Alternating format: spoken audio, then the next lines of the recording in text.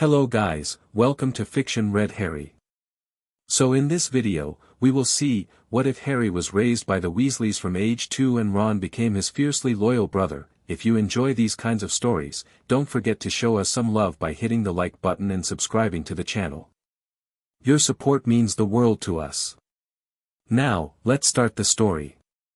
Chapter 1, The Seventh Son. The rain came sideways across Devon that night, turning the country roads into rivers of mud and making the burrow's windows shudder in their frames.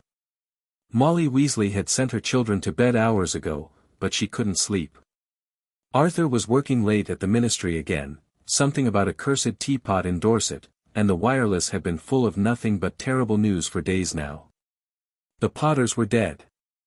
James and Lily, murdered in their own home. And somehow, impossibly, their infant son had survived. Molly had cried when she'd heard. She'd barely known Lily, they'd exchanged perhaps a dozen words at order meetings, but she remembered the young woman's laugh, the way she'd looked at her baby like he'd hung the moon. And James, arrogant James Potter, who'd become so much better than the bullying boy he'd been at school. Dead at 21. Both of them. She was scrubbing the same pot for the third time when the knock came. Not on the door. On the window. Molly nearly hexed the glass out of its frame before she recognized the face peering through, half-moon spectacles fogged with rain, a long silver beard plastered against purple robes. Albus? She rushed to open the back door. Merlin's beard, come in, you're soaked through. Albus Dumbledore stepped into the kitchen, and Molly's words died in her throat. He was carrying a child. The boy couldn't have been more than 15 months old, bundled in a blanket that had once been blue but was now gray with rain and soot. His black hair was plastered to his forehead, and even in sleep, his small face was pinched with distress. And there, just visible above his eyebrow, is that, Molly's hand flew to her mouth. Harry Potter, Dumbledore said quietly. Yes. The scar was angry red, barely scabbed over. A lightning bolt, as if the sky itself had tried to mark him. Molly had heard the rumors already, that the Dark Lord had tried to kill the boy and failed, that the curse had rebounded, that you-know-who was gone. She hadn't believed it. Hadn't dared to believe it. But here was the proof, sleeping in Dumbledore's arms. Albus, why? She stopped, reorganized her thoughts. Sit down. Let me make tea. The child must be freezing. There's no time for tea, I'm afraid. But Dumbledore sat anyway, adjusting Harry in his arms with surprising gentleness for a man who'd never had children of his own. Molly, I need to ask you something. And I need you to understand the weight of it before you answer. Molly sank into the chair across from him. The kitchen suddenly felt very small, very quiet, despite the storm raging outside. James and Lily named guardians in their will, Dumbledore continued. Sirius Black was to take Harry if anything happened to them. Sirius? But Molly stopped again. The news had come through just that afternoon, whispered through the Flu network like a disease. Sirius Black, secret keeper, traitor. Sirius Black, who'd sold the Potters to the Dark Lord. Sirius Black, who'd murdered Peter Pettigrew and 12 muggles in broad daylight. In Azkaban by now, I expect, Dumbledore said heavily. Which leaves the matter of young Harry rather complicated. What about Lily's family? She had a sister, didn't she? Something flickered across Dumbledore's face, a calculation, a weighing of options. Petunia Dursley. Yes. She and her husband live in Surrey. Molly waited. I had intended to leave Harry with them tonight, Dumbledore admitted. There are protections that could be invoked. Blood protections. Lily's sacrifice created something extraordinary, Molly. Something I don't fully understand. If Harry were to live with his mother's blood kin, those protections might extend over him until he comes of age. Might? Magic of this nature is not an exact science. Dumbledore's eyes were tired, more tired than Molly had ever seen them. I spent much of today observing the Dursleys. They are, not people I would choose to raise any child, let alone this one. Then don't. The words came out before Molly could stop them. Don't leave him there. The protections, hang the protections. Molly stood, her chair scraping against the stone floor. Albus, that boy just lost everything. His parents, his home, his whole world. And you want to leave him with people who don't want him? Who'll resent him? I saw Petunia Evans at Lily's wedding, she looked like she'd swallowed a lemon whole. She'll never love that child. Love is not the only consideration, love is the only consideration that matters. The words hung in the air between them. Harry stirred in Dumbledore's arms, making a small sound of distress, and Molly's heart clenched. Give him to me, she said. Dumbledore went very still. Molly, you have 6 children already. A 7th, 7 is a powerful number. She held out her arms. We don't have much, Albus. You know that. Hand-me-down robes and too many mouths at the table and a house that's held together more by magic than sense. But we have love. We have so much love it's spilling out the windows. That boy needs a family, and I have one to give. The danger will find him wherever he goes. You said it yourself, you know who is gone, but his followers aren't. They'll come for Harry eventually, whether he's in Surrey or Scotland or the moon. Molly's voice hardened. At least here, he'll have people willing to fight for him. Dumbledore studied her for a long moment. The rain hammered against the windows. Somewhere upstairs, a child cried out in sleep, Bill or Charlie, dreaming of dragons or curse-breaking or whatever 11-year-old boys dreamed about. Arthur will have to agree, Dumbledore said finally. Arthur will agree. Molly had never been more certain of anything in her life. The Ministry will have opinions. The Ministry can stuff their opinions up there, she caught herself. The Ministry will see reason. Eventually. A ghost of a smile crossed Dumbledore's face. You sound rather like your brothers, Molly. Fabian and Gideon. Dead now, both of them. Killed by Death Eaters not 6 months past, fighting to the last. Molly's hands trembled, but her voice didn't. My brothers died fighting this war. I won't let their sacrifice mean nothing. She stepped closer, arms still outstretched. Give me the boy, Albus. Let me give him what Lily would have wanted for him. A home. A family. Brothers and a sister to grow up with. Let me love him. Dumbledore rose slowly. He looked down at Harry, at the lightning scar, at the peaceful face of a child who didn't yet know he was an orphan, and something in his expression shifted. A decision made. A burden shared. You understand, he said quietly, that this will paint a target on your family. The Weasleys will be known as Harry Potter's guardians. His protectors. His family, Molly finished. Will be known as his family. And if anyone has a problem with that, they can take it up with my wand. She reached out and took Harry from Dumbledore's arms. He was heavier than she expected, solid and warm despite the rain. His eyes flickered open for just a moment, green as killing curses, green as summer grass, green as nothing Molly had ever seen. He looked at her, this woman he didn't know, and instead of crying, he reached up and grabbed a fistful of her hair. Hello, love, Molly whispered. Welcome home. Arthur came home an hour later, smelling of burnt tea and bureaucratic frustration. He stopped dead in the kitchen doorway. Molly? Is that, Harry Potter? Molly was rocking gently in her chair, the boy asleep against her chest. Dumbledore brought him. I told him we'd keep him. You told him, Arthur's mouth opened and closed several times.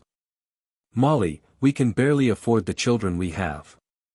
We'll manage. The Ministry will investigate. The Prophet will run stories. Every Death Eater who escaped Azkaban will know exactly where to find him, will protect him. Arthur ran a hand through his thinning hair, looking around the kitchen as if seeking allies. He found none. Just the battered table, the mismatched chairs, the clock on the wall with 9 hands pointing to various locations. He looked at that clock for a long moment. "We'll need another hand," he said finally. "For the clock." Molly's eyes filled with tears. "I'll make one tomorrow," Arthur continued, crossing the kitchen to stand beside her. He looked down at Harry, at the scar, at the small fist still tangled in Molly's hair. "He's got Lily's eyes." "Yes. James was an arrogant brat at school. Did I ever tell you that?" "Several times. He got better, though. Near the end." Arthur reached down and touched Harry's cheek, gentle as anything. "His son deserves a chance to be better too. To be good. He will be." Molly leaned into her husband's warmth. "We'll make sure of it." They stood there together as the storm raged on, two parents who'd just added another child to their family, another name to their worries, another person to love. On the wall, the clock whirred softly.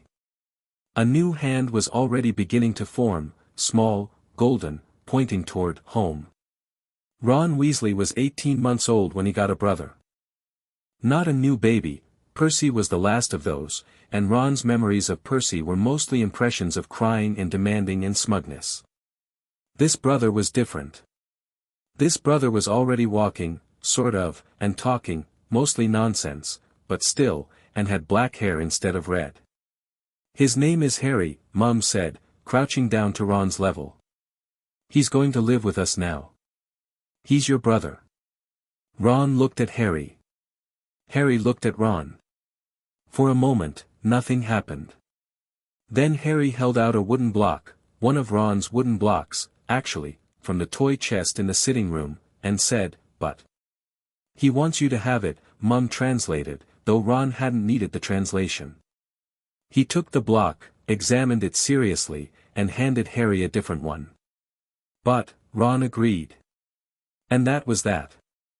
The years that followed were chaos, but they were good chaos.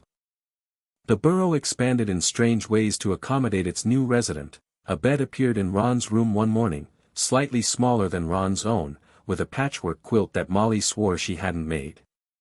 The clock's new hand settled permanently on home, right next to Ron's. The ghoul in the attic learned to include Harry's name in its late-night moaning. Harry grew like a weed, always 2 inches shorter than Ron and determined to catch up. They shared everything: toys, clothes, the twins' pranks, Percy's lectures, Bill and Charlie's occasional visits home from Hogwarts. They fought like brothers, made up like brothers, and developed the kind of shorthand communication that came from sharing a room for years. "Thing," Harry would say, pointing vaguely at the ceiling. Behind the dresser, Ron would answer, and somehow they'd both know exactly what they were talking about. The other Weasley children adapted in their own ways. Bill, 17 and already dreaming of Egypt, treated Harry like just another younger sibling, which meant ignoring him except when absolutely necessary and occasionally bringing home cursed trinkets that Mum would confiscate with increasing volume.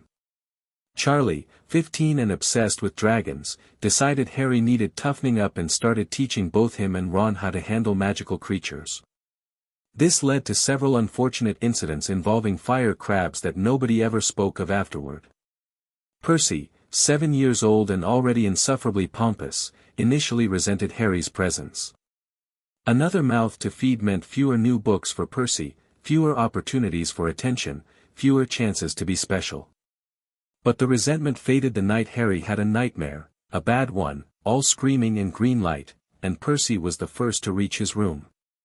He sat with Harry until dawn, reading aloud from Hogwarts, a history in his most boring voice, and something shifted between them.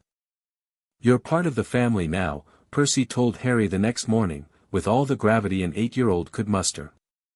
"That means you have to listen to me, because I'm older and therefore more intelligent." "You're not more intelligent," Ron protested. "I am demonstrably more intelligent. I can read chapter books." "Harry can read chapter books. Harry is 4. He cannot read chapter books." "I can," Harry said, which was a lie, but Percy let it slide. The twins were 5 when Harry arrived, and they treated him like a gift from the universe, a new test subject, a new accomplice, a new co-conspirator in their endless campaign to drive their mother insane. By the time Harry was 6, he could identify 17 different prank items by smell alone and had developed an immunity to at least 3 types of itching powder. "He's a natural," Fred declared after Harry successfully helped them convince Ron that his teddy bear had come alive and was plotting revenge. "A prodigy," George agreed. "We should adopt him." "Mum already adopted him." "Then we should adopt him more. Double adopt him." Ginny was the last to accept Harry, mostly because she was born a year after he arrived and therefore had no memory of a time without him.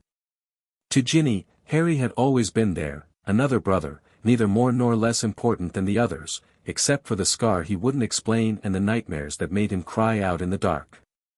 "Why doesn't Harry have the same hair as us?" she asked once, when she was 5 and Harry was 7.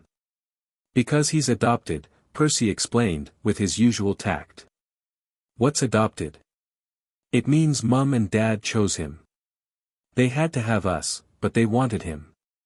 Percy meant it as a dig. He was 12 and going through a phase, but Harry's face lit up like someone had handed him a chocolate frog. "Really?" he asked. Molly, who had overheard from the kitchen, came in and scooped Harry into her arms. "Really," she said firmly. "We wanted you very much, Harry. We still want you. We'll always want you."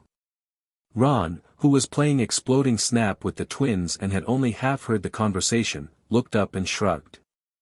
"Course we want you," he said, like it was obvious. "You're my brother." The scar was a problem. Not the scar itself, that was just a mark, no worse than the burn on Charlie's arm from the fire crab incident or the peculiar birthmark on Ron's left knee that looked a bit like a spider, which Ron hated and refused to look at. The problem was what the scar meant. What it represented. Harry started getting attention the moment he left the burrow. The first time Molly took him to Diagon Alley, he was 4 years old and utterly delighted by the magic around him. The delight lasted approximately 30 seconds, until a witch in green robes grabbed his hand and started sobbing. "Harry Potter," she wept. "Oh, Harry Potter. Thank you. Thank you for saving us." Harry, who had no idea what she was talking about, burst into tears. Molly had to physically pry the woman off her son, and the incident repeated itself 6 more times before they made it to the apothecary. By the time they got home, Harry was pale and silent and wouldn't let go of Molly's hand. "Why do they do that?" he asked that night, tucked into bed beside Ron. He'd refused to sleep alone. "Why do they cry when they see me?" Molly and Arthur exchanged a look over their sons' heads. "Because you saved them," Arthur said carefully. "A long time ago, before you can remember, a very bad man tried to hurt you. But something happened, something you did, and the bad man went away. People are grateful. But I didn't do anything. You survived."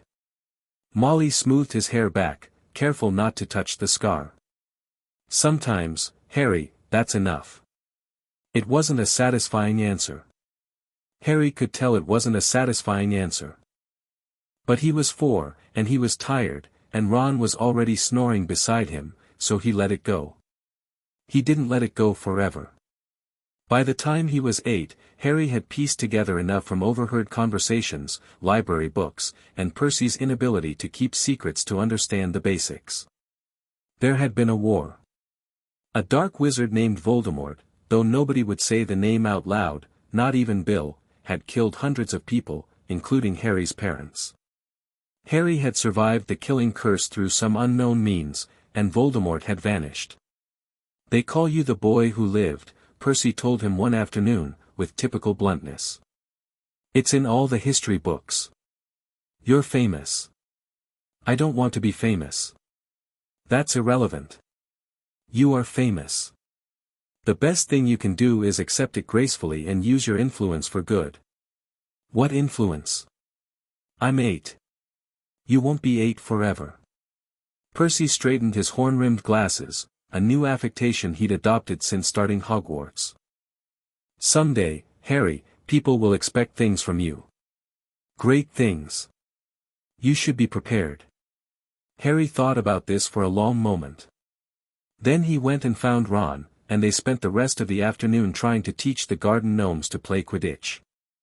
Ron's relationship with Harry was complicated in ways neither of them fully understood. On the surface, they were simply brothers. They shared a room, shared clothes, or they would have, if Harry hadn't been slightly smaller in every dimension, shared the twins' wrath and Mum's affection and Dad's absent-minded lectures about Muggle artifacts. They fought about stupid things, whose turn it was to feed the chickens, whether the Chudley cannons were actually good or just persistently mediocre, and made up within hours. But underneath the surface, currents moved. Ron was the sixth son. The youngest boy. The one who came after Bill, cool, talented, cursebreaker, Charlie, brave, dragon-loving, Quidditch star, Percy, smart, ambitious, insufferable, and the twins, funny, popular, impossible to compete with. Ron had spent his entire life being compared to his brothers and found wanting. And then Harry arrived. Harry, who was famous. Harry, who had his own page in history of magic textbooks. Harry, who strangers stopped on the street to thank. Harry, who got letters from the ministry on his birthday, and invitations to events he never attended, and a vault at Gringotts full of gold his parents had left him. Harry, who had everything Ron didn't. It would have been easy to resent him. Part of Ron did resent him, in the secret chambers of his heart that he didn't like to examine. But a larger part, the part that remembered sharing blocks as toddlers, and learning to fly together, and staying up late whispering about Hogwarts, that part loved Harry fiercely, protectively, unconditionally. Harry was his brother. Not by blood, but by choice. And Ron would fight anyone who suggested otherwise. The problem was that Harry knew. Not consciously, maybe, but on some level. He could feel the complicated tangle of Ron's emotions, and it made him careful not to show off, careful not to accept gifts from admirers, careful to emphasize that everything good in his life came from the Weasleys. "You're my best friend," Harry told Ron once, when they were 10 and sprawled in the orchard after a long day of flying. "You're my brother," Ron corrected. "Same thing, isn't it?" "Better." Ron threw an apple at Harry's head. Brothers can't stop being brothers. Friends can stop being friends. Harry caught the apple, considered this, and threw it back. "Then you're stuck with me. Looks like." They grinned at each other, gap-toothed and sunburned and perfectly happy, and for a moment, the complicated currents were still. The summer Harry turned 11 was the summer everything changed. It started with the letters. They arrived on Harry's birthday, not one letter, but dozens. Hundreds. The owl post came in waves, each bird more exhausted than the last, until the kitchen table disappeared under a mountain of parchment. "Birthday cards from strangers," Molly said grimly, vanishing most of them with a flick of her wand. "Every year, it's the same. I don't know how they get our address." "The Prophet prints it sometimes," Arthur admitted. "I've filed complaints, but the ministry cares more about publicity than privacy." "Yes, I know." Molly sighed, picking through the remaining letters. "Here's one from Dumbledore, that's legitimate.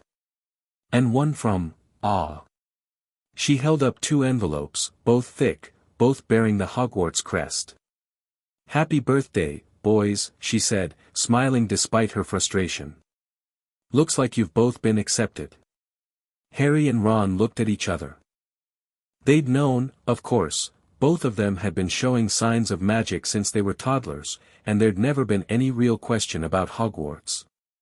But seeing the letters made it real. "We're going to Hogwarts," Ron breathed. "Together," Harry added. "Well, obviously together. We're not going to separate schools, are we? There's only one school." "Exactly. So obviously together." Molly laughed and pulled them both into a hug, and for a moment, everything was perfect. Diagon Alley was different when you were 11. Harry had been dozens of times by now, always trailing after Molly or surrounded by siblings, always braced for the stares and the whispers and the occasional tears. He'd learned to keep his head down, to let his fringe cover the scar, to mumble noncommittal responses when people tried to shake his hand. But today was different. Today, he was shopping for Hogwarts supplies. Today, he was one step closer to being a real wizard instead of just a famous name. Today, he had Ron beside him, which meant he had backup. Flourish and blots first, Molly commanded, consulting her list. Then Madame Malkin's, then the apothecary. We'll get your wands last, those take the longest. Can we look at broomsticks? Ron asked hopefully. You can look. You cannot buy. But Mum, first years aren't allowed broomsticks, Ronald. You know this. Harry could buy one. He's got his own vault. The words hung in the air, heavier than Ron had intended. Harry's vault, the one his parents had left him, full of gold that gleamed in Gringotts' torchlight, was a subject they rarely discussed. Harry had offered to share it 100 times. Ron had refused 100 times. The dance was familiar, but it never got less awkward. I don't need a broomstick, Harry said quickly. The school has them, right? For lessons. Old ones, Ron muttered. Rubbish ones. Ron. Molly's voice was sharp. That's enough. They made their way through the bookstore in silence, the momentary tension slowly dissipating under the weight of new textbooks and the smell of fresh parchment. Harry bought his books and Ron's. He did it quietly, while Ron was distracted by a display of Quidditch magazines, and Molly let him because they genuinely couldn't afford 2 full sets this year. The robe fitting was uneventful. The apothecary was disgusting, which meant Ron loved it. By the time they reached Ollivander's, the shadows were growing long and Harry's arms ached from carrying bags. You first, Ron said, pushing Harry toward the door. You're the famous one. That's not, go on. I want to see what kind of wand the boy who lived gets. Harry went. Ollivander's shop was dusty and dim and smelled like old wood and something else, something that made Harry's skin tingle. The old man behind the counter had pale eyes that seemed to see too much. Ah, Ollivander said, before Harry could speak. Yes. I wondered when I'd be seeing you, Mr. Potter. Here it comes, Harry thought. The tears, the thanks, the uncomfortable handshake. But Ollivander just smiled his unsettling smile and said, You have your mother's eyes. I know. Harry had been told this approximately 6,000 times. I remember every wand I've ever sold, Mr. Potter.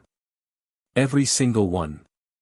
Your mother's was 10¼ inches long, swishy, made of willow. Nice wand for charm work. Ollivander's eyes grew distant.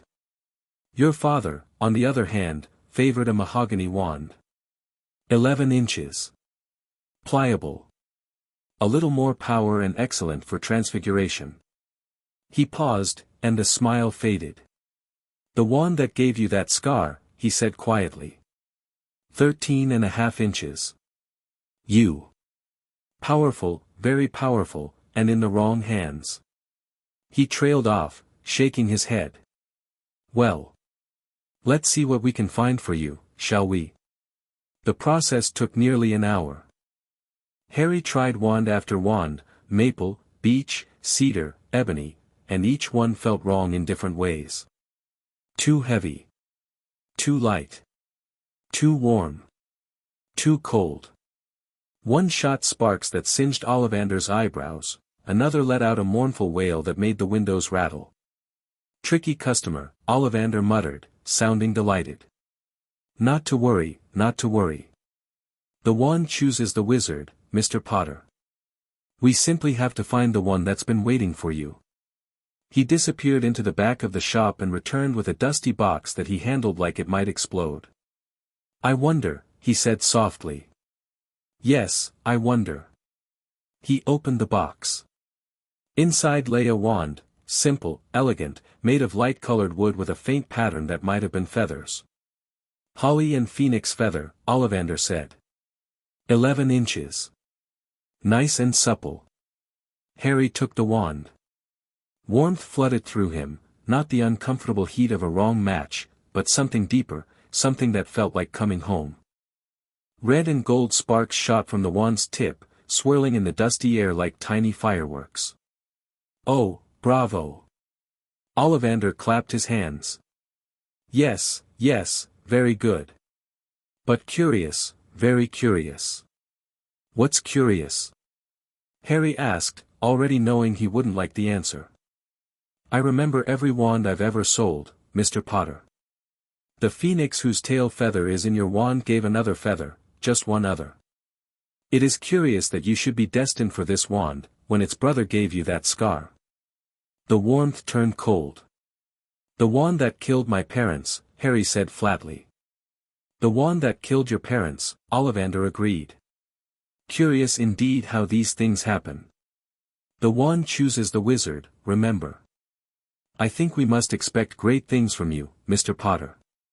After all, he who must not be named did great things, terrible, yes, but great. Harry paid for the wand and left without another word.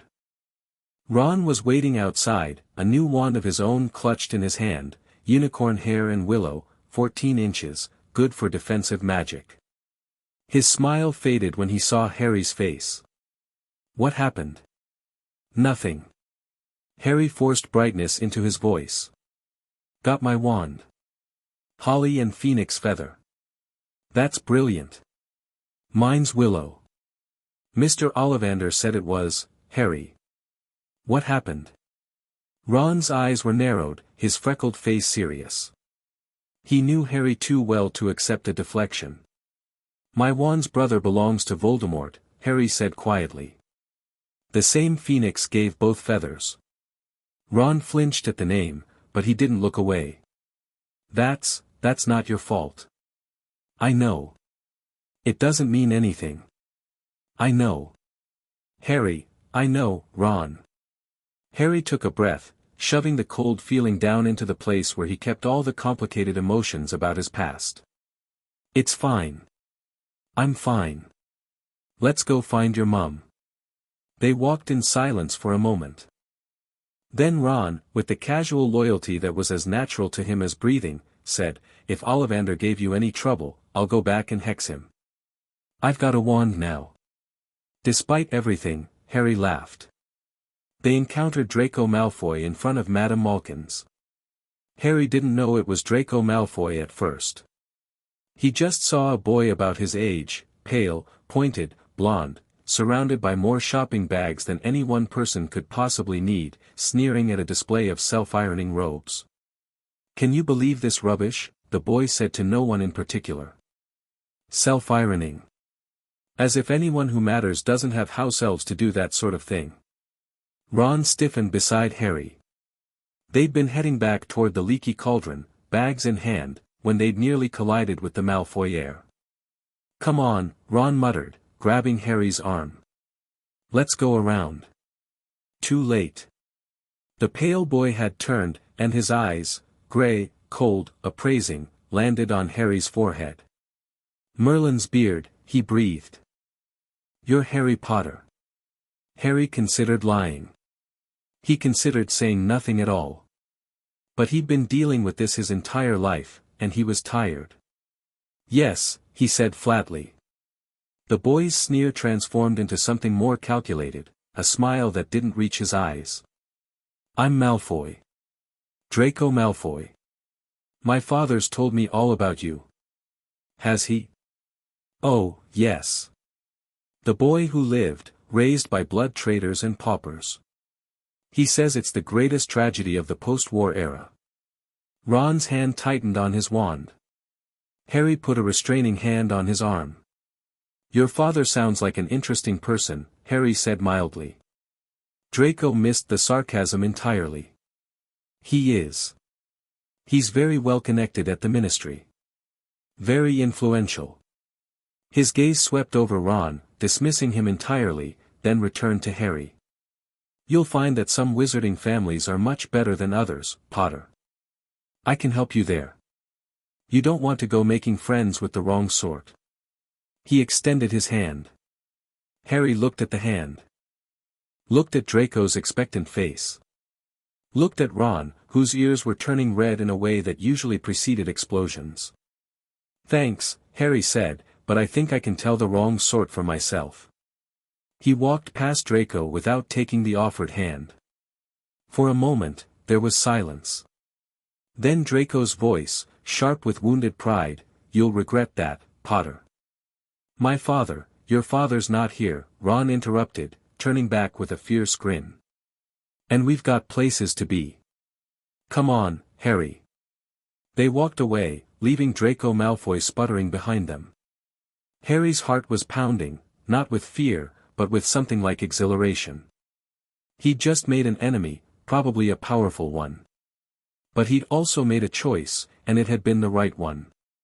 "Thanks," Ron said quietly, once they were out of earshot. "For what?" "For not, you know. Malfoy's rich. His family's got money and power and all that. If you'd shaken his hand, Ron." Harry stopped walking. "I've been telling you for years. You're my brother. Not Draco Malfoy. Not anyone else. You." Ron's ears were still red, but now he was grinning. "Yeah, well. Just making sure." "I'm sure." They found Molly waiting for them at the leaky cauldron, and within an hour, they were tumbling out of the flow into the burrow's familiar chaos. The encounter with Draco Malfoy faded into the background, just another irritation in a day full of them. Harry didn't think about it again until much later, until he understood exactly who the Malfoys were and what they wanted from him. By then, it was too late to take back the insult. Not that he would have. The last week of August passed in a blur of preparation. Molly washed and mended every piece of clothing the boys owned. Arthur spent 3 evenings explaining the intricacies of wizarding etiquette, most of which involved not mentioning his job to anyone who might be prejudiced against Muggle artifacts. The twins offered a comprehensive guide to Hogwarts that was 90% lies and 10% genuinely useful information. Percy, home for the last week of summer, took it upon himself to prepare Harry and Ron for academic success. "The most important thing," he announced over breakfast, "is to make a good impression on your professors. Particularly Professor McGonagall and Professor Snape." "Why Snape?" Ron asked, mouth full of toast. "He's head of Slytherin. We're going to be Gryffindors." "You don't know that." "Yes, I do. We're Weasleys." "Harry's not a Weasley." Percy said it without malice, simply stating a fact, but the words landed like a slap. "He's more Weasley than you are," Ron shot back. "He's never even been to France." "France is, what does France have to do with anything? You're always going on about how cultured the French are." "Harry's never been to France. He's British. He's a Weasley. That's not how bloodlines work, boys." Molly's voice cut through the argument like a knife through butter. "Harry is part of this family, and he will be sorted into whatever house the hat decides. And whichever house that is, we will support him." She looked at Harry, who had been very carefully studying his porridge throughout the exchange. "Isn't that right, Harry dear?" "Yes, Mum," Harry said, because what else could he say? But later, when they were alone in their room, Ron flopped onto his bed and stared at the ceiling. "You know Percy's an idiot, right?" "Percy's not an idiot," Harry said automatically. "He's just an idiot who cares more about rules than people." "I know." Ron propped himself up on one elbow. "But Harry, you know it doesn't matter, yeah? What house you're in. Everyone says Slytherin is for dark wizards. Not everyone in Slytherin is dark." "Probably. Thanks. That's reassuring." Ron threw a pillow at him. "What I mean is, whatever house you're in, it doesn't change anything. You're still my brother. You're still family." Harry caught the pillow and held it for a moment, looking at Ron's earnest face. Ron, who had grown up in this house, who belonged here in a way Harry sometimes feared he didn't, who had every reason to resent Harry and instead defended him against everyone, including their own family. "What if I'm in Slytherin?" Harry asked quietly. "Then I'll demand a resort." "That's not how it works." "I'll make it work." Ron's jaw set in the stubborn line that meant he was serious. "I'm not letting some hat decide whether we're brothers or not. We're going to Hogwarts together, and we're going to get through it together, and anyone who has a problem with that can kiss my Ron. I'm just saying." Ron grinned, unrepentant. "You're stuck with me, Harry Potter. Better get used to it." Harry threw the pillow back at him, and they spent the rest of the evening planning their Hogwarts career with all the optimism and ignorance of 11-year-olds who had no idea what was coming. The morning of September 1st dawned gray and anxious. Molly was in full panic mode by 7 o'clock, rushing between bedrooms and shouting questions nobody could answer. "Where's Ginny's other shoe? Who took the last of the flo powder? Fred, George, if you've done something to Ron's trunk I will skin you alive." The twins, who had absolutely done something to Ron's trunk, it now belched small clouds of purple smoke every time it was opened, maintained expressions of perfect innocence.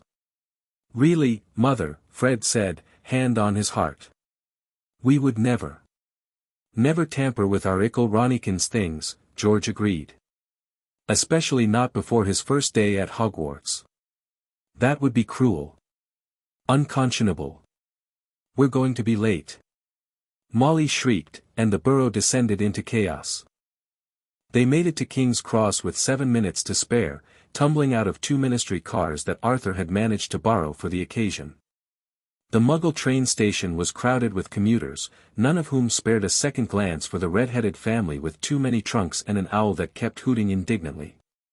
"Platform 9 3/4, Molly announced, slightly breathless. "Percy, you first. Then Fred and George. Then Harry and Ron." Percy vanished through the barrier without hesitation, followed by the twins in a single coordinated leap that somehow involved a somersault. Then it was Harry's turn. "Just walk straight at the wall," Ron advised. "Don't stop. Don't slow down. And try not to look too nervous, or the Muggles notice. That's comforting. I've got your back." Ron gripped his trolley with white-knuckled hands. "We go together. On 3. On 3. 1, 2, 3, they ran. Harry braced for impact, for the sickening crunch of bone against brick. Instead, he felt a moment of cold, a moment of pressure, and then, platform 9 3/4 unfolded before him. The Hogwarts Express gleamed scarlet in the steam-filled air. Families milled about, saying tearful goodbyes, older students greeted each other with shouts and hugs, owls hooted and cats yowled and somewhere, someone was crying. Harry stood frozen, drinking it all in. "Harry." Ron grabbed his arm. "Come on, we need to find a compartment before they're all full, wait."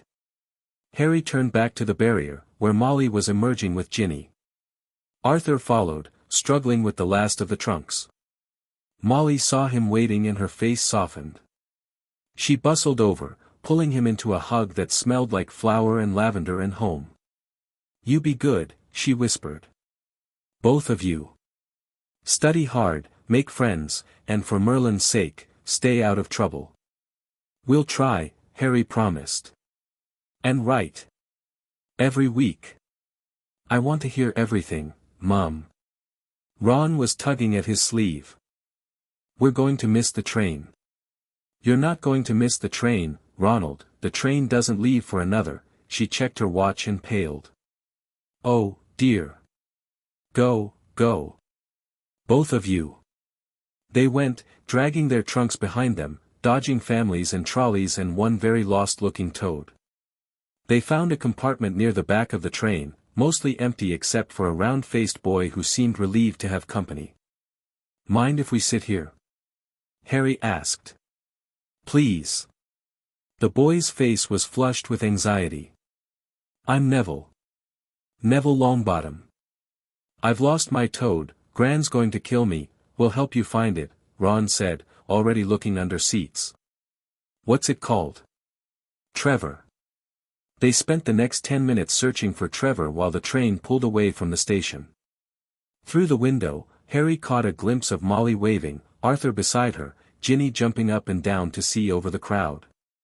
Home, Harry thought. That's my home. And then the train rounded a bend, and the platform disappeared, and Harry Potter was on his way to Hogwarts. The compartment door slid open just as they found Trevor cowering behind Neville's trunk. "Has anyone seen a toad?" demanded a bushy-haired girl with large front teeth. "A boy named Neville's lost one." "That's me," Neville said. "We just found him." "Oh, good." The girl turned her attention to Harry and Ron, her eyes sharp with curiosity. "I'm Hermione Granger." "And you are?" "Ron Weasley." "Harry Potter." Hermione's eyes went wide. "Are you really?" "I've read all about you, of course. You're in modern magical history and the rise and fall of the dark arts and great wizarding events of the 20th century, am I?" Harry said weakly. "Didn't you know? I'd have found out everything I could if it was me." She sat down without being invited, apparently settling in for a long conversation. "Do you know what house you'll be in?" "I've been asking around, and I hope I'm in Gryffindor. It sounds by far the best. I hear Dumbledore himself was in it. Though I suppose Ravenclaw wouldn't be too bad." Ron caught Harry's eye and made a face that clearly said help me. "We're hoping for Gryffindor too," Harry said, if only to stem the flow of words. "Ron's whole family's been in it." "How wonderful. Is it true that the ceiling in the Great Hall is bewitched to look like the sky outside?" "I read about it in Hogwarts, a history, yes," Ron said, with the air of someone who had heard this fact approximately 300 times. "It's true." "Fascinating." Hermione beamed at them. "Well, you'd both better change into your robes, we'll be arriving soon. Neville, you should come with me, your toad might try to escape again." She swept out, Neville trailing behind her with Trevor clutched to his chest. "Mental, that one," Ron said, the moment the door closed. "She's just enthusiastic. Enthusiastically mental." But Ron was grinning. "Come on, let's change. I want to see the castle." The castle exceeded every expectation. Harry had grown up with magic, with floating candles and enchanted clocks and a house that seemed to have a mind of its own, but Hogwarts was something else entirely.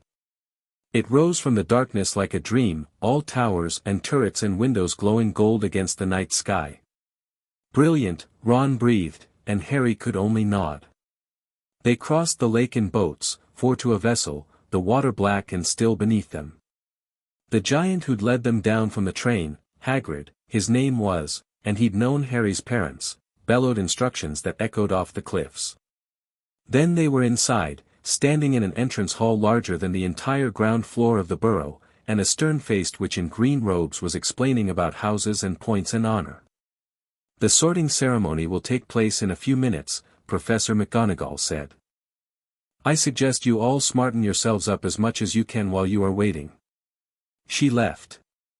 The first years immediately began whispering. "How exactly do they sort us?" Harry heard someone ask.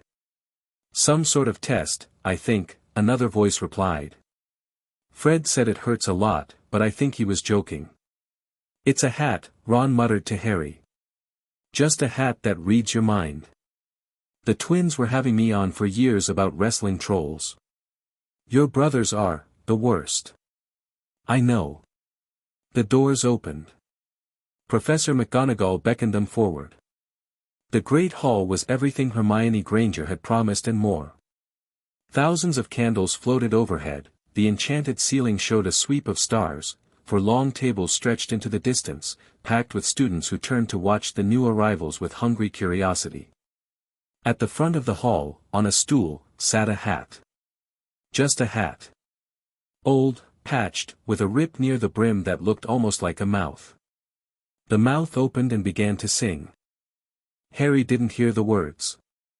His heart was pounding too loud, his thoughts too scattered. What if he wasn't sorted into Gryffindor? What if he wasn't sorted at all?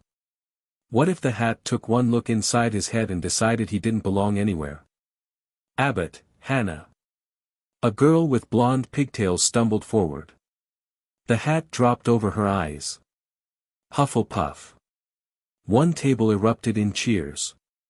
Hannah Abbott practically ran toward it. The names continued. Bones, Susan, Hufflepuff. Boot, Terry, Ravenclaw. Brown, Lavender, Gryffindor, and Ron was already grinning. Granger, Hermione. The bushy-haired girl almost sprinted to the stool. The hat took its time with her, nearly 4 minutes, before finally shouting, Gryffindor. Told you she was mental, Ron whispered. She looks disappointed. More names. Longbottom, Neville, Gryffindor, after a very long pause. Malfoy, Draco, Slytherin, before the hat even touched his head. Moon, Lily. Knott, Theodore. Parkinson, Pansy. Potter, Harry. The great hall went silent. Then the whispers started. Potter, did she say? The Harry Potter. Harry walked forward. He felt every eye on him, felt the weight of their expectations like a physical force. The stool was hard beneath him, the hat dropped over his eyes, plunging him into darkness. Said a small voice in his ear. Difficult. Very difficult. Plenty of courage, I see. Not a bad mind either. There's talent, oh yes, and a nice thirst to prove yourself. Now that's interesting. Where do you want to put me? Harry thought. Where do I want to put you? The question is where you belong, Mr. Potter. You could be great, you know. It's all here, in your head. And Slytherin will help you on the way to greatness, no doubt about that. Not Slytherin. Please, not Slytherin. Not Slytherin, eh? Are you sure? You could be great, and Slytherin will help you achieve that greatness.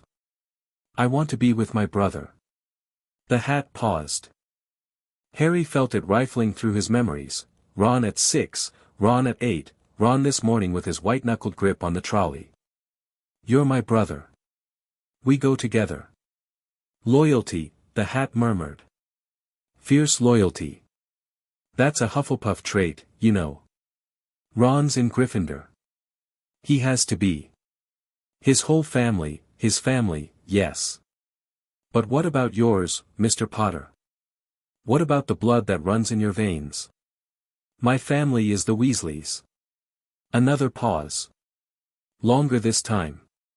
Harry could feel the hat thinking, weighing, deciding. Very well, it said at last. If you're sure. Better be. Gryffindor. The last word echoed through the hall.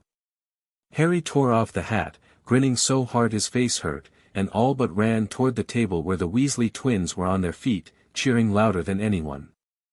We got Potter. We got Potter. Harry slid into a seat, heart still pounding, and watched as the sorting continued. Weasley, Ronald. Ron walked forward. His ears were red and his hands were shaking, but his chin was up. The hat barely touched his head. Gryffindor. Harry was on his feet before he knew it, cheering with the rest of the table as Ron stumbled toward them, looking dazed and relieved and happier than Harry had ever seen him. Together, Ron said, sliding into the seat beside Harry. Together, Harry agreed. And just like that, their Hogwarts adventure began. Across the hall, at the high table, a man with greasy black hair and cold eyes watched Harry Potter celebrate with his Weasley brother. Severus Snape had known this day would come. Had dreaded it for 10 years. The boy had Lily's eyes, he could see them from here, bright with joy, but everything else was James.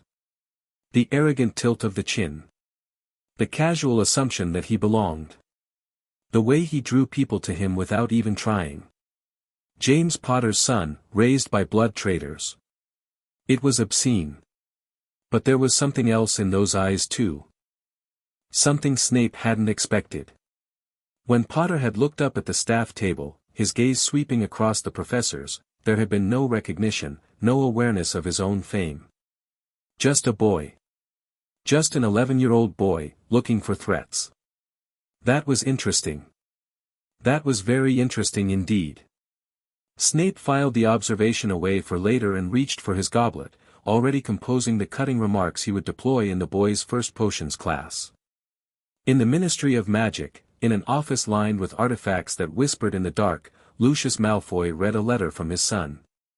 Potter sorted Gryffindor, Draco had written. With the Weasley boy. They're inseparable. Everyone's talking about it. Lucius set down the letter and smiled. Inseparable. How convenient. How useful. He reached into his desk drawer and pulled out a small, leather-bound diary. Black cover. Blank pages.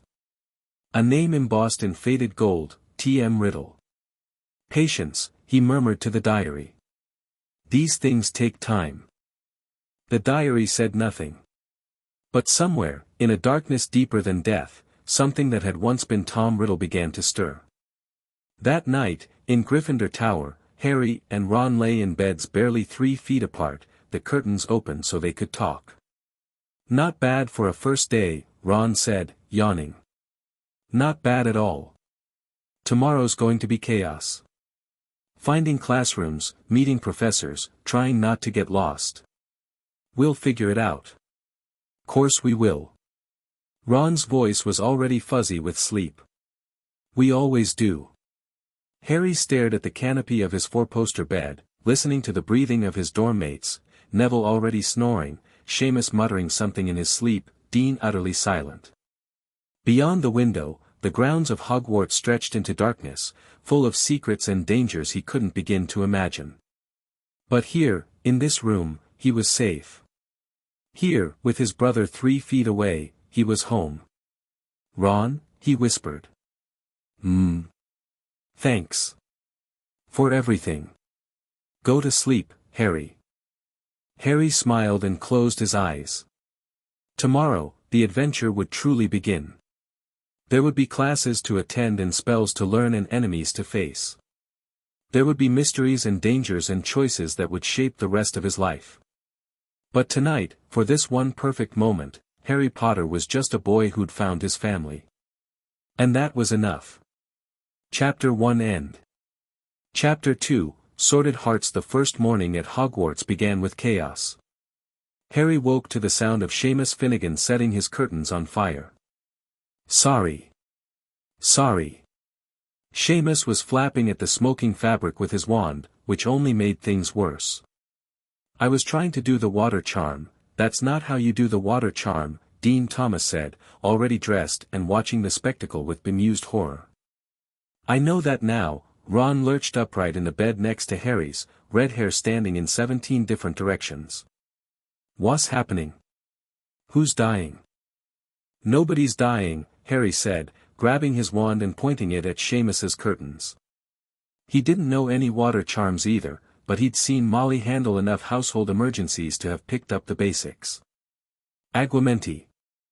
A thin stream of water sputtered from his wand, barely a trickle, really, but it was enough to douse the flames. Seamus stared at him with something between gratitude and embarrassment. How'd you do that? We haven't even had charms yet. I grew up in a house with Fred and George Weasley. Harry shrugged. You learn fire safety pretty quick. Ron snorted, finally awake enough to appreciate the situation. Remember when they set the chickens on fire? They set chickens on fire? Neville Longbottom had emerged from his own bed, round face pale with alarm. Only a little bit, Harry assured him. The chickens were fine. Mum was not. They made it to the Great Hall with 10 minutes to spare, which Harry considered a minor miracle given that they'd gotten lost twice on the way. The staircases had moved, actually moved, without warning, depositing them on entirely the wrong floor, and a suit of armor had given them directions that turned out to be spectacularly wrong. I think that armor was having us on, Ron muttered, loading his plate with eggs and bacon. Or it's senile. Can armor go senile? Everything in this castle is probably senile. It's 1,000 years old. Professor McGonagall descended on them before Harry could respond, distributing schedules with the efficiency of someone who had done this approximately 10,000 times. Double potions with the Slytherins this afternoon, she informed them. I trust you will represent Gryffindor admirably, Mr. Potter, Mr. Weasley. Yes, Professor, they chorused. She swept away. Ron looked at his schedule and groaned. Double potions with the Slytherins. On our first day. With Snape. He can't be that bad. Harry, mate, I love you, but you're an idiot. Snape hates Gryffindors. And he really hates. Ron stopped, looking uncomfortable. Me?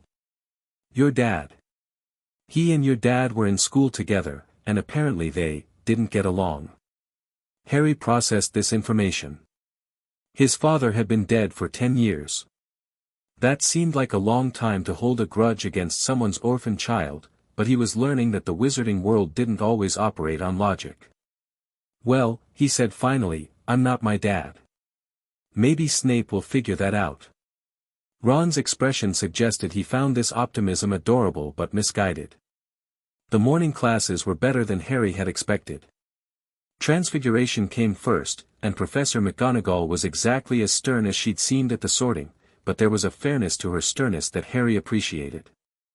She gave them a lecture about the dangers of improper transfiguration. Apparently someone had once turned themselves into a newt and been stuck that way for 6 months, and then set them to work turning matches into needles.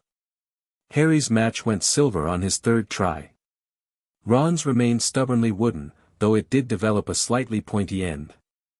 Mr. Potter, McGonagall said, pausing by his desk. Very good work. 5 points to Gryffindor. Across the room, Hermione Granger looked like she wanted to commit murder. Her own match was barely grey. Don't gloat, Ron whispered. I wasn't going to gloat. You were thinking about gloating. I could tell. I was thinking about how Granger's going to hex me in my sleep. That too, probably. Charms was taught by a tiny wizard named Professor Flitwick, who stood on a stack of books to see over his desk and got so excited when he reached Harry's name on the register that he toppled over entirely. He was nice enough, though, and spent most of the lesson explaining the theory behind basic charms rather than making them attempt anything. Practice makes perfect, he squeaked. But understanding makes practice possible. Ron yawned through most of it. Harry took notes. History of magic was taught by a ghost named Professor Binns, who had apparently died decades ago and not noticed. His voice was so monotonous that Harry found himself drifting within minutes, his quill moving across parchment without any conscious input. How is he still teaching? Harry whispered to Ron. Budget cuts, Ron whispered back. Can't fire a ghost. Don't have to pay them either. By lunch, Harry was exhausted and it wasn't even noon. He hadn't expected learning magic to be so much work, or so much sitting. His back ached from hunching over desks, and his writing hand was cramped from taking notes. This is worse than primary school, he muttered, pushing food around his plate. You went to primary school? Hermione Granger had appeared beside them, apparently deciding that shared Gryffindor status entitled her to sit nearby. I thought wizarding children were usually homeschooled. Mum wanted us to have a normal education, Ron said. Well, normal-ish. We went to the village school until we showed accidental magic, then she pulled us out. Us meaning you and Harry? Me, Harry, and my sister Ginny. The others were already at Hogwarts by then. Hermione's eyes were bright with curiosity. So Harry really did grow up with your family? I read that he was placed with Muggles after what happened. That's what the books say, Harry said carefully. The books are wrong. But why would they? Because nobody asked me. The words came out sharper than Harry intended. He took a breath, moderating his tone. Look, Granger, Hermione. Hermione. I don't know what the history books say about me, but most of it's probably rubbish. I was a baby when Voldemort attacked. I don't remember any of it. I just grew up as another Weasley kid, and that's all I want to be. Hermione flinched at the name. Most people did, but she didn't run away or change the subject. That must be frustrating, she said thoughtfully. Having everyone think they know you when they don't. Harry hadn't expected understanding. He wasn't sure what to do with it. Yeah, he said finally. It is. Well. Hermione straightened, apparently deciding the moment of connection had lasted long enough. I'm sure your actual story is much more interesting than whatever's in the books. Maybe you could tell me about it sometime. After we've done our homework, of course. She walked away before Harry could respond. That was weird, Ron said. She's weird. Yeah, but that was especially weird. I think she was trying to be nice. Is that what that was? No idea. Pass the potatoes. Double potions arrived like an execution.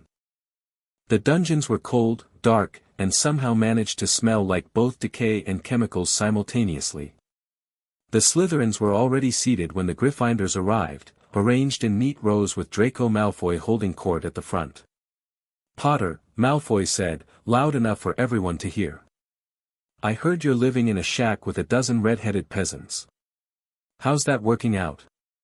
There are only 9 of us, actually, Harry said mildly. And the shack has indoor plumbing, so we're really moving up in the world. Snickers from the Gryffindor side. Malfoy's pale face flushed pink. My father isn't here, Ron finished. Remember? We covered this in Diagon Alley. Before Malfoy could respond, the door to the office at the back of the room slammed open and Professor Snape swept in.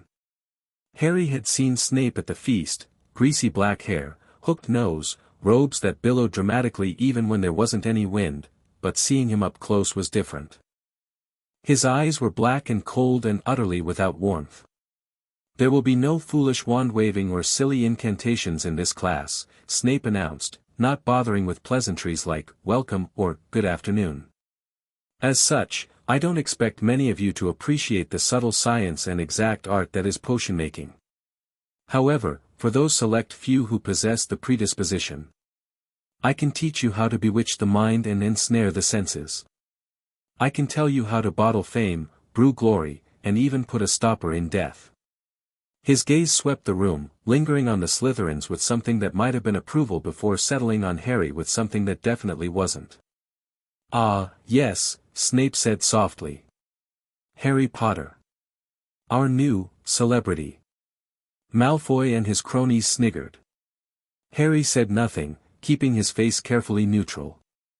Tell me, Potter, what would I get if I added powdered root of asphodel to an infusion of wormwood? Harry's mind raced. He'd read the first-year potions textbook, Molly had insisted, but this question wasn't from the first chapter. Or the second. He was pretty sure it was somewhere around the middle of the book, in a section about sleeping draughts. A very powerful sleeping potion, Harry said slowly. Called the Draught of Living Death. Sir. Something flickered in Snape's eyes, surprise, maybe, quickly hidden. And where would you look if I told you to find me a Bezoar?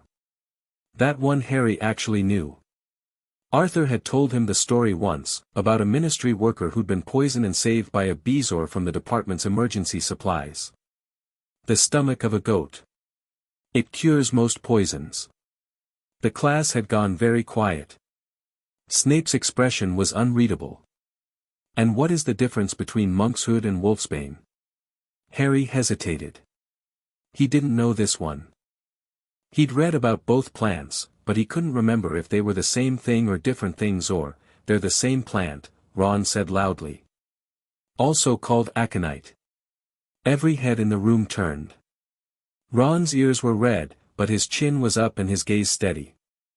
I don't recall asking you, Mr. Weasley, Snape said silkily. Harry didn't know, and you were embarrassing him in front of everyone. So I answered. Indeed. Snape's voice could have frozen water. 10 points from Gryffindor for your impertinence. And another 5 for Mr. Potter's incomplete knowledge. That's not, Harry started. 15 points from Gryffindor, Snape continued, as if Harry hadn't spoken. And a detention for Mr. Weasley. Perhaps scrubbing cauldrons will teach you the value of silence. Ron's hands clenched under the desk, but he didn't argue. Harry felt sick. This wasn't fair, none of it was fair, but he knew better than to make things worse. Now, Snape said, turning to the board where instructions were appearing in spidery writing, we will be brewing a simple potion to cure boils. The instructions are on the board. You have 1 hour. Begin. The lesson did not improve. Snape prowled between the desks, criticizing Gryffindors for the slightest errors while ignoring similar mistakes from Slytherins.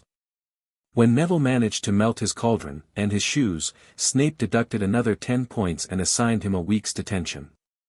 When Malfoy's potion turned the wrong color, Snape praised his experimental approach. Harry kept his head down and followed the instructions exactly, and somehow, through a combination of luck and sheer bloody-mindedness, produced a passable potion. Snape swept by, looked at it, and said nothing. Which was, apparently, the closest thing to approval Harry was going to get. After class, in the corridor outside the dungeon, Ron kicked the wall hard enough to leave a scuff on the stone. I'm going to kill him, Ron announced. Not today. Probably not this year. But someday, I'm going to kill him. Ron, he was trying to humiliate you, Harry. In front of everyone. First class of the year and he was just, Ron made a sound of inarticulate frustration.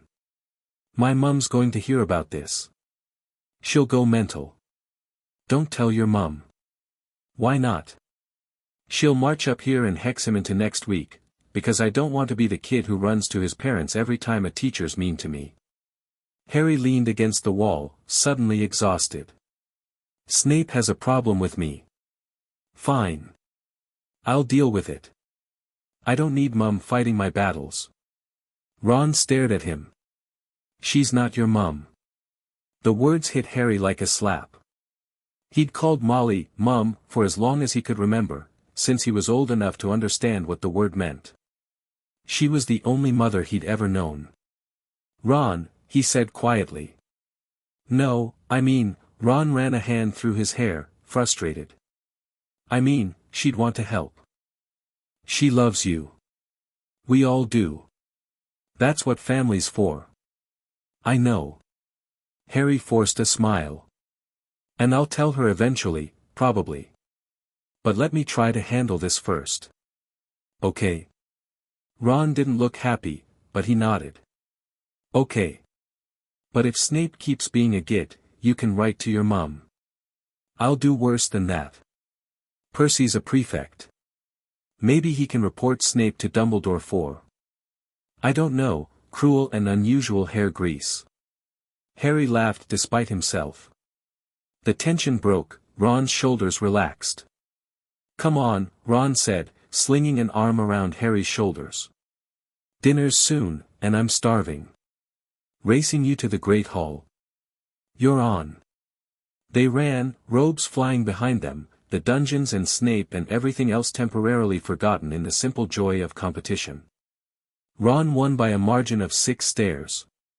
Harry didn't mind. The first week settled into a rhythm.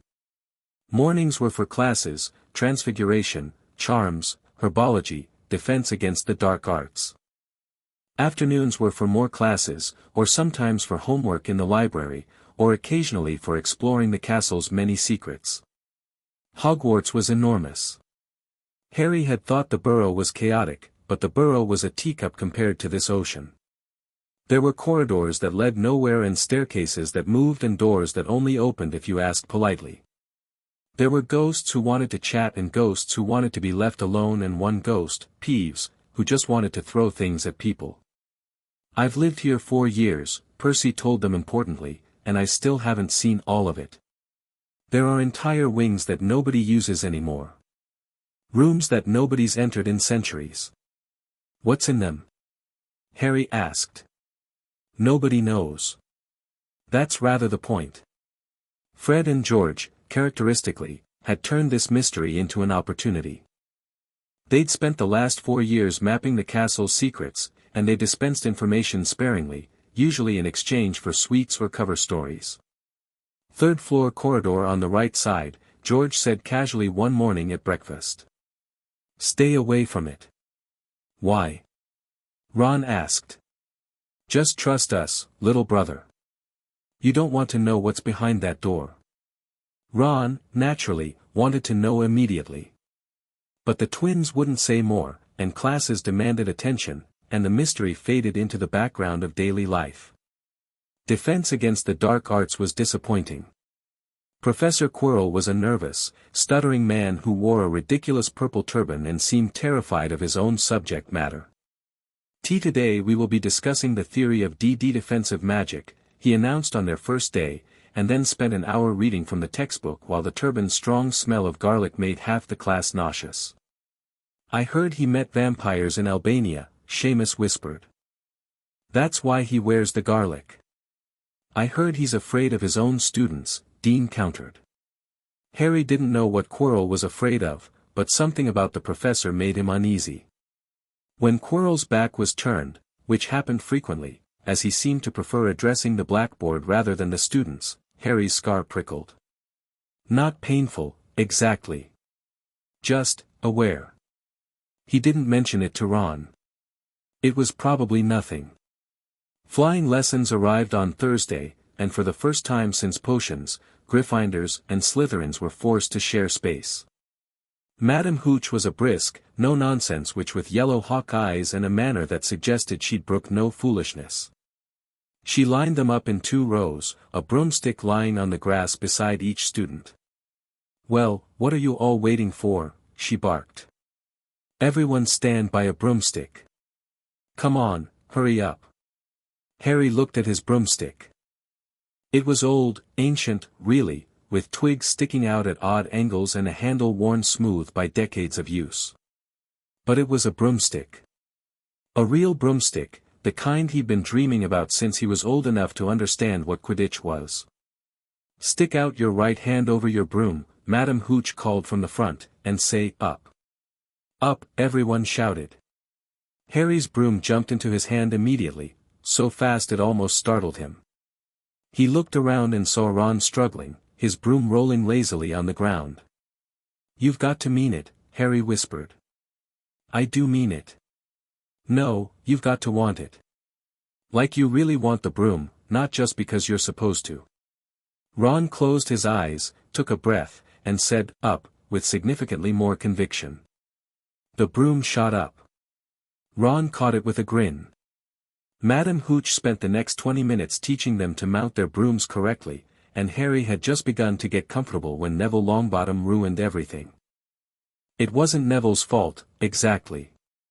The poor kid was nervous and his broom was twitchy and his grip was wrong. But when Madam Hooch counted to 3, Neville kicked off too hard, rose too fast, and lost control entirely. "Come back, boy!" Madam Hooch shouted, but Neville was already 20 feet in the air and climbing, his face a mask of terror. Then he fell. The crack of his wrist hitting the ground was audible across the pitch. Neville lay whimpering in the grass, his arm bent at an entirely wrong angle. "Broken wrist," Madam Hooch muttered, helping him up. "Come on, boy, it's all right, up you get," she turned to the rest of the class, her eyes fierce. "None of you is to move while I take this boy to the hospital wing. You leave those brooms where they are or you'll be out of Hogwarts before you can say, Quidditch. Come on, dear." The moment she was gone, Malfoy burst out laughing. "Did you see his face, the great lump?" The other Slytherins joined in, and Harry felt his hands clench at his sides. Neville was irritating sometimes, sure, but he didn't deserve this. "Shut up, Malfoy," Parvati Patil snapped. "Boo, sticking up for Longbottom." Pansy Parkinson sneered. "Never thought you'd like fat little crybabies, Parvati." "Look." Malfoy darted forward and snatched something from the grass, Neville's Remembrall, the glass ball his grandmother had sent him just that morning. Maybe if the fat idiot had given this a squeeze, he'd have remembered to fall on his fat arse. "Give that here, Malfoy," Harry said. Something in his voice made Malfoy pause. Made everyone pause. Actually, there was a quality to Harry's tone that suggested consequences. But Malfoy was too proud, or too stupid, to back down in front of his friends. "No," he said, grinning. "I think I'll leave it somewhere for Longbottom to find. How about up a tree?" He leapt onto his broomstick and took off, rising until he was level with the lower branches of an oak at the edge of the pitch. "Come and get it, Potter." Harry grabbed his broom. "No." Hermione's voice cut through the murmurs of the crowd. "Madam Hooch told us not to move, you'll get us all into trouble." Harry ignored her. He swung onto the broom, kicked off hard, and was airborne before anyone could stop him. The rush was indescribable. He'd flown before, on Charlie's old clean sweep, in the orchard behind the burrow, but this was different. This was open sky, this was freedom, this was the broom responding to his every thought like an extension of his own body. He turned sharply, climbing toward Malfoy, and saw the Slytherin's expression shift from smug to worried. "Give it here," Harry said, "or I'll knock you off that broom." "Oh yeah?" But there was uncertainty in Malfoy's voice now. Harry pulled alongside him, close enough to see the sweat beading on his pale forehead. "Harry!" Ron's voice floated up from below. "On your right." Harry didn't understand the warning until a broomstick pulled up beside him and Ron was there, hovering unsteadily but present. "2 on 1, Malfoy," Ron said. "Hand it over." For a moment, nobody moved. Then Malfoy's face twisted with spite. "Have it your way, then. Catch." He threw the Remembrall, not toward either of them, but out over the pitch in a long arc that would end on the hard stone of the castle wall. Harry moved. He didn't think about it, didn't calculate angles or consider consequences. He just leaned forward and his broom shot like an arrow, faster than he'd ever flown, the wind screaming past his ears. The Remembrall was falling, seconds from shattering, his fingers closed around it. He pulled up so hard his teeth rattled, missing the castle wall by less than a foot, and spiraled back toward the pitch with the Remembrall clutched triumphantly in his fist. The Gryffindors erupted in cheers. Ron landed beside him, grinning like a maniac. "That was bloody brilliant, Harry Potter." Professor McGonagall was striding across the grass, her face thunderous. Harry's stomach dropped. Never, in all my years at Hogwarts, she was almost speechless with fury. Her glasses flashed in the sunlight, her nostrils flared. "How dare you, could have broken your neck, it wasn't his fault, Professor." Ron stepped forward, putting himself between Harry and McGonagall. "Malfoy stole Neville's Remembrall, that's enough, Mr. Weasley." "But Professor," I said, "that's enough." McGonagall's gaze swept over them both. "Follow me. Both of you." Harry exchanged a glance with Ron. This was it, then. Expelled on their first week. Molly was going to kill them, assuming they survived McGonagall first. They followed her in silence, through the castle doors and up staircase after staircase, past startled students and curious paintings. Harry's mind raced through scenarios. Maybe they'd only get detention, maybe they'd lose 100 points each, maybe. McGonagall stopped outside a classroom door and knocked. "Excuse me, Professor Flitwick. Could I borrow wood for a moment?" A tall boy emerged, 5th year, maybe, with the build of someone who spent a lot of time flying. He looked confused until McGonagall gestured at Harry and Ron. "Potter here is going to be your new seeker," she announced. "And Weasley. I want you to work with him. Train together. Whatever you need." Wood's confusion transformed into something like religious ecstasy. "Are you serious, Professor? You found me a seeker. He's built like one, but are you sure? Has he played before? He just caught a Remembrall from a 50-foot dive after a single flying lesson. He'll be adequate." "Adequate?" Wood looked like he might faint from joy. "Professor, this is wonderful, yes, well." McGonagall allowed herself a small, satisfied smile. I want to hear that you've been training hard, both of you, or I might change my mind about those detentions." She walked away, leaving Harry and Ron staring at Wood in bewildered silence. "Bloody hell," Ron said finally. "We made the team." "You," Wood hesitated. "What position do you play?" "I don't know yet. But Harry's my brother, so wherever he goes, I go." Wood considered this. Then he shrugged. "Fine. We need a reserve keeper anyway. Welcome to Gryffindor Quidditch." He shook their hands and disappeared back into the classroom, already muttering about training schedules and practice drills. Harry looked at Ron. Ron looked at Harry. "Did that actually just happen?" Harry asked. "I think so. We're on the Quidditch team. First years. That's not supposed to be possible." "McGonagall made it possible." "McGonagall is terrifying. She really is." They stood in the corridor for another minute, waiting for the world to start making sense again. When it didn't, they went to dinner. The story spread through the school like fiendfire. By breakfast the next morning, everyone knew that Harry Potter had made the Gryffindor Quidditch team, the youngest seeker in a century, according to Fred and George, who were practically vibrating with excitement. "We're beaters," Fred explained, slinging an arm around Harry's shoulders. "That means we protect you. From bludgers, mostly," George added.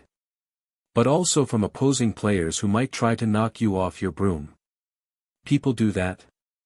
"Oh, constantly. Slytherins especially. They're filthy cheaters." "Wonderful," Harry said weakly. Ron's addition to the team as reserve keeper was less celebrated but no less real. Wood had scheduled their first training session for that Saturday, and Percy had already started lecturing them about the importance of maintaining academic standards while pursuing extracurricular activities. "If your grades slip," Percy warned, "Mum will have you both off the team faster than you can say Quidditch." "Our grades won't slip," Harry promised. "They'd better not. The Weasley family has a reputation to maintain." Ron rolled his eyes but didn't argue. He knew Percy was right. Molly's letters had already started arriving, full of questions about their classes and gentle reminders about the importance of hard work. "She asked about you specifically," Ron mentioned, showing Harry the latest letter. "Wanted to know if you're eating enough, if you're sleeping well, if anyone's giving you trouble." Harry's throat tightened. After 10 years, he still wasn't entirely used to being worried about. "Tell her I'm fine." "She won't believe that." "I'll tell her you're eating your vegetables and practicing your wand movements." "I hate vegetables." "Exactly." Ron grinned. "She'll know it's a lie and come to visit. Then we get homemade food. I've thought this through." The letter Harry sent back to the Burrow was longer than Ron's, full of details about classes and professors and the castle itself. He mentioned the Quidditch team, the flying lesson, even Snape's hostility, though he framed that last bit as more of an annoyance than a real problem. Molly's response arrived 2 days later, accompanied by a package of homemade fudge that disappeared within an hour. "I'm so proud of you both," she'd written. "And Harry, darling, if Professor Snape gives you any more trouble, you tell me immediately. I didn't raise you to be a punching bag for bitter old men with grudges." Ron read the letter over Harry's shoulder and snorted. "Told you she'd want to help. She's not coming up here to hex a professor." "Bet she would if you asked." Harry didn't answer, but he kept the letter. He kept all of Molly's letters, tucked in a box at the bottom of his trunk alongside pictures of his parents that Dumbledore had given him years ago. Family, he thought. This is what it's supposed to feel like. October arrived with changing leaves and an increasing workload. The professors seemed to have collectively decided that first years needed to be buried in homework, and Harry spent more and more time in the library, surrounded by books and parchment and the sound of Hermione Granger's quill scratching furiously nearby. Hermione had become a fixture in their lives, whether Harry and Ron liked it or not. She was bossy and know-it-all-ish and seemed incapable of walking past someone's mistake without correcting it. But she was also brilliant, and lonely, and obviously desperate for friends even if she didn't know how to make them. "Your wand movement is wrong," she informed Ron one afternoon, watching him struggle with a levitation charm. "You're saying, Wingardium, when it should be Wingardium." "Thank you, Hermione. Very helpful. I'm only trying to help." "Well, stop. Some of us learn better without being corrected every 5 seconds." Hermione's face crumpled. She gathered her books and fled the library, and Harry watched her go with a mixture of guilt and relief. "That was harsh," he said. "She's annoying. She's trying. She's trying to make us feel stupid." Ron slammed his textbook shut. "I don't need her help. I don't need anyone's help." Harry recognized the tone. Ron got like this when he felt inadequate, when the weight of being just another Weasley pressed too hard. Usually it passed quickly, but sometimes it festered. "You know she doesn't mean it like that," Harry said carefully. "How would you know? You're Harry Potter. People fall over themselves to help you." The word stung more than Harry wanted to admit. "Ron, sorry." Ron deflated immediately, his anger collapsing into embarrassment. "I didn't mean that. Forget it. It doesn't matter." But it did matter.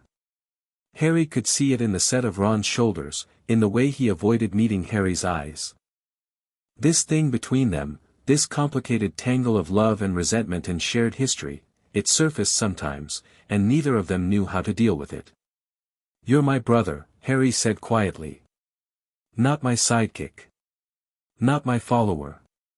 My brother." "I know. Then stop acting like you're not good enough. You got on the Quidditch team same as me. You answered Snape's question when I couldn't. You've watched my back every single day since we got here." Ron finally looked up. His ears were red, but he was almost smiling. "Yeah, well. Someone has to keep you out of trouble." "Exactly. That's a full-time job. You should be getting paid." "I really should." The tension broke. Ron laughed. "Sorry. I'm being an idiot. Happens to the best of us."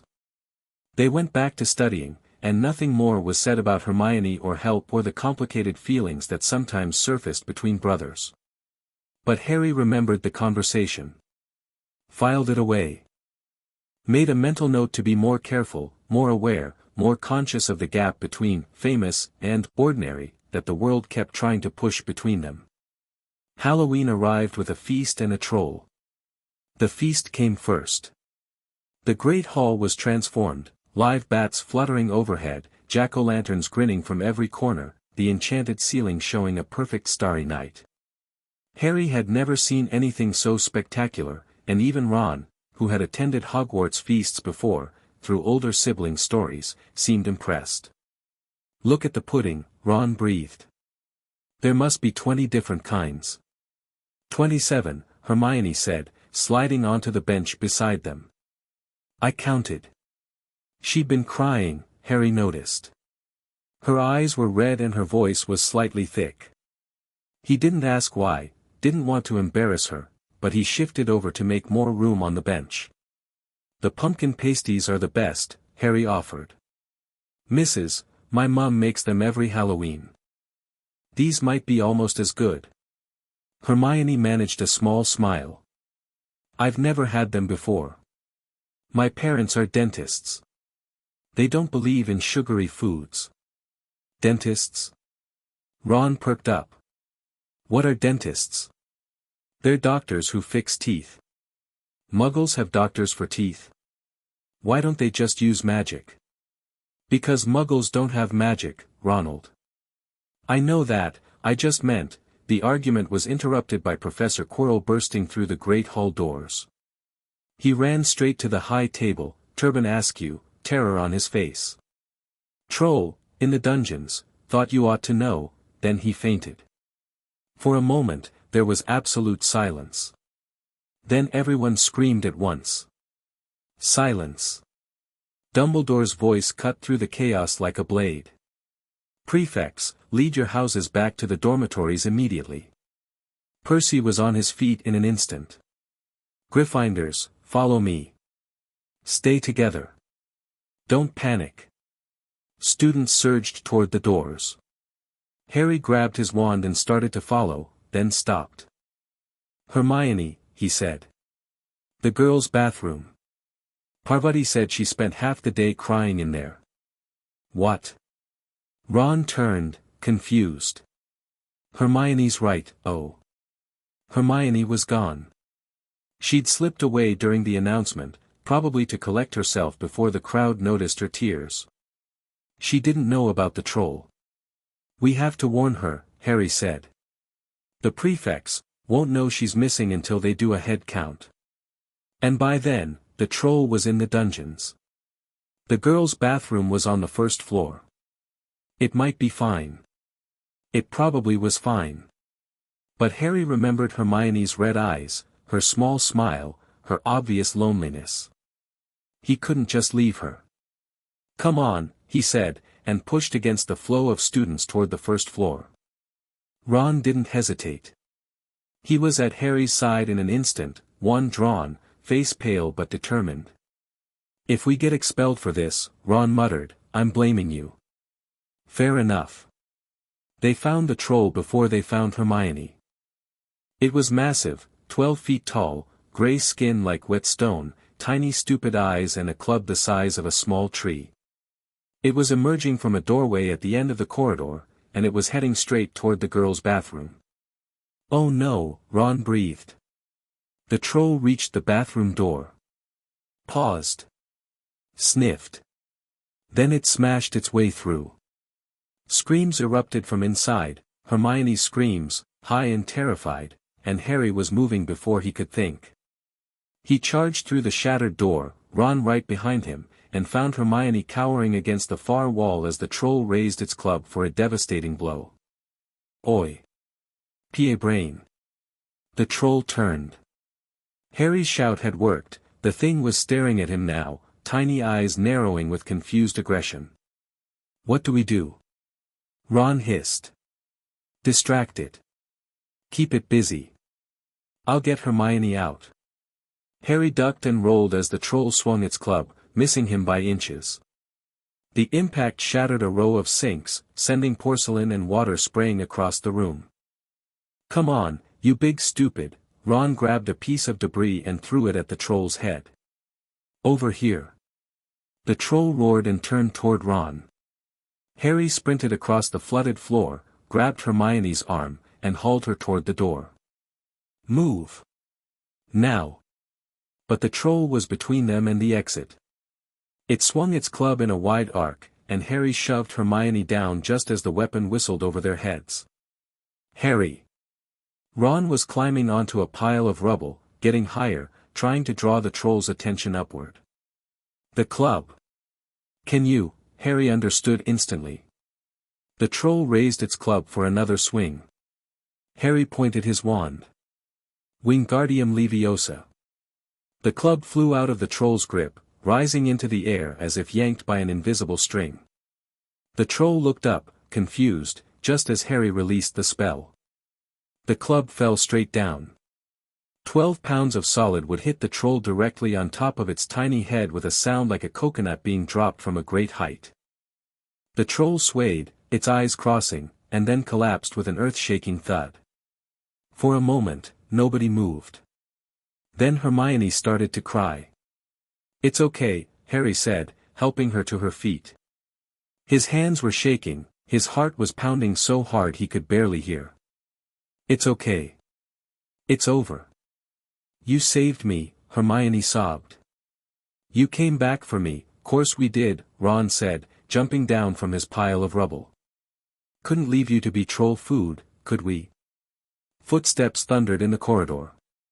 Professors burst through the ruined doorway, McGonagall, Snape, Quirrell, and stopped dead at the sight of the unconscious troll and 3 first-years standing over it. What on earth? McGonagall pressed a hand to her chest. Potter. Weasley. Explain yourselves. Now. Harry opened his mouth, but Hermione spoke first. It was my fault, Professor McGonagall. Every head turned toward her. I went looking for the troll because I've read about them and I thought I could deal with it on my own. I was wrong. Harry and Ron came looking for me and saved my life. Hermione's voice was steady despite her tear-streaked face. If they hadn't found me, I'd probably be dead. The lie was absurd. Transparent. McGonagall obviously didn't believe it for a second. But she looked at Hermione's pale face, at Harry's protective stance, at Ron's defiant chin, and something in her expression softened. Be that as it may, Miss Granger, you were extremely foolish. 5 points will be taken from Gryffindor for your serious lack of judgment. Hermione hung her head. As for you two, McGonagall turned to Harry and Ron. Not many first-year students could take on a full-grown mountain troll. 5 points will be awarded to each of you. For sheer dumb luck. She swept out, followed by Quirrell, who was making small whimpering sounds, and Snape, whose dark eyes lingered on Harry with an unreadable expression. The three of them stood in the ruined bathroom, surrounded by shattered porcelain and unconscious troll, and looked at each other. Thanks, Hermione said quietly. For coming back. Don't mention it, Ron said. And then, after a pause, you're okay at lying. For someone who's supposed to be honest all the time. Hermione almost smiled. It seemed like the thing to do.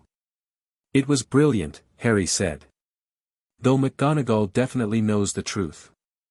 Oh, absolutely. But she couldn't prove it, could she?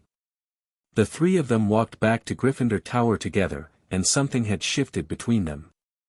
Not quite friendship, not yet, but the foundation of it. The raw material from which friendship could be built. Some things, Harry thought, you can't share without ending up liking each other. Fighting a mountain troll was one of them. November brought cold winds and colder suspicions. Harry's scar had been bothering him, not constantly, but often enough to notice. A prickle during defense against the dark arts. A brief flash of pain when he looked at the high table during meals. A persistent itch that no amount of scratching could relieve. He mentioned it to Ron, finally, late one night when they were supposed to be sleeping. My scar's been hurting. Ron rolled over in his bed. Hurting how? Like a headache? No. More like, a warning. Like it's trying to tell me something. What kind of something? I don't know. Harry touched the lightning bolt, feeling its familiar ridges under his fingertips. It happens most during defense against the dark arts. And sometimes when I look at the high table. Maybe you're allergic to Quirrell. I wouldn't blame you, the man smells like an Italian restaurant. It's not just Quirrell. It's... Harry hesitated. It's when Snape looks at me. Ron sat up, fully awake now. Snape. I know it sounds crazy, it doesn't sound crazy. Snape hates you. Everyone knows that. Maybe your scar is, I don't know, picking up on bad intentions. Can scars do that? Yours isn't exactly a normal scar, is it? Ron's voice was serious. Harry, maybe you should tell someone. McGonagall, or Dumbledore, and say what?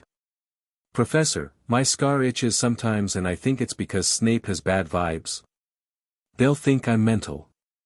They'll think you're concerned. Which you are. Legitimately. Harry considered it. Ron wasn't wrong, there was something going on with his scar, and ignoring it felt increasingly foolish. But he also remembered the way everyone stared at him, the weight of expectations, the constant assumption that Harry Potter must have all the answers. Let me figure out what's going on first, he said finally. Then I'll tell someone. Figure out how? I don't know yet. Harry's mind was already working, turning over possibilities. But I'll start with what we know. Snape's been acting suspicious. My scar hurts around him. And there's something on the 3rd floor that everyone's being weird about. The 3rd floor corridor, Ron breathed. The one Fred and George warned us about. Exactly. Harry, we're not going to do anything stupid. But we can investigate, can't we? Ask questions. Look for answers. Ron was quiet for a long moment. Then, Hermione's good at research. You want to involve Hermione? I want answers. And she's the smartest person we know. Ron's voice carried a reluctant respect that hadn't been there a month ago. Besides, 3 heads are better than 2. Harry smiled in the darkness. When did you start being sensible? Don't get used to it. I'm probably still mostly an idiot. Probably. But you're my idiot. That's the nicest thing anyone's ever said to me. They both laughed, and the tension of the moment eased. But the questions remained, circling in Harry's mind like birds that couldn't find a place to land. What was on the 3rd floor? Why did his scar hurt around Snape? And what was Professor Quirrell so afraid of? They told Hermione the next day, in a quiet corner of the library where nobody could overhear. She listened without interrupting, a minor miracle, and when Harry finished explaining about the scar and the suspicions, her eyes were bright with something that might have been excitement. A mystery, she breathed. An actual mystery. Yes, well, we're hoping it's a bit less dangerous than the troll, Ron said. Don't be ridiculous. Mysteries are always dangerous. That's what makes them interesting. Hermione was already pulling out parchment and quill. Right. Let's approach this systematically. What do we know for certain? Something's being guarded on the 3rd floor, Harry said. Dumbledore warned us about it at the start of term. And there's a 3-headed dog, Ron added. At least, that's what Fred and George implied. A 3-headed, Hermione's quill paused. A Cerberus? Guarding something? That's rather classical, isn't it? In Greek mythology, Cerberus guarded the entrance to the underworld. So whatever's being guarded is probably valuable, Harry said. Valuable enough to need a Cerberus. And Snape's interested in it. Hermione was writing rapidly now, her handwriting neat and precise. Or you think he is? Based on your scar. I know it doesn't sound crazy. The scar was created by dark magic, the darkest, actually. It stands to reason it might react to other dark influences. Hermione looked up. Have you felt it react to anyone else? Besides Snape? Harry thought about it. Quirrell, he said slowly. But it's different with him. More, constant. Like background noise instead of sudden pain. Interesting. Hermione made another note. 2 professors. One aggressive, one passive. What do they have in common? They both teach defense-adjacent subjects, Ron offered. Potions can be used for defense, can't it? Some potions, yes. But that's rather thin as connections go. Hermione chewed her lip. We need more information. About what's being guarded, about Snape's movements, about Quirrell's history. How do we get that? Research. Observation. And maybe, Hermione hesitated, clearly warring with herself. Maybe some rule breaking. Ron's eyebrows shot up. Hermione Granger, advocating rule breaking? I'm advocating careful, justified, minimally disruptive investigation of a potential security threat. Hermione's chin came up. That's completely different. Whatever you say. They divided up responsibilities. Hermione would research 3-headed dogs and magical protection schemes. Ron would keep an eye on Snape, noting his movements and any suspicious behavior. Harry would try to learn more about whatever was being guarded. It wasn't much of a plan. But it was a start. The first Quidditch match of the season arrived on a bitter November morning. Gryffindor vs. Slytherin. The most anticipated match of the year, made more intense by the fact that Harry Potter, the Harry Potter, would be playing. No pressure, Ron said, watching Harry push breakfast around his plate. But if you lose, the entire school will hate us forever. Thanks. That's helpful. I'm here for you, mate. Always. Oliver Wood had drilled them relentlessly for weeks. Harry knew the rules, knew his role, knew exactly what was expected of him. But knowing and doing were different things, and as he walked onto the pitch in his scarlet Quidditch robes, his stomach was doing things that probably weren't legal in several countries. Remember, Wood said, gripping his shoulder, don't catch the snitch until we're at least 50 points up. Unless you see it and can end the game quickly. Use your judgment. Use my judgment. Got it. And don't die. Also got it. The stands were packed. Harry could see the Gryffindor section, a sea of red and gold, with a banner that read, Potter for President, rippling in the wind. The Slytherins were out in force too, their green and silver bright against the grey November sky. Madam Hooch blew her whistle. 14 brooms rose into the air. The game began. Harry had been told to stay out of the way while he looked for the snitch. His job was specialized, not part of the main action. But that didn't mean he was inactive. He climbed high above the pitch, eyes scanning the air for a glint of gold, while below him the chasers wove intricate patterns and the beaters cracked bludgers back and forth. The Slytherins were good.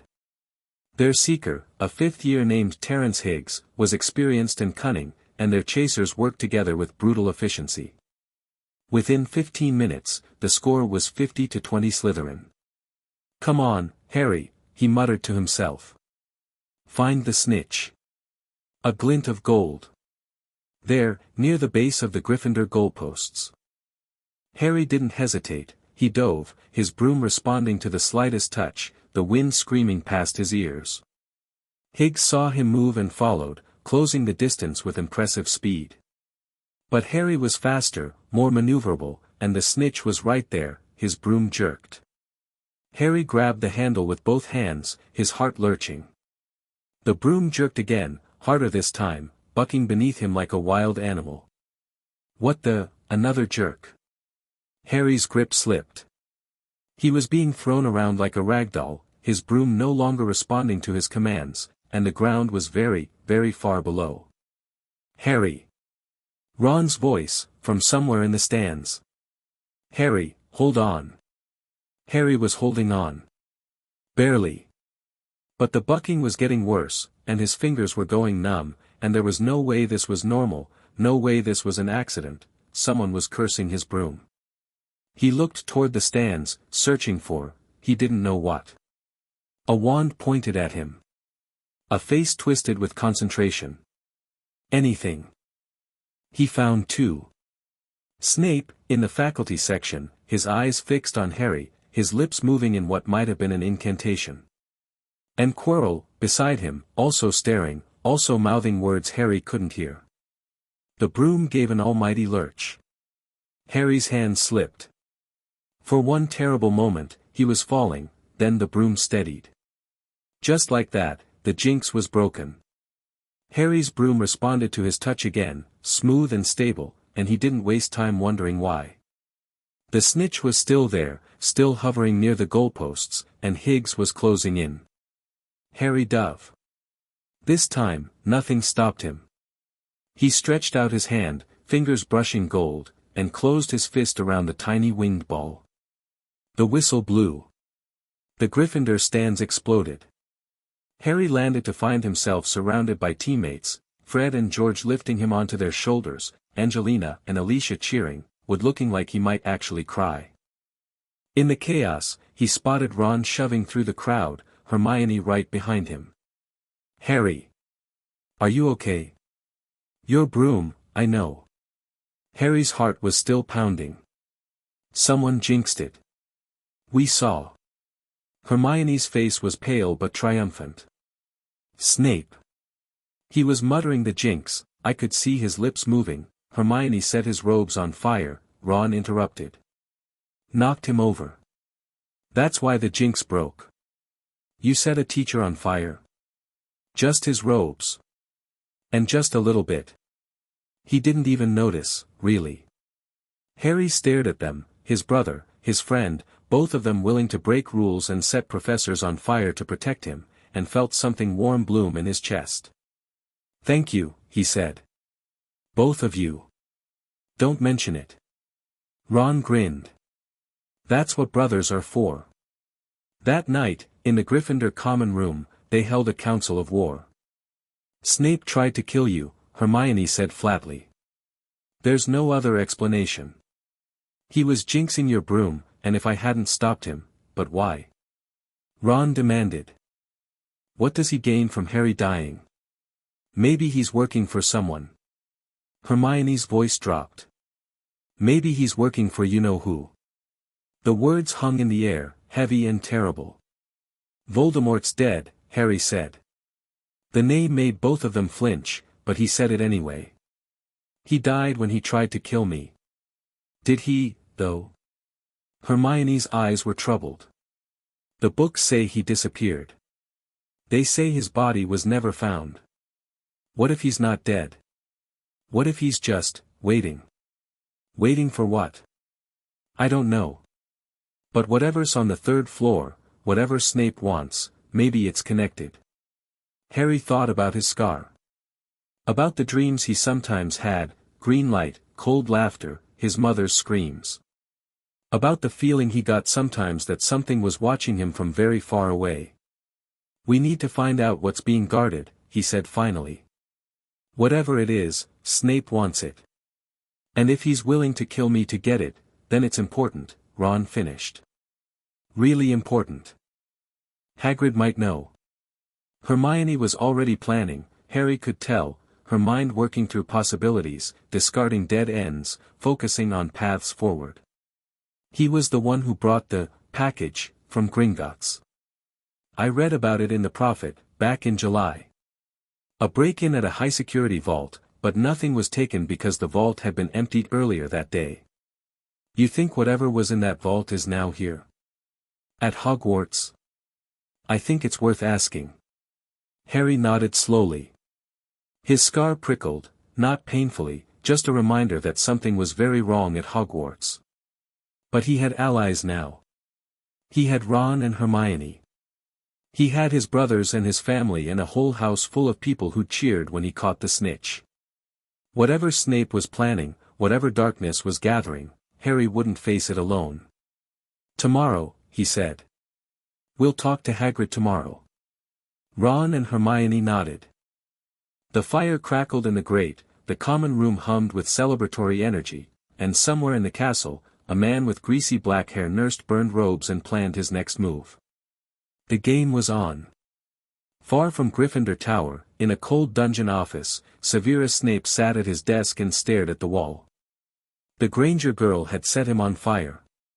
Snape had barely noticed at the time. He'd been too focused on maintaining the countercurse, trying to keep Potter's broom from bucking its rider into oblivion. But he'd felt the flames, and he'd seen the children fleeing, and he knew they thought him the villain. Let them think it. Let them suspect and scheme and investigate. It kept them busy, kept them focused on the wrong threat. The real danger wasn't Severus Snape. The real danger was in a purple turban, sleeping peacefully in a tower room, dreaming dreams that weren't its own. Snape touched his left forearm, where a faded mark sometimes burned in the night, and wondered how long he could keep Quirrell from claiming what he'd come for. Not long, probably. But hopefully long enough. Deeper still, in the place between sleeping and waking, a fragment of something ancient stirred. It had felt the boy today. Had felt him through the puppet, through the failing connection of possessed flesh and borrowed eyes. The boy was strong, stronger than expected, stronger than he should be. And he was loved. That was inconvenient. The fragment considered its options. The stone was close. The puppet was useful. And the boy who had somehow destroyed him 11 years ago, was proving more resilient than anticipated. But love could be corrupted. Loyalty could be tested. Even the strongest bonds could break, given enough pressure. The fragment smiled with lips that weren't its own and began to plan. Harry Potter would fall. One way or another, by curse or by corruption, through his friends or despite them. It was only a matter of time. Back in Gryffindor Tower, Harry Potter climbed into bed and pulled the curtains closed. He could hear Ron's breathing already evening out, sliding toward sleep. In the other beds, Neville was mumbling about Trevor, and Seamus was snoring, and Dean was completely silent as always. Normal sounds. Safe sounds. The sounds of a dormitory full of boys who were, for this one moment, exactly where they belonged. Harry touched his scar. It didn't hurt right now. Didn't prickle or burn or warn. Tomorrow, he would talk to Hagrid. Tomorrow, he would start unraveling the mystery of the third floor. Tomorrow, the danger would return, sharper and more real than ever. But tonight, he was just a boy who'd won a Quidditch match. A boy with a brother who set teachers on fire for him. A boy with friends who believed him when he said something was wrong. Tonight, Harry Potter was home. And that, for now, was enough. Chapter 2 End. Chapter 3, What lies beneath Hagrid's hut smelled like dogs, smoke, and something that might have been rock cakes attempting to achieve sentience. Harry sat on an enormous armchair that could have fit 3 of him, a cup of tea warming his hands, while Ron and Hermione perched on wooden stools that creaked ominously with every movement. "Yeah, shouldn't be a skin about that," Hagrid said for the 3rd time, his beetle-black eyes darting nervously toward the window. "That's between Dumbledore and Nicholas Flamel." He stopped. His face went pale beneath the wild beard. "I shouldn't ha' said that," he muttered. "I should not have said that." Nicholas Flamel. Hermione was already leaning forward, her eyes bright with the particular gleam that meant she'd scented a research opportunity. "Who's Nicholas Flamel?" "No one." "Forget I said anything." "More tea." "Hagrid." Harry set down his cup carefully. "Someone tried to kill me yesterday. During the Quidditch match. My broom was jinxed." Hagrid's massive hand stilled on the teapot. "Jinxed? But who'd want ter? We think it was Snape," Ron said bluntly. "Snape?" Hagrid actually laughed, though it was a nervous, unconvincing sound. "Rubbish. Why would Professor Snape try to kill Harry? We don't know. That's why we're asking you." Harry held Hagrid's gaze. "Whatever's on the 3rd floor, whatever Snape wants, it's connected to what happened to me. I'm sure of it." The fire crackled. Fong, Hagrid's enormous boarhound, whimpered in his sleep. For a long moment, nobody spoke. "I can't tell ya what's bein' guarded," Hagrid said finally. "That's secret, that is. Dumbledore's business. But it involves Nicholas Flamel." "I didn't," Hagrid sighed heavily. "Look. Snape's one of the teachers protectin' what's down there. He's not tryin' ter steal it." "Protecting it how?" "I've said too much already." Hagrid stood abruptly, nearly knocking over the table. "Yeah, 3 should get back to the castle. It's gettin' dark." They left, but not before Harry caught Hagrid's troubled expression as he watched them go. The gamekeeper knew more than he was saying, far more, and whatever secrets he was keeping, they weighed on him heavily. "Nicholas Flamel," Hermione repeated as they trudged through the snow toward the castle. "I've read that name somewhere. I'm sure of it." "The library?" Ron suggested. "Obviously the library. But where? What book?" She was practically vibrating with frustration. "It'll come to me. These things always do." Harry said nothing. His scar had been prickling since they'd left Hagrid's hut, not painfully, but persistently, like a warning he couldn't quite interpret.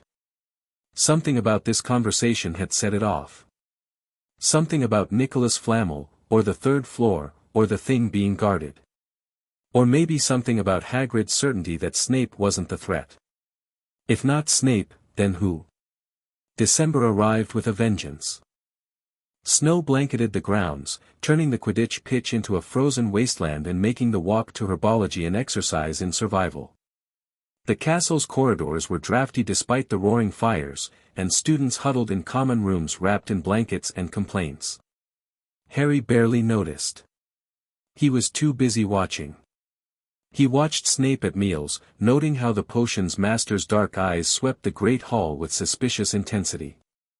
He watched Quirrell, whose nervous stuttering seemed to worsen every week, whose turban gave off an increasingly pungent smell of garlic. He watched the other professors too, McGonagall with her stern competence, Flitwick with his cheerful enthusiasm, Dumbledore with his twinkling eyes that seemed to see everything and reveal nothing. Someone in this castle wanted something badly enough to kill for it. Harry intended to find out who. "You're obsessing," Ron informed him one evening, looking up from a chess game against Seamus. "You've been staring at the high table for 20 minutes. I'm observing. You're obsessing. There's a difference." Ron moved his knight, which proceeded to smash Seamus's bishop with unnecessary violence.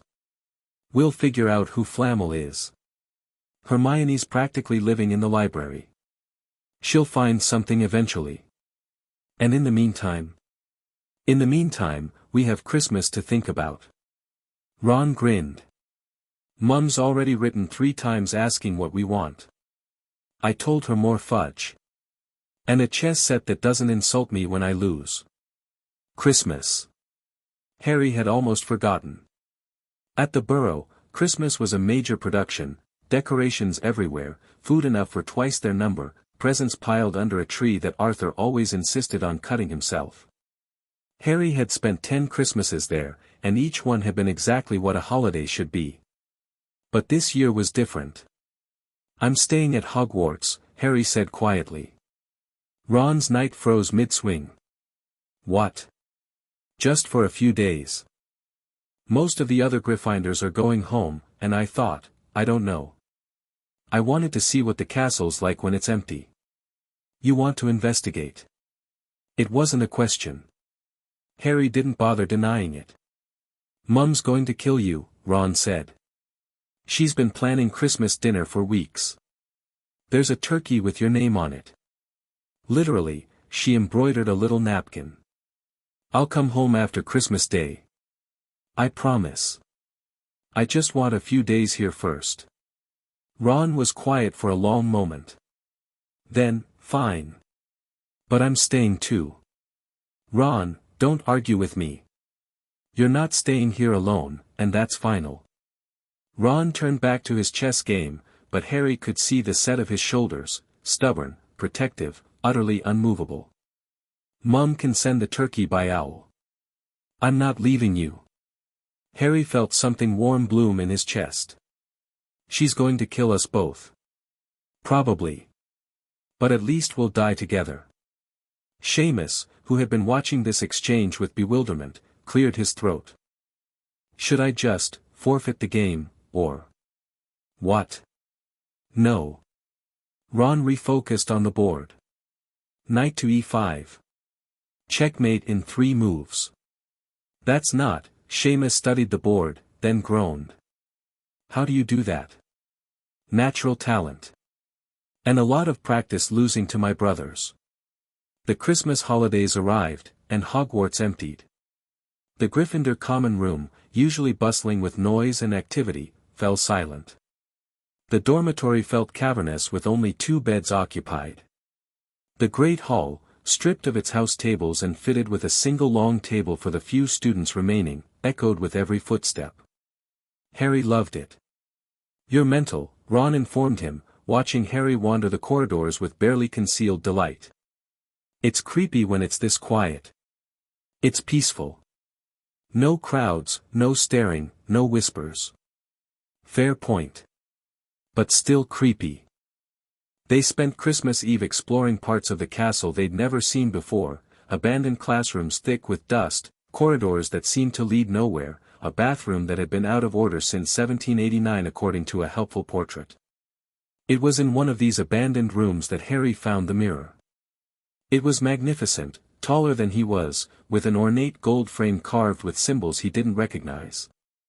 Words were etched along the top, "Erist stra eru oit ube kafru oit onwosi." "What's that mean?" Ron asked, squinting at the inscription. No idea. Maybe it's. Harry stepped in front of the mirror and froze. He wasn't alone in the reflection. Two figures stood behind him, a man with untidy black hair and glasses, a woman with dark red hair and green eyes. They were smiling at him, and there was such love in their expressions that Harry's throat closed up. "Mum," he whispered. "Dad?" The figures nodded. James Potter reached out and put a hand on Harry's shoulder. In the mirror, Harry could almost feel the weight of it, while Lily Potter wiped tears from her eyes and laughed silently. "Harry?" Ron's voice seemed to come from very far away. "What do you see?" "My parents. They're right here." Ron moved to stand beside him, and his expression shifted to confusion. "I don't see anyone." "Just you." "No, there." Harry looked again. His parents were still there, still smiling, but now there were others behind them. Red-haired figures, freckled and familiar. Arthur and Molly, standing with James and Lily like old friends.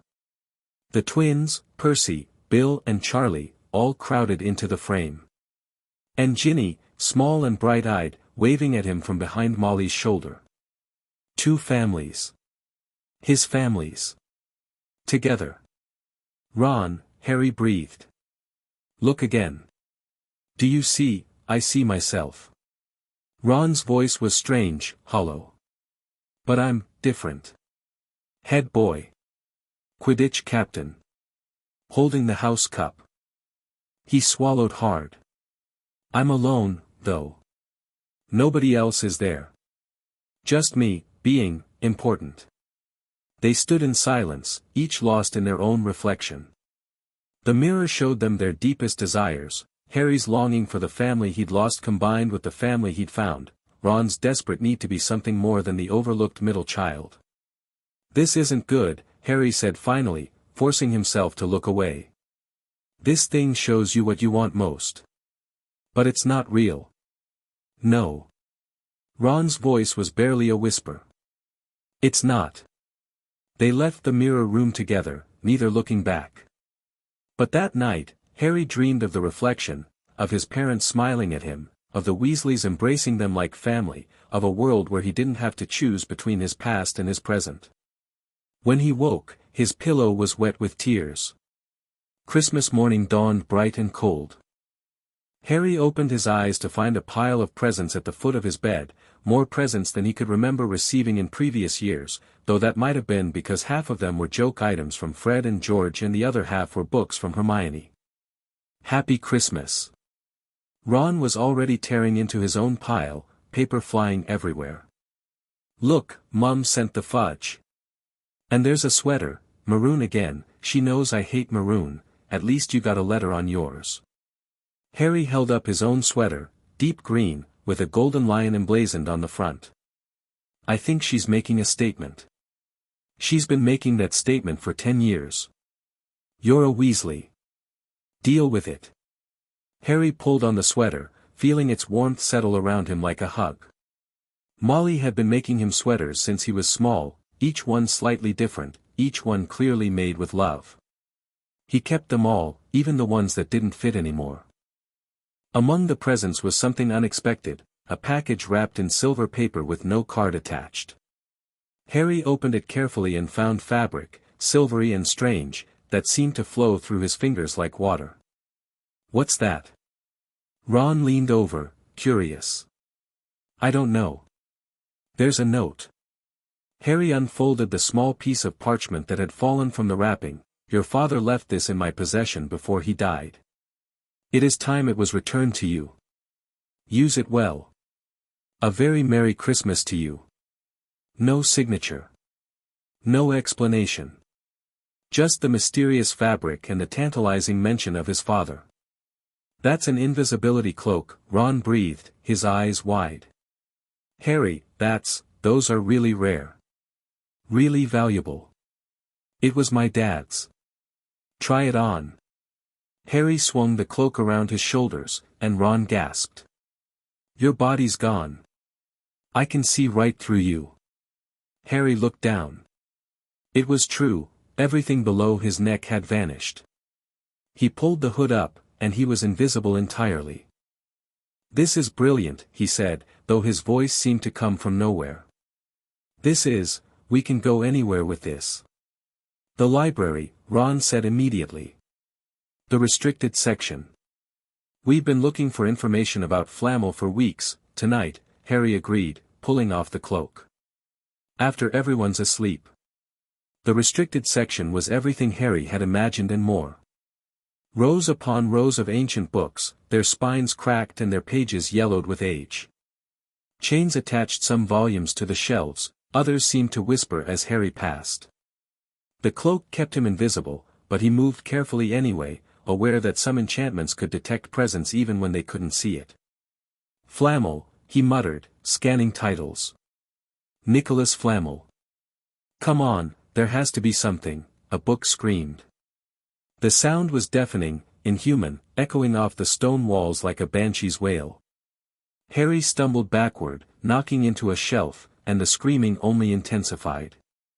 Footsteps. Filch's voice, distant but approaching. "Who's there? Show yourself." Harry ran. He didn't know where he was going, through corridors, up staircases, around corners, just away from Filch's lantern light and suspicious muttering. The cloak billowed behind him as he fled, and he didn't stop until he was several floors away and completely lost. He found himself in another abandoned room, empty except for a single piece of furniture. The mirror. Harry hadn't meant to come here. Hadn't even known which part of the castle this was. But here it stood, waiting for him, its surface gleaming in the moonlight. He stepped in front of it. His parents were there again. James and Lily, smiling, reaching toward him. And behind them, the Weasleys, but something was different this time. The reflection had changed. Harry watched as his reflected parents turned to embrace the reflected Weasleys. Watched as Lily hugged Molly like a long-lost friend. Watched as James shook Arthur's hand with genuine warmth. Two families, becoming one. It shows us nothing more or less than the deepest, most desperate desire of our hearts. Harry whirled. Dumbledore stood in the doorway, his half-moon spectacles reflecting the mirror's glow. "You, Harry, who have never known your family, see them standing around you. And alongside them, the family who raised you, united, whole, complete. How did you? I don't need a cloak to become invisible." Dumbledore moved closer, his robes whispering against the stone floor. "This mirror is called the Mirror of Erist. Many have wasted away before it, entranced by what they see. It's not real, though. Is it? It shows us what we want. But wanting is not the same as having, and to dwell on dreams is to forget to live."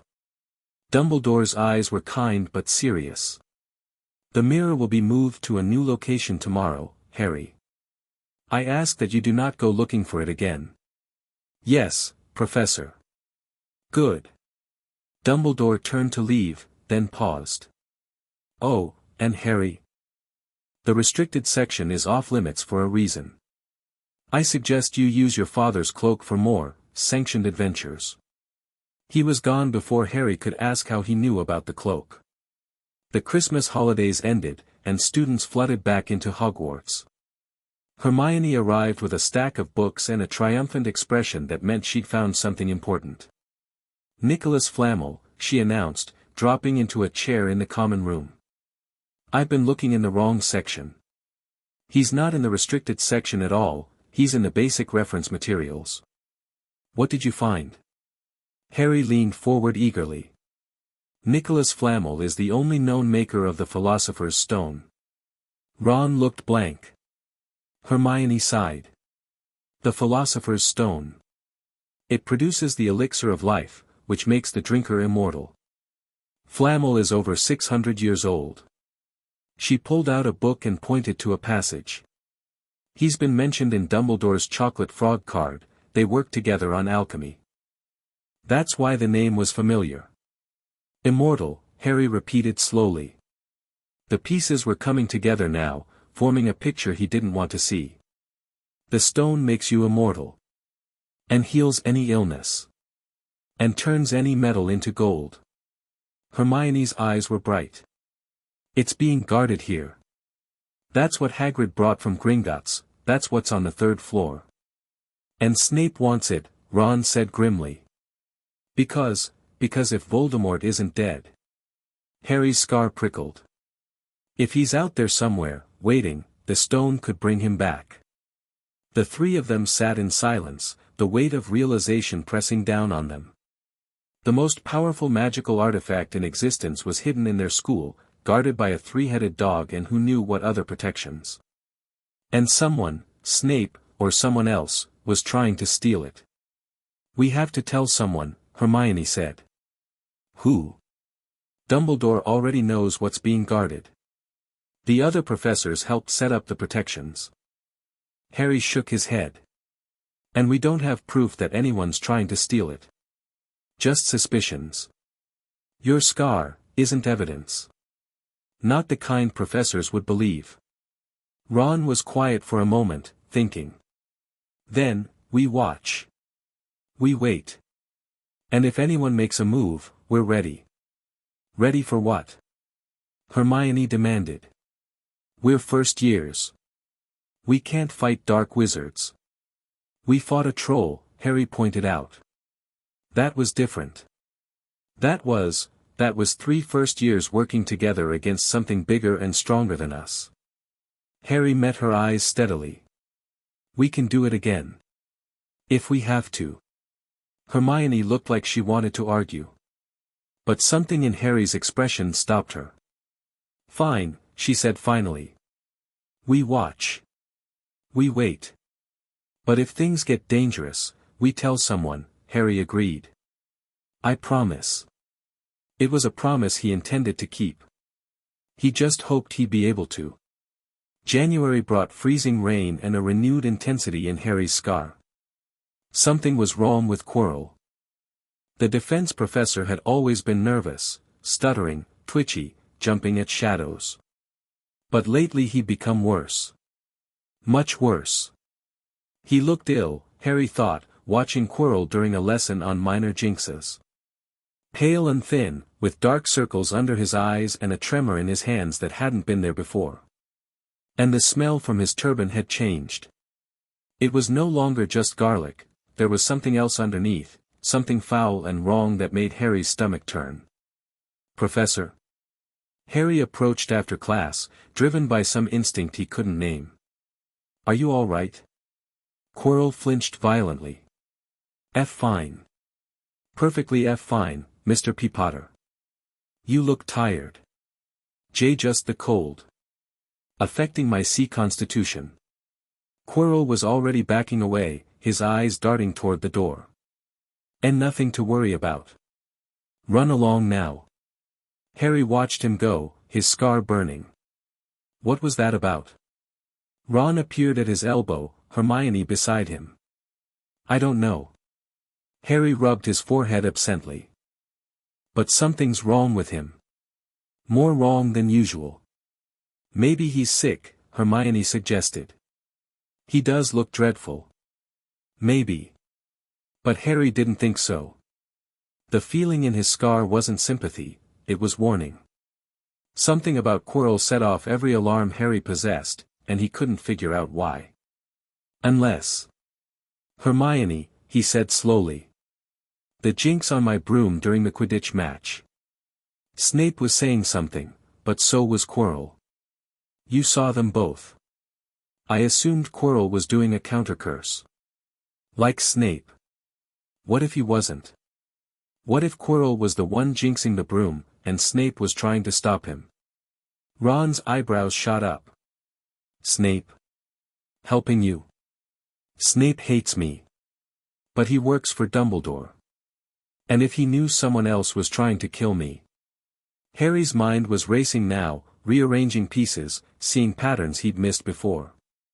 Hagrid said Snape was one of the teachers protecting the stone. What if that's his job? What if he's been watching Quirrell this whole time? That's a lot of what-ifs, Hermione said carefully. We don't have any proof. No. But we have a theory. Harry looked at his friends, his brother and his ally, and felt a grim determination settle over him. We need to find out more about Quirrell. Where he goes, what he does, who he talks to.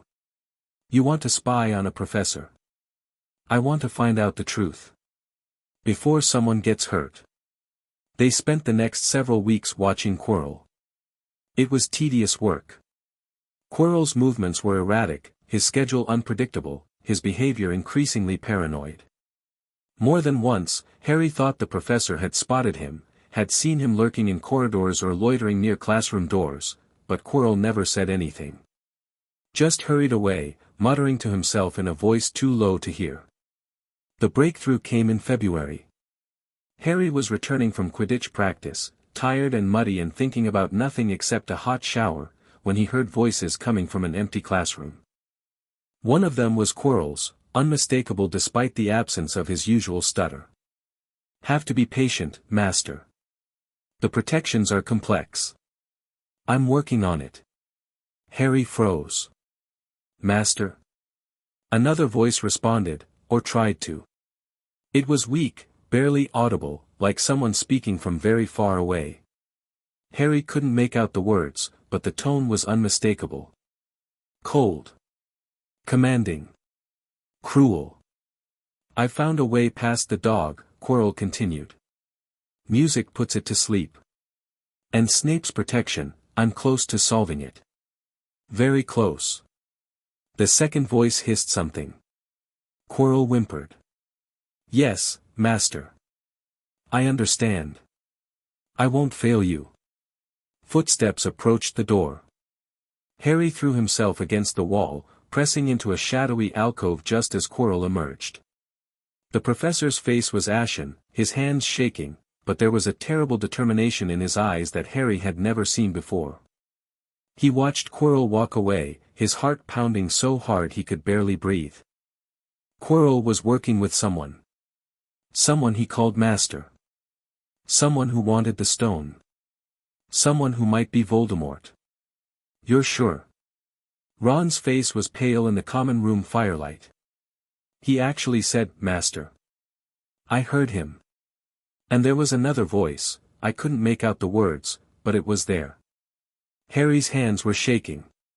He couldn't seem to make them stop. It's him, Ron.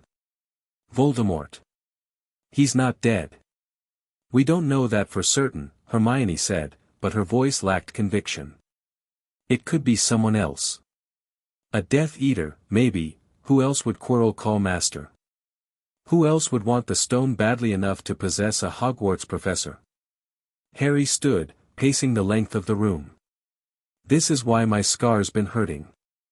Not because of Snape, because of Quirrell. Because Voldemort's been here this whole time, hiding under that stupid turban, Harry. Ron caught his arm, forcing him to stop. We need to tell Dumbledore. Tell him what? That I overheard half a conversation and I think our defense professor is possessed by a dark wizard everyone believes is dead. Yes. Exactly that. He'll think I'm mental. He'll think you're scared. Which you are. Which you should be. Ron's grip tightened. This is beyond us, Harry. We're 11 years old. We can't fight you know who. I'm not suggesting we fight him. I'm suggesting we stop him from getting the stone. How? Harry didn't have an answer to that. He knew Ron was right, they were children, untrained, facing something far beyond their abilities. But he also knew, with a certainty he couldn't explain, that waiting wasn't an option. Every day that passed was a day closer to Quirrell breaking through the protections. A day closer to Voldemort's return. We go to Dumbledore, he said finally. Tonight. I'll tell him everything, the scar, the conversation, all of it. And if he doesn't believe me. He will, Hermione said firmly. He's Dumbledore. He knows things. He'll listen. They made their way to Dumbledore's office, or tried to. The gargoyle that guarded the entrance refused to move without a password, and none of them had any idea what it might be. Chocolate frogs? Ron suggested. The gargoyle didn't move. Sherbet lemon. Acid pops. Every flavor beans. Nothing. This is ridiculous, Hermione huffed. There must be another way to contact him. Can I help you? Professor McGonagall had appeared behind them, her expression stern. Harry's heart sank. We need to see Professor Dumbledore, he said. It's urgent. Professor Dumbledore received an urgent owl from the Ministry of Magic and left for London 10 minutes ago. London? Harry's voice cracked. But he can't, we need to tell him, whatever it is, I'm sure it can wait until he returns. McGonagall's tone softened slightly. Is something wrong, Potter? Harry hesitated. He could tell McGonagall. She would believe him, probably. She was head of Gryffindor, she'd been one of the professors who set up the protections. But something held him back. A whisper of doubt, a fear that she'd dismiss his concerns the way adults so often dismiss children's fears. No, Professor, he heard himself say. Nothing's wrong. McGonagall studied him for a long moment. Then she nodded. Very well. Off to bed, all of you. It's nearly curfew. They went. But Harry didn't sleep. Dumbledore was gone. Quirrell was making progress. And somewhere in the castle, hidden behind an enchanted trapdoor, the Philosopher's Stone waited for whoever reached it first. The next morning, Harry's scar burned worse than ever. He gritted his teeth through breakfast, through classes, through the sympathetic glances Ron kept shooting him across the common room. Something was happening, he could feel it in his bones, in the persistent ache behind his eyes, in the cold certainty that had settled in his stomach. Tonight, he thought. Whatever's going to happen, it's going to happen tonight. He told Ron during dinner, speaking low enough that no one else could hear. Quirrell's going to make his move. I'm sure of it. How do you know? I just know. Harry touched his scar. This has been warning me all year. And it's never been this bad. Ron was quiet for a moment. Then, what do we do? We stop him. Harry, I know. We're just kids. We can't fight Voldemort.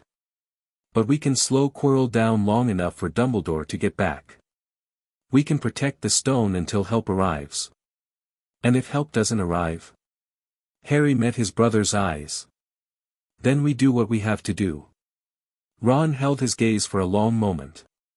Then, slowly, he nodded. Okay, he said. I'm with you. Me too. Hermione had appeared beside them, her face pale but determined. I heard everything. And you're right, we can't just sit here and let it happen. Hermione, don't try to talk me out of it. You'll need my help with the protections. Whoever set them up was clever, there'll be puzzles, traps, challenges. You'll need someone who can think. Harry looked at his friends, his family, in every way that mattered, and felt a rush of gratitude so intense it almost hurt. Tonight, he said. After everyone's asleep. We go together. They went at midnight. The invisibility cloak was barely large enough to cover all three of them, but they managed, shuffling awkwardly through the corridors with their feet occasionally peeking out from beneath the silvery fabric. The castle was silent, the portraits dozing in their frames, the ghosts elsewhere. They reached the third-floor corridor without incident. The door was already open, a bad sign, and from inside came a low, rumbling snore. The dog, Ron whispered. It's asleep. Someone's already been here. Quirrell. Harry pushed forward, his heart pounding. He said music puts it to sleep. He must have. They stepped through the door and froze. The three-headed dog was enormous, bigger than Harry had imagined, filling the room from floor to ceiling. Its three heads lay on its massive paws, and its eyes were closed in sleep. At its feet, a harp played itself, filling the chamber with gentle music. And in the floor, a trapdoor stood open. He's already gone down, Hermione breathed. Then we follow. Harry approached the trapdoor, peering into the darkness below. It can't be that far. He wouldn't have left the harp playing if he wasn't planning to come back. What if there's something dangerous down there? There definitely is. That's the point. Harry looked at his friends. Last chance to back out. Neither moved. Right then. Harry took a deep breath, sat on the edge of the trapdoor, and let himself fall. The darkness swallowed him whole. He landed on something soft. For a moment, he thought it was a pile of cushions, some kind of safety measure designed to catch whoever came through. But then the softness started moving, and Harry realized with horror that he'd landed on a plant. A plant that was wrapping tendrils around his arms and legs. Devil's snare. Hermione's voice came from above, followed by twin thuds as she and Ron landed beside him. Don't panic, it'll only make it worse. Don't panic. Ron was struggling, which only made the vines tighten faster. Easy for you to say, stop moving. Both of you. Hermione's voice was sharp with fear but controlled. Devil's snare likes the dark and the damp. We need fire. Bluebell flames, she pointed her wand and muttered an incantation Harry couldn't hear. Bright blue flames erupted from her wand tip, and the plant recoiled, its tendrils loosening just enough for them to wriggle free. They dropped through the loosened vines and landed hard on a stone floor. Harry's ankle twisted painfully, but he forced himself up, looking around. They were in a low-ceiling chamber, lit by torches that seemed to burn without consuming any fuel. A single doorway led forward into darkness. One down, Ron panted. How many more to go? At least 6, Hermione said. One for each professor who helped set the protections. Wonderful. Let's keep moving. The next chamber was filled with flying keys. Thousands of them, tiny and bright, fluttering through the air like metallic birds. On the far side of the room, a heavy wooden door stood closed, its lock gleaming in the torchlight. We need to catch the right key, Harry said, eyeing the swarm. There, see the one with the broken wing? It's different from the others. But how do we catch it? In answer, Harry grabbed one of the broomsticks leaning against the wall. Someone already used these. Look, there are marks on the handles. He kicked off, rising into the swarm of keys. They swirled around him, battering against his robes, blocking his vision. But Harry was a seeker, and this was just another chase. He spotted the damaged key, its wing crumpled, its flight pattern erratic, and dove. The other keys tried to block him, but he was faster, more agile, and his fingers closed around the struggling target before it could escape. Got it. He landed, shoved the key into the lock, and pushed the door open. Beyond was another chamber, larger than the last, its floor laid out in a familiar pattern. Chess, Ron breathed. Giant chess. The pieces were huge, twice Harry's height, carved from dark and light stone, standing on a board that stretched the width of the room. On the far side, a door waited. We have to play our way across, Hermione said. That must be the challenge. Then let me play. Ron stepped forward, his face set with determination. I'm good at chess. Better than good. Ron, Harry, this is what I'm for. This is what I can do. Ron met his eyes steadily. Let me help. Please. Harry hesitated.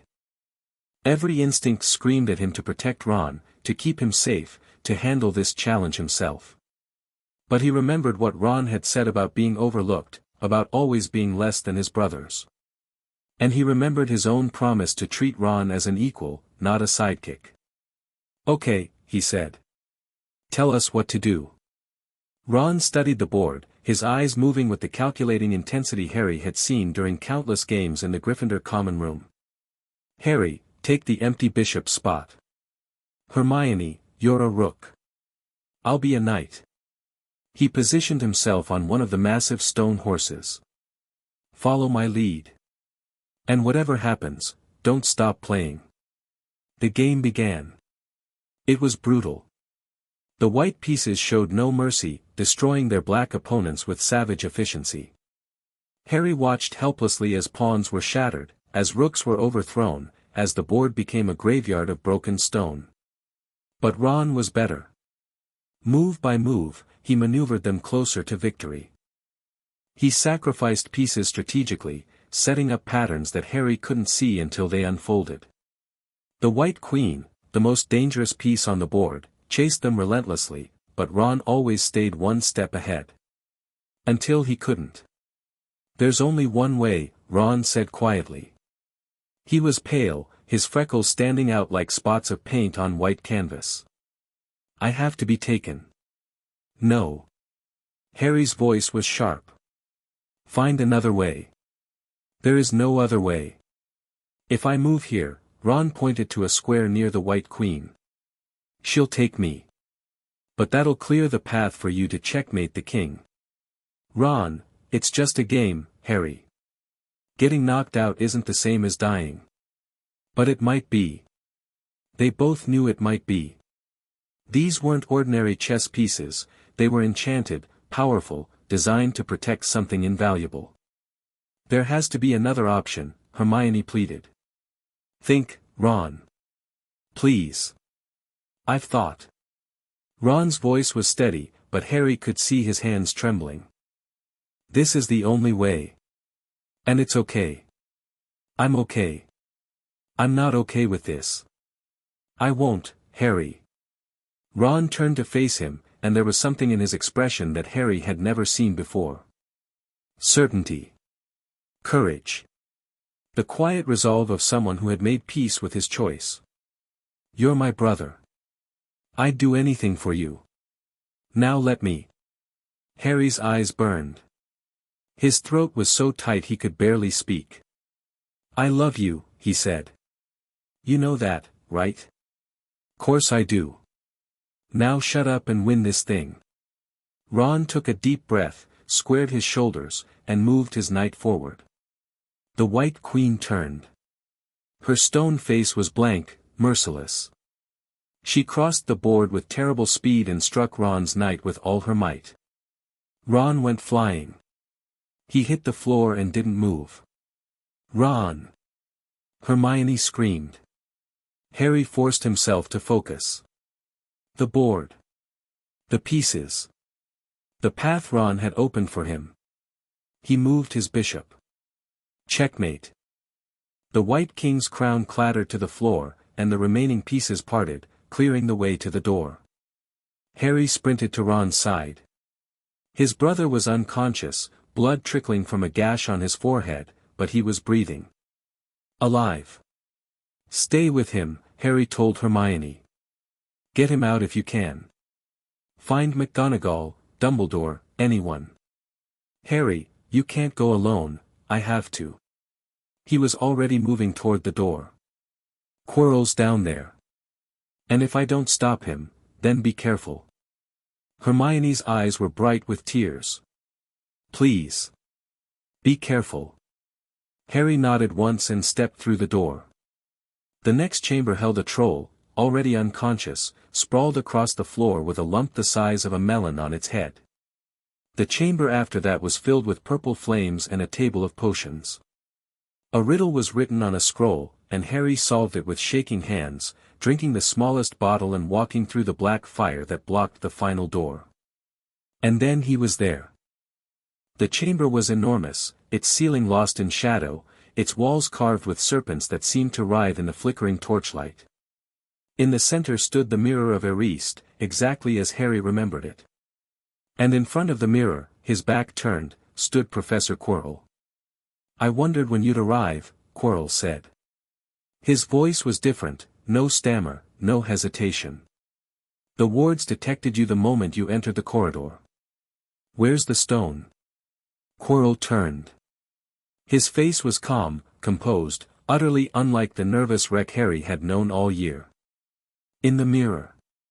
Dumbledore's final protection, quite clever, really.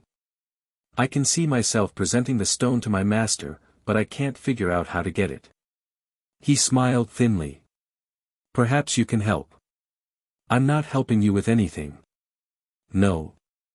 Quirrell raised his wand. Then perhaps my master can persuade you. He's been eager to meet you, Harry. Very eager indeed. He reached up and began unwrapping his turban. Harry's scar exploded with pain. The turban fell away, revealing the back of Quirrell's head. But it wasn't the back of a head, not really. It was a face. Chalk white, with red eyes like burning coals and slits for nostrils, pressed into Quirrell's skull like a parasite. Harry Potter, the face whispered. We meet at last. Voldemort. Harry stumbled backward, his scar screaming, his vision blurring with agony. But he forced himself to stay standing, to keep his wand raised, to face the monster who had murdered his parents. You killed them, he said. My mother and father. You killed them. I killed many people. Voldemort's voice was like ice scraping across stone.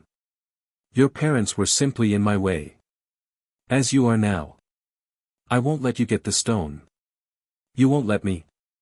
Voldemort laughed, a terrible sound, high and cold and utterly without humanity. Child, you cannot stop me. You are nothing. A lucky accident, a temporary obstacle. Tonight, I reclaim my body. Tonight, I return. Use the boy, Voldemort commanded. He can get the stone. I see it in his eyes, Dumbledore's protection responds to him. Quirrell turned toward the mirror, dragging Harry with him. Look in the mirror, Potter. Tell me what you see. Harry looked. His reflection stared back at him, pale, frightened, but alive. And in the reflection's pocket, he could see a red stone, glowing with inner fire. The Philosopher's Stone. As he watched, his reflection winked and put the stone back in its pocket. At the same moment, Harry felt something heavy appear in his own pocket. He had the stone. What do you see? Quirrell demanded. I see, Harry's mind raced. I see myself shaking hands with Dumbledore. I've won the House Cup for Gryffindor. Voldemort hissed. He lies. Let me speak to him. Face to face. Master, you are not strong enough, I am strong enough for this. Quirrell turned again, and Harry was face to face with Voldemort. The red eyes bored into him, searching, probing, trying to tear the truth from his mind. You have the stone, Voldemort said. I can smell it on you. Give it to me, and I will let you live. Liar. Perhaps. The lipless mouth curved in something that might have been a smile. But what choice do you have? You are alone, powerless, facing a wizard who has killed hundreds. Give me the stone, Harry Potter. It is your only chance. Harry's hand closed around the stone in his pocket. It was warm, almost hot, and he could feel power thrumming through it like a heartbeat. He thought of his parents. Of the Weasleys. Of Ron, unconscious in the chest chamber, who had sacrificed himself so Harry could reach this moment. No, he said. Seize him. Quirrell lunged. His hands closed around Harry's throat, and, pain. Not in Harry's scar this time. In Quirrell. The professor screamed, releasing Harry and stumbling backward. His hands were blistered, burned, smoking as if they'd touched an open flame. What? Quirrell stared at his ruined hands. What is this? Seize him. Voldemort shrieked. Seize him. Quirrell lunged again, and Harry, acting on instinct, grabbed his face. The screaming was incredible. Quirrell's skin bubbled and peeled, his flesh dissolving beneath Harry's fingers like wax in a furnace.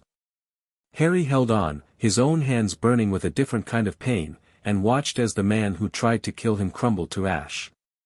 And then there was nothing. Just Harry, alone in the chamber, with a dead man's robes pooling at his feet and a stone burning in his pocket and darkness closing in from all sides. He fell. Harry woke in the hospital wing. For a long moment, he just lay there, staring at the white ceiling, trying to remember how to breathe. Everything hurt, his head, his hands, his throat where Quirrell's fingers had closed. Harry. He turned his head. Ron was in the bed beside him, pale but awake, a bandage wrapped around his forehead. Ron. Harry's voice was a croak. You're okay. Thanks to Hermione. She got me out, found McGonagall. Ron's eyes were bright with tears he was clearly trying not to shed. Harry, what happened down there? Voldemort.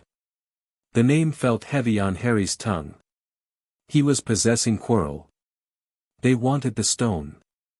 Did they get it? No.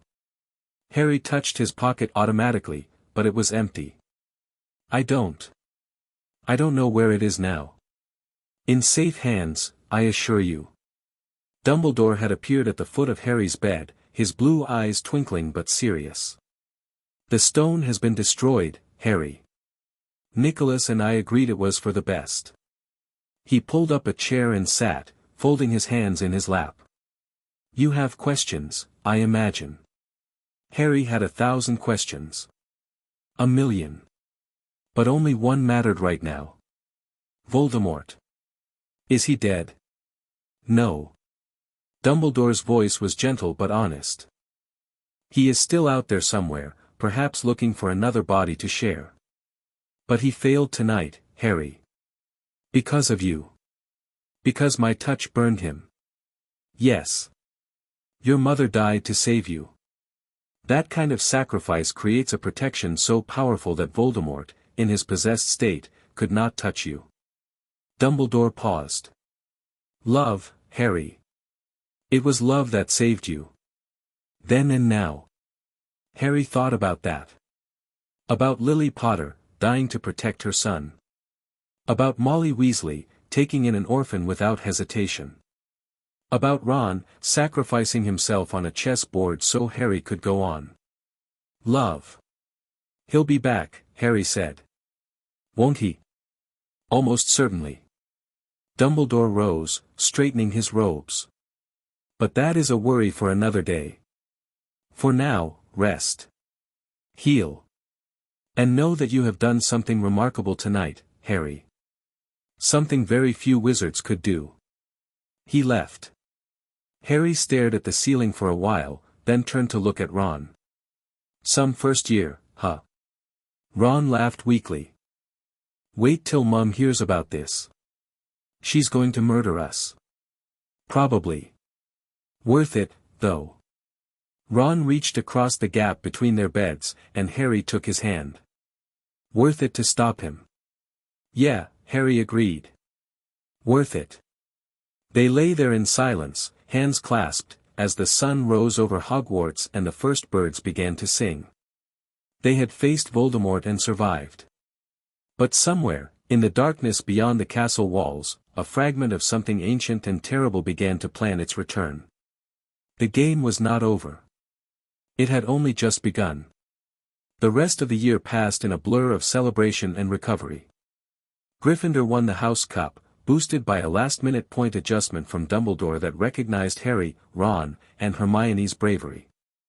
The Great Hall erupted when the banners changed from Slytherin green to Gryffindor scarlet, and even Percy, who usually disapproved of rule-breaking, admitted that his younger brothers had done the family proud.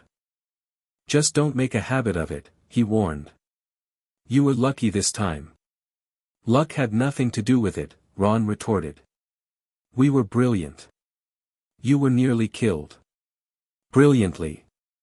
The train ride home was quieter than the ride to Hogwarts had been. Harry sat with Ron and Hermione, watching the countryside roll past, thinking about everything that had happened and everything that was still to come. Same time next year? Hermione asked as the train pulled into King's Cross. Wouldn't miss it, Ron said. Harry smiled. See you in September. The burrow was exactly as Harry remembered. Crooked, chaotic, overflowing with love. Molly swept him into a hug the moment he stepped through the door, her eyes red from crying, her voice thick with emotion. Don't you ever scare me like that again, Harry James Potter. Do you hear me? Ever. Yes, Mum, Harry said, and meant it. Arthur shook his hand with unusual solemnity. The twins demanded details about the troll, the chess match, the fight with Quirrell. Ginny hovered in the background, watching Harry with wide eyes that held something new, not just hero worship, but genuine understanding of what he'd faced. And Ron was there through all of it. Standing beside Harry, finishing his sentences, deflecting the most invasive questions with practiced ease. Brothers. That night, after dinner, they sat on the roof of the burrow and watched the stars. Next year's going to be worse, Ron said. Isn't it? Probably. And you're going to run toward the danger again. Definitely. Ron was quiet for a moment. Then, good. I was getting bored anyway. Harry laughed, really laughed, for the first time since he'd faced Voldemort. Below them, the burrow glowed with warmth and chaos and love. Above them, the stars wheeled on, indifferent to the darkness gathering in the spaces between. Somewhere, Voldemort was waiting. Somewhere, plans were being laid and pieces were being moved. The war that had ended 10 years ago was about to begin again, and Harry Potter was at its center. But tonight, he was home. Tonight, he was safe. Tonight, he had a family that loved him and a brother who would stand beside him no matter what came next.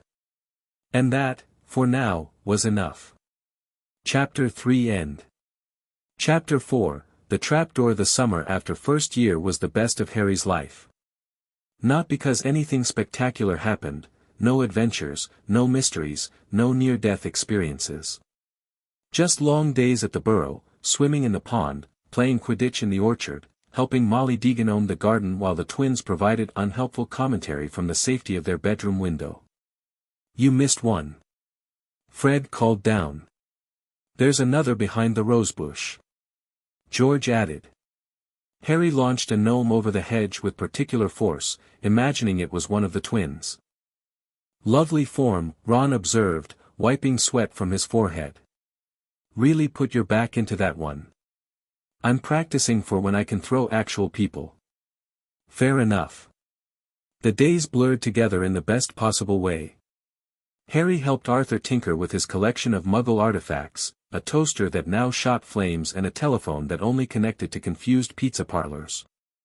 He listened to Molly's stories about her brothers, Fabian and Gideon, who had died in the First War. He played chess with Ron every evening, losing more often than not but improving steadily. And he didn't think about Voldemort. Not much, anyway. The nightmares came sometimes, green light and cold laughter and the feeling of Quirrell's skin blistering beneath his hands. But when Harry woke gasping in the darkness, Ron was always there, already awake, ready to talk about Quidditch or complain about Percy until the terror faded. Same dream? Ron would ask. Yeah. Want to talk about it? No. Want to sneak down to the kitchen and steal some of Mum's treacle tart? Yes. They'd creep down the stairs, avoiding the steps that creaked, and sit at the kitchen table eating dessert until the sky turned gray with dawn. Molly always knew, mothers always knew, but she never said anything. Just left extra treacle tart in the pantry and pretended not to notice when it disappeared. It was, Harry thought, exactly what a summer should be. Until Dobby appeared. The house elf materialized in Harry's bedroom on a Tuesday evening, just as Harry was getting ready for bed. One moment, the room was empty. The next, a creature barely 3 feet tall was standing on Harry's pillow, enormous eyes filled with tears, wearing what appeared to be a filthy pillowcase. Harry Potter, the creature squeaked. Such an honor it is. Harry grabbed his wand automatically, then lowered it when he realized the thing wasn't attacking. Who are you? Dobby, sir. Dobby the house elf. The creature wrung its hands, ears flapping with distress. Dobby has come to warn Harry Potter. Harry Potter must not go back to Hogwarts this year. What? Why not? There is a plot, Harry Potter. A plot to make most terrible things happen at Hogwarts School of Witchcraft and Wizardry this year. Dobby's voice dropped to a whisper. Harry Potter must stay where he is safe. What kind of plot? Who's behind it? Dobby's eyes went wide with horror. He began beating his head against the bedpost with alarming force. Bad Dobby! Bad Dobby! Stop that! Harry grabbed the elf, pulling him away from the wood. What are you doing? Dobby must punish himself, sir. Dobby almost spoke ill of his family. Your family? You mean whoever you work for? Dobby nodded miserably but said nothing more. Harry's mind raced. A house elf, bound to a wizarding family, sneaking away to warn him about a plot at Hogwarts. This wasn't random, whoever Dobby served was connected to whatever was being planned. Dobby, I appreciate the warning. Really? But I can't just not go back to school. My friends are there, my friends who don't even write to Harry Potter. Harry froze. What? Harry Potter's friends have not sent a single letter all summer.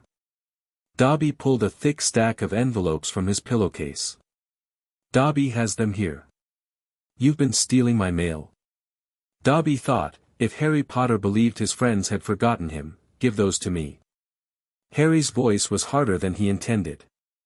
He snatched the letters, thumbing through them, Ron, Hermione, Ron again, Hermione, Hagrid, more from Ron, and felt his anger rise. You had no right. Dobby only wanted to protect Harry Potter. By making me think my friends had abandoned me. Harry took a breath, forcing himself to calm down. The elf was clearly disturbed, clearly desperate, clearly acting out of genuine, if misguided, concern. Look. I understand you're trying to help. But I'm going back to Hogwarts. Whatever this plot is, I'll deal with it. Harry Potter is too noble. Dobby wailed.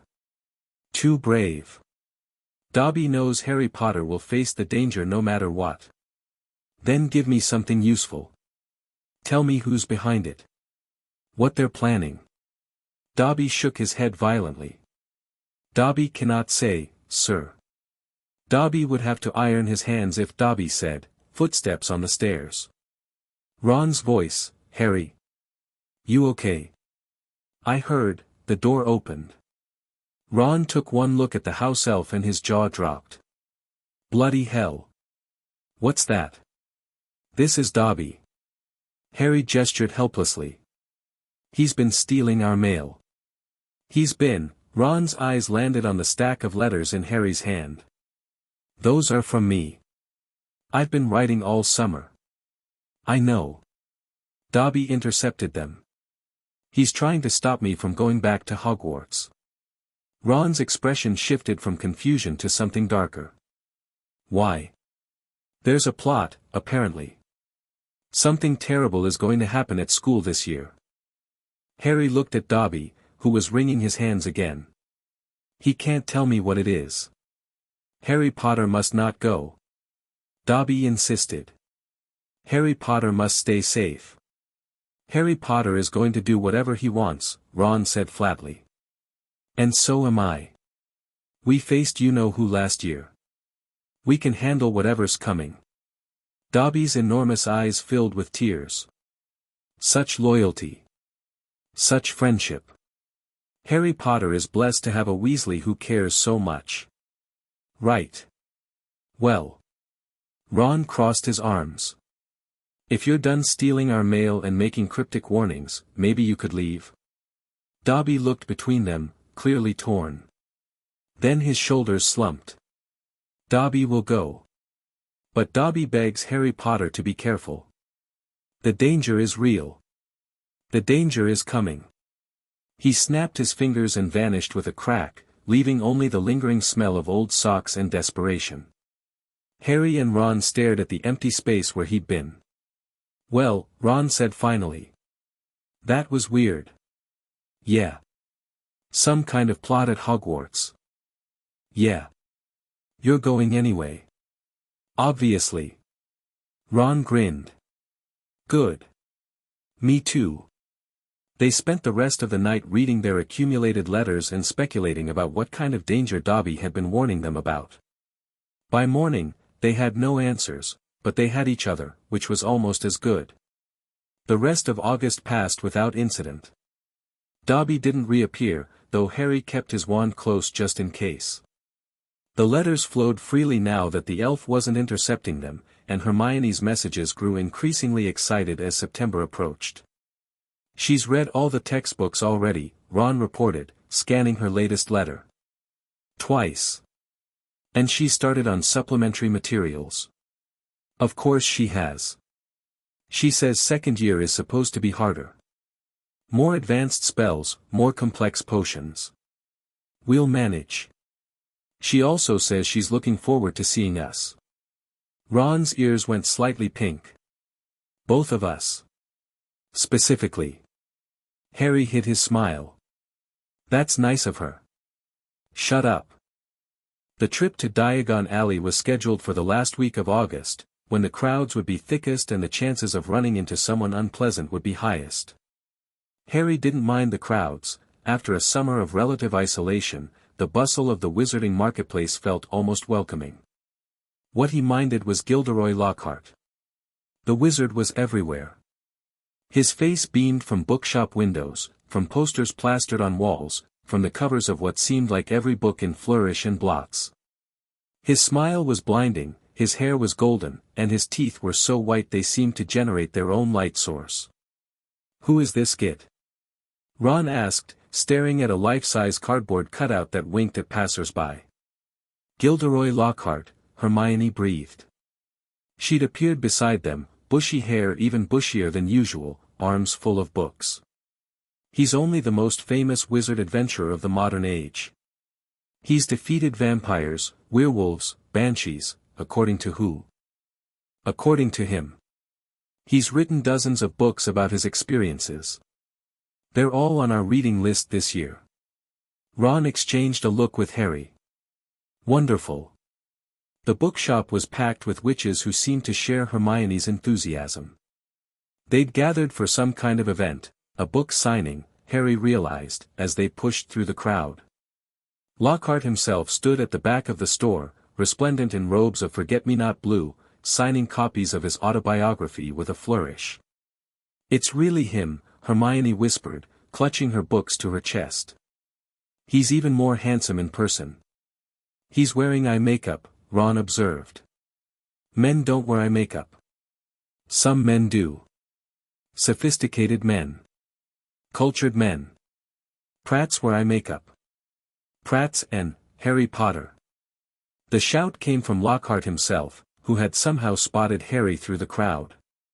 Before Harry could react, a hand closed around his arm and he was being dragged toward the front of the store. "Ladies and gentlemen." Lockhart's voice was magically amplified, drowning out the murmur of the crowd. "What an extraordinary moment this is. When young Harry walked into Flourish and Blots today, he only wanted to buy my autobiography, which I shall be happy to present to him now, free of charge." The crowd applauded. Harry tried to pull away, but Lockhart's grip was surprisingly strong. "He had no idea," Lockhart continued, "that he would be getting much, much more than my book. He and his schoolmates will, in fact, be getting the real magical me. Yes, ladies and gentlemen, I have great pleasure and pride in announcing that this September, I will be taking up the post of defense against the dark arts teacher at Hogwarts School of Witchcraft and Wizardry." More applause. Cameras flashed. Harry was shoved into Lockhart's arms for a photograph, his expression frozen somewhere between horror and disbelief. When they finally let him go, he stumbled back to Ron and Hermione, a stack of Lockhart's books thrust into his arms. "Well," Ron said. "At least defense class will be entertaining." "I'm going to kill him," Harry muttered. Slowly. "Can I watch?" "You can help." The train platform was chaos, as always. Students everywhere, owls hooting, parents crying, trunks being loaded into carriages with varying degrees of success. Harry pushed through the crowd with Ron at his side, both of them dragging their luggage toward the barrier between platforms 9 and 10. "Ready?" Ron asked. Always. They ran at the barrier, and slammed into solid brick. Harry's trunk went flying. Ron crashed into him from behind, sending them both sprawling across the platform floor. Muggles stared. A security guard started walking toward them, his expression suspicious. What the? Ron scrambled up, rubbing his shoulder. The barrier's closed. It can't be closed. The train leaves in. Harry checked the station clock and felt his stomach drop. 2 minutes. We're going to miss it. We can't miss it. They tried the barrier again, more carefully this time. The brick was solid, unyielding, showing no sign of the magical passage that should have been there. Someone's blocked it, Harry said. On purpose. Dobby. Ron's voice was grim. He wanted to stop you from going back. This must be his doing. But how do we? Harry stopped, an idea forming. A terrible, wonderful, completely irresponsible idea. Ron. Your dad's car. What about it? It flies. Ron stared at him. Then a grin spread across his face, the same grin he'd worn in the chess chamber, the grin that said he knew exactly how crazy this was and didn't care. Harry Potter, he said. You're a genius. Flying to Hogwarts in an enchanted Ford Anglia was, in retrospect, probably not the best decision Harry had ever made. The car handled well enough, Arthur's modifications were solid, but neither of them had ever driven before, and navigating to Scotland while invisible and airborne presented unique challenges. The invisibility booster kept failing at inconvenient moments, the steering pulled to the left, and somewhere over Manchester, they ran out of snacks. We're going to get expelled, Ron said cheerfully, wrestling with the wheel. Probably. Worth it, though. Definitely. They followed the Hogwarts Express for most of the journey, staying high enough to avoid detection but close enough to track its route. As night fell and the castle's lights appeared on the horizon, Harry felt a surge of relief so intense it was almost painful. They'd made it. The landing, unfortunately, was less successful than the flight. The car, apparently exhausted by the journey, chose the absolute worst moment to rebel. It sputtered, jerked, and dove toward the ground just as they cleared the castle walls, heading straight for a massive tree that Harry didn't remember being there last year. Pull up. Harry shouted. I'm trying. They hit the tree. The impact was tremendous.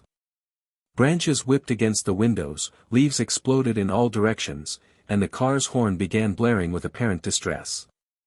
Harry was thrown forward, his forehead striking the dashboard, stars exploding across his vision. Then the tree started hitting back. Massive branches swung like fists, pounding the car's roof, shattering windows, trying to crush them into paste. Ron screamed and floored the accelerator, the car lurched forward, tearing free of the tree's grasp, and shot across the grounds before finally, mercifully, stopping. The engine died with a sad little whimper.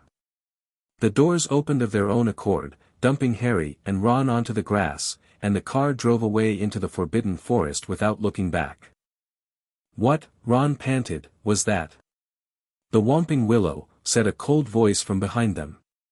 A particularly dangerous specimen planted 30 years ago.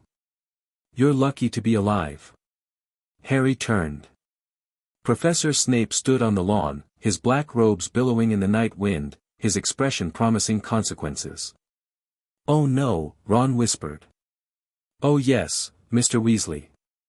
Snape's smile was thin and unpleasant. Come with me. Both of you.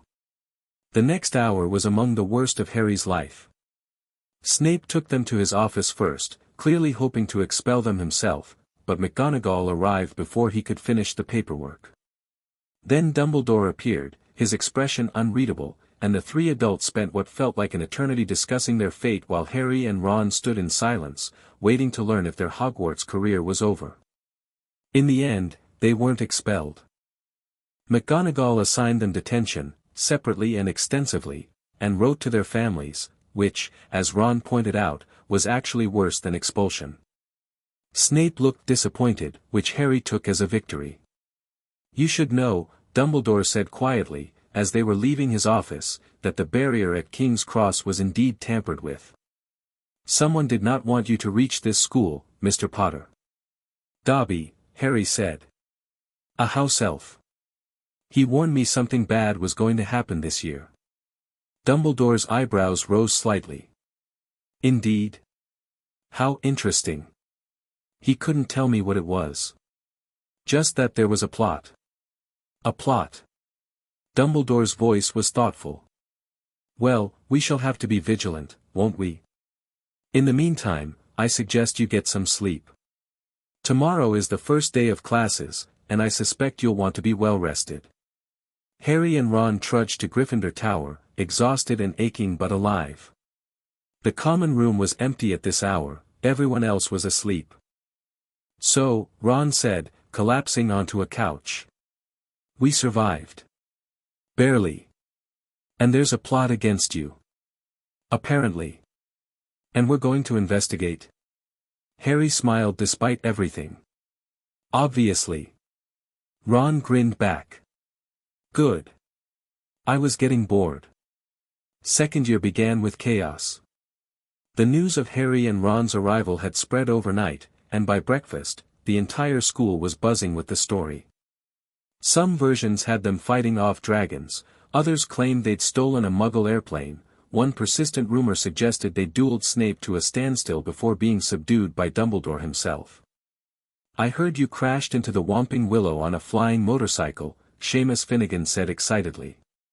It was a car, Ron corrected. A flying car.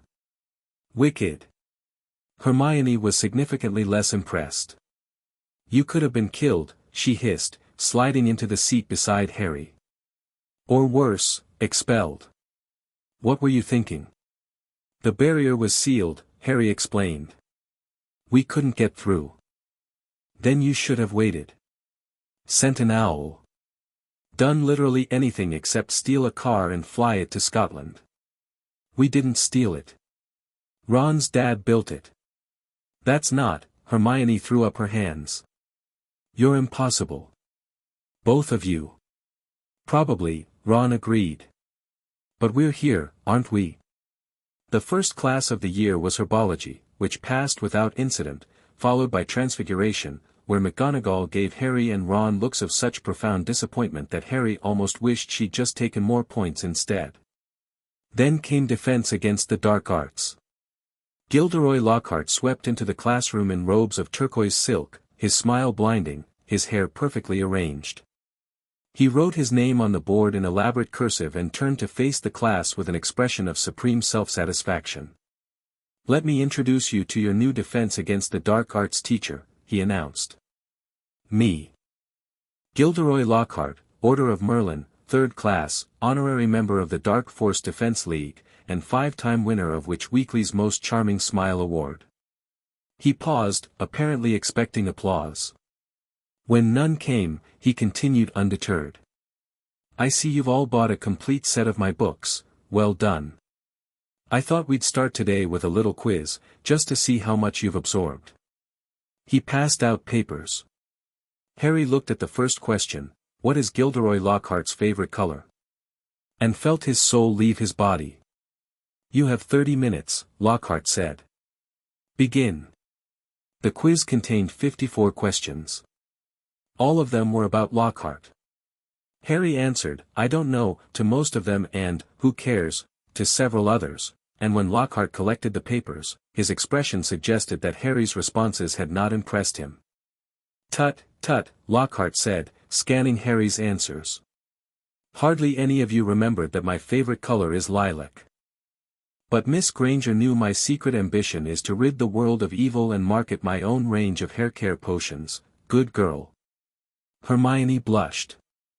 Ron made a gagging sound that he barely disguised as a cough. Now, be warned. Lockhart strode to a covered cage on his desk. It is my job to arm you against the foulest creatures known to wizard kind. You may find yourselves facing your worst fears in this room. Know only that no harm can befall you whilst I am here. He whipped off the cover, revealing, Cornish pixies. Seamus Finnegan laughed. Freshly caught Cornish pixies, Lockhart corrected. Let's see what you make of them. He opened the cage. Chaos erupted. The pixies were small but vicious, swarming through the classroom in a hurricane of blue wings and sharp teeth. They grabbed books, smashed ink bottles, pulled hair, bit ears. Two of them seized Neville by the ears and lifted him toward the ceiling. Another started throwing textbooks at anyone who moved. Come on now, round them up. Lockhart shouted, but his own attempts at spellcasting proved spectacularly useless. His wand produced nothing but sparks, and when a pixie grabbed his portrait from the wall and smashed it over his head, he fled the classroom entirely. I'll ask you four to just nip the rest of them back into their cage, he called from the safety of the corridor, and then he was gone. Harry, Ron, Hermione, and Neville were left alone with approximately 36 extremely angry pixies. Immobilis! Hermione shouted, freezing a cluster of them mid-flight. Help me get them back in the cage. It took 20 minutes and most of their dignity, but they managed it. By the end, Harry's robes were torn, Ron had a bite mark on his chin, and Neville had been rescued from the light fixture with minimal permanent damage. What a disaster, Ron panted, shoving the last pixie into the cage. He's completely useless.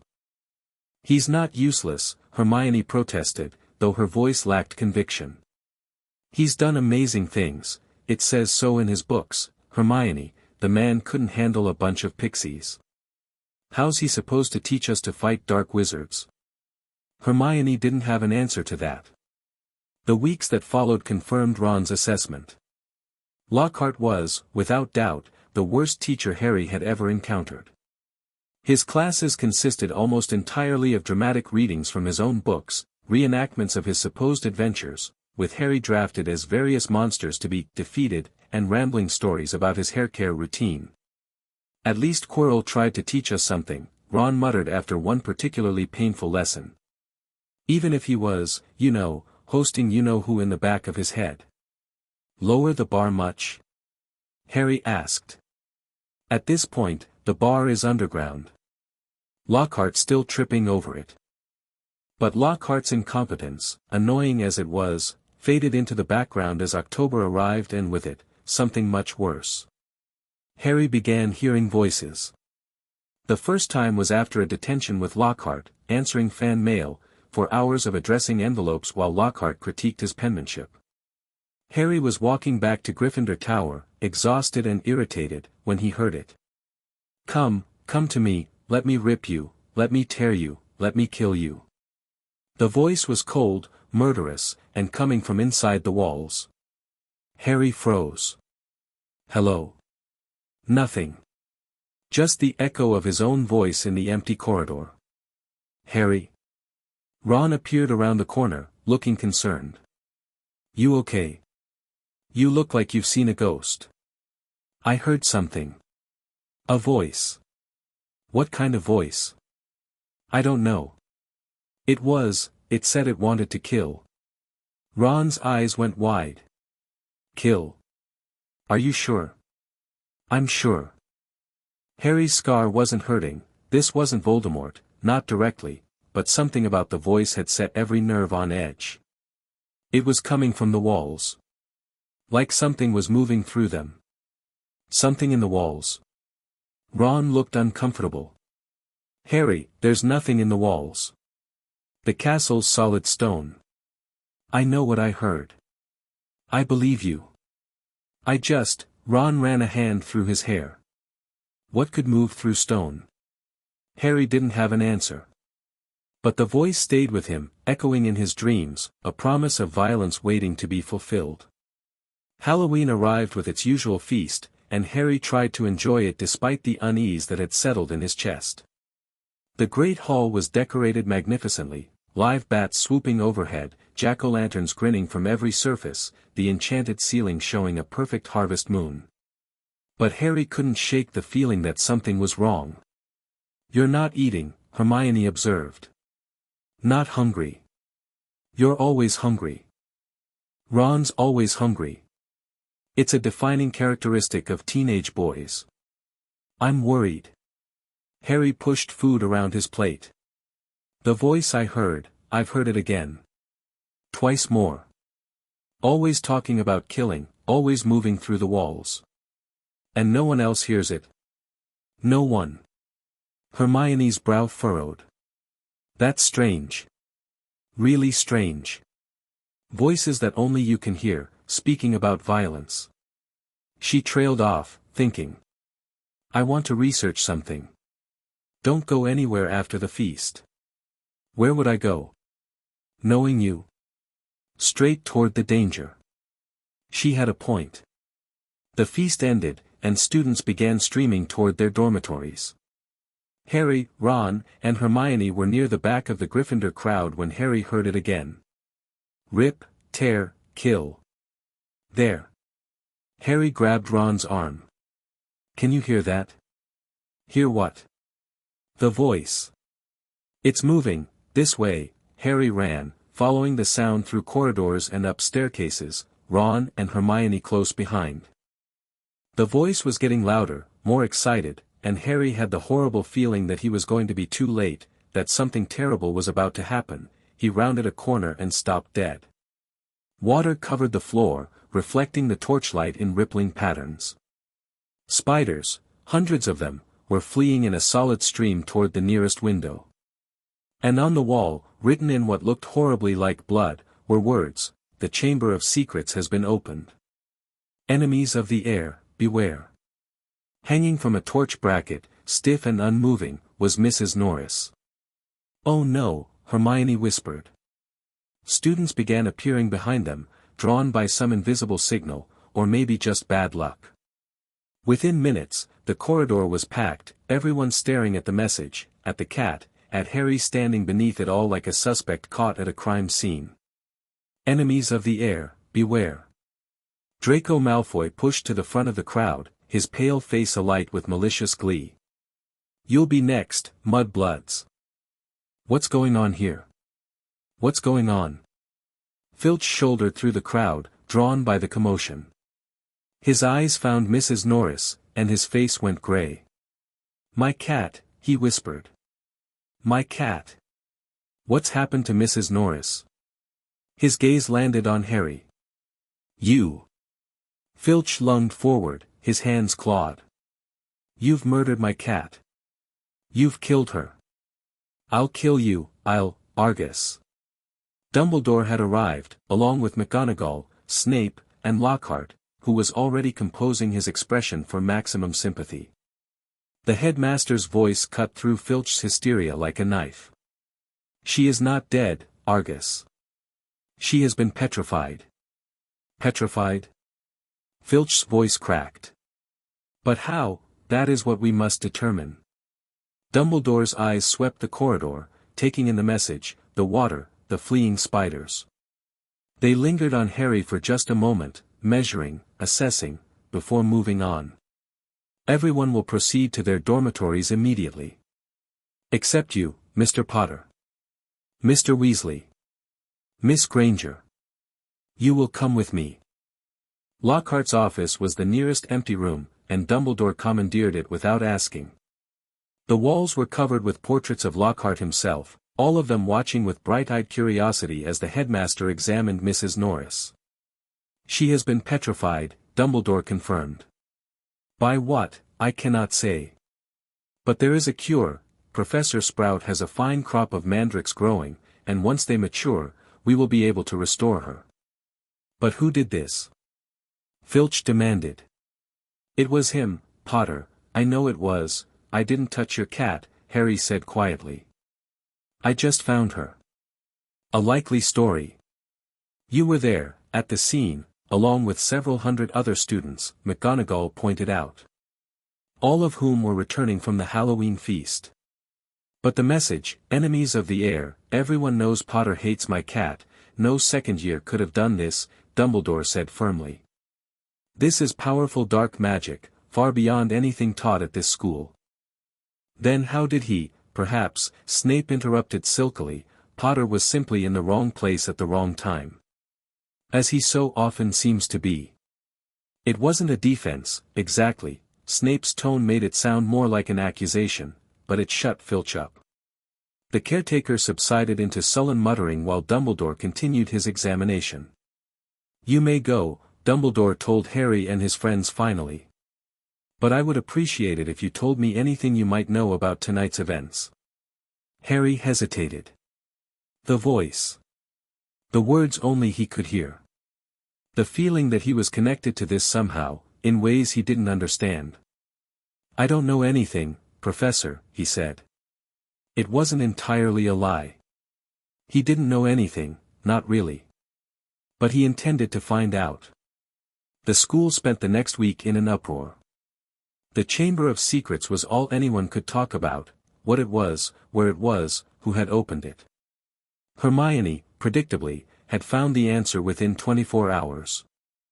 According to Hogwarts, a history, she reported, the Chamber of Secrets was built by Salazar Slytherin himself.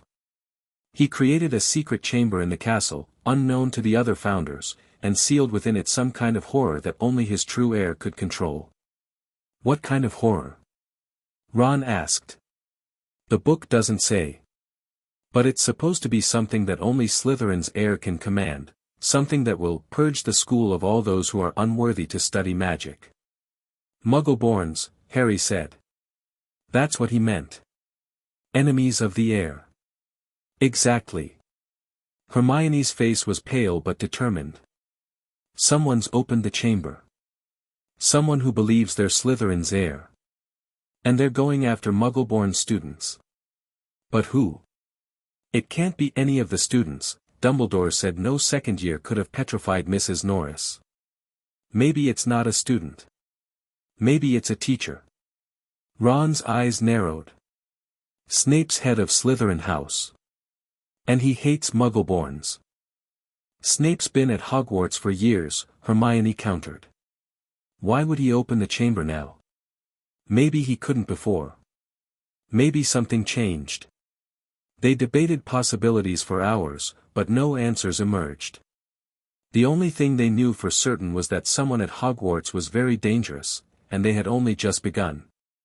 November brought cold weather and colder suspicions. Harry became aware, gradually, that people were staring at him more than usual. Whispers followed him through corridors, conversations died when he approached. Even some of the Gryffindors seemed wary, giving him space he hadn't asked for. They think it's you, Ron said bluntly one evening. The heir of Slytherin. They think you're the one attacking people. That's ridiculous. I'm not even pure blood, my mum was Muggle-born. They don't know that. All they know is that you survived you-know-who. You speak Parseltongue. I don't speak, but Harry stopped, because he remembered the snake at the zoo, years ago. The way it had spoken to him, and he'd spoken back. He'd assumed it was just accidental magic, a one-time thing. What if it wasn't? Parseltongue is the language of snakes, Hermione said carefully. Salazar Slytherin was famous for it. It's a very rare gift, almost always associated with dark wizards.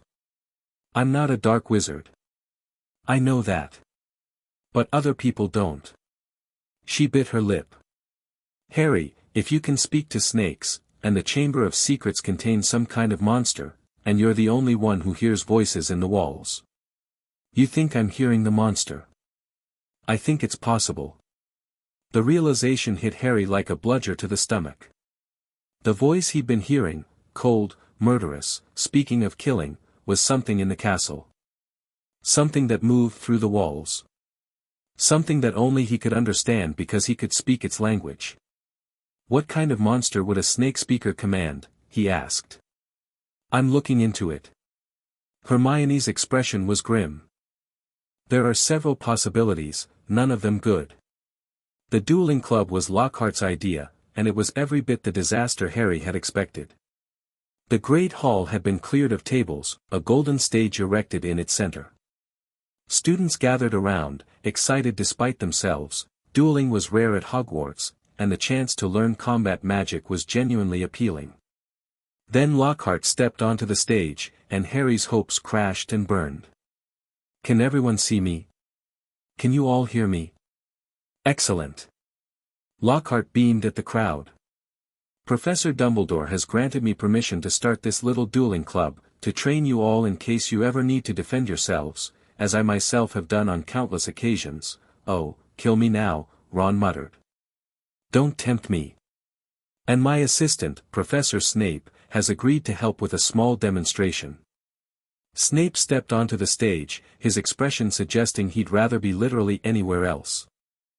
The two professors faced each other, raised their wands, and, Expelliarmus.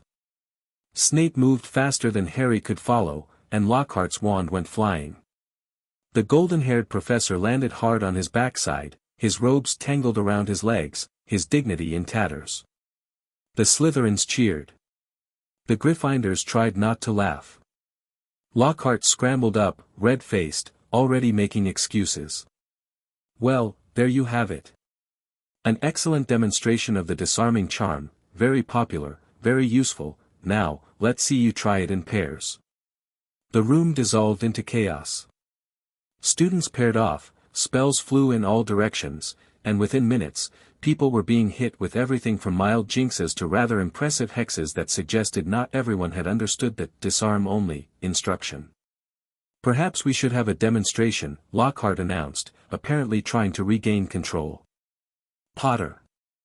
Weasley. Up here, if you please. Harry and Ron climbed onto the stage, facing each other uncertainly. Actually, Snape interrupted, I think a different pairing might be more instructive. Malfoy, up here. Draco took Ron's place, his pale face alight with anticipation. Harry could practically see him planning which curse to use. On my count, Lockhart said. 1, 2, 3, Serpensortia. Draco shouted. A massive black snake erupted from his wand, landing on the stage between them. It reared up, hissing, its forked tongue tasting the air. Students screamed. Lockhart stepped forward, attempted some kind of spell, and succeeded only in launching the snake into the air, directly toward Justin Finch-Fletchley, a Hufflepuff standing at the edge of the crowd. The snake landed, coiling, clearly about to strike. Harry didn't think. He just acted. Leave him alone. The words came out as a hiss, not English, not anything human, but a long, sibilant sound that made the snake stop immediately. It turned to look at Harry, its eyes gleaming with something like recognition. Master, it hissed back. As you command. It slithered away from Justin, moving toward Harry instead, docile as a pet. Harry felt a brief moment of triumph. He'd stopped it, saved Justin, then he saw the faces around him. Horror. Fear. Disgust. Every person in the room was staring at him like he'd grown a second head, including Justin, who was backing away with terror in his eyes. What do you think you're playing at? Justin shouted, and then he ran. Snape vanished the snake with a wave of his wand. The room was silent, everyone frozen, waiting to see what would happen next. Come on, Harry. Ron grabbed his arm, his voice tight. Let's get out of here. They fled, and behind them, the whispers began. You're a Parselmouth, Hermione said. Her voice was neutral, but Harry could see the effort it took. You can talk to snakes. I didn't know, I knew I did it once, at a zoo, but I thought, everyone thinks you're Slytherin's heir now. Ron was pacing the empty classroom they'd hidden in. The whole school saw you commanding a snake. In Parseltongue. The language of Salazar Slytherin.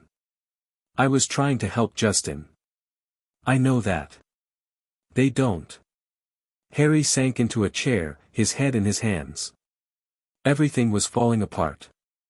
He'd come to Hogwarts to escape being the boy who lived, to just be another student, another Weasley.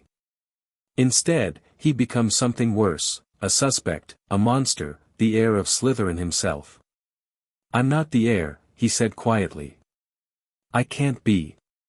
My mum was Muggle-born. You might not be Slytherin's heir by blood, Hermione said slowly, but that doesn't mean you're not connected to whatever's happening. You can hear the monster, we know that now. You can speak its language.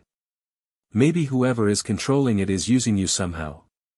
Channeling through you. Through me. How? I don't know. Hermione's voice was frustrated. There's so much we don't understand. What the monster is, where it is, who's controlling it. But I think I'm getting closer. How close? Close enough to check something out. Tonight. Ron and Harry exchanged looks. The library? Ron asked. The restricted section, Hermione corrected. There's a book, most potency potions, I need to check something.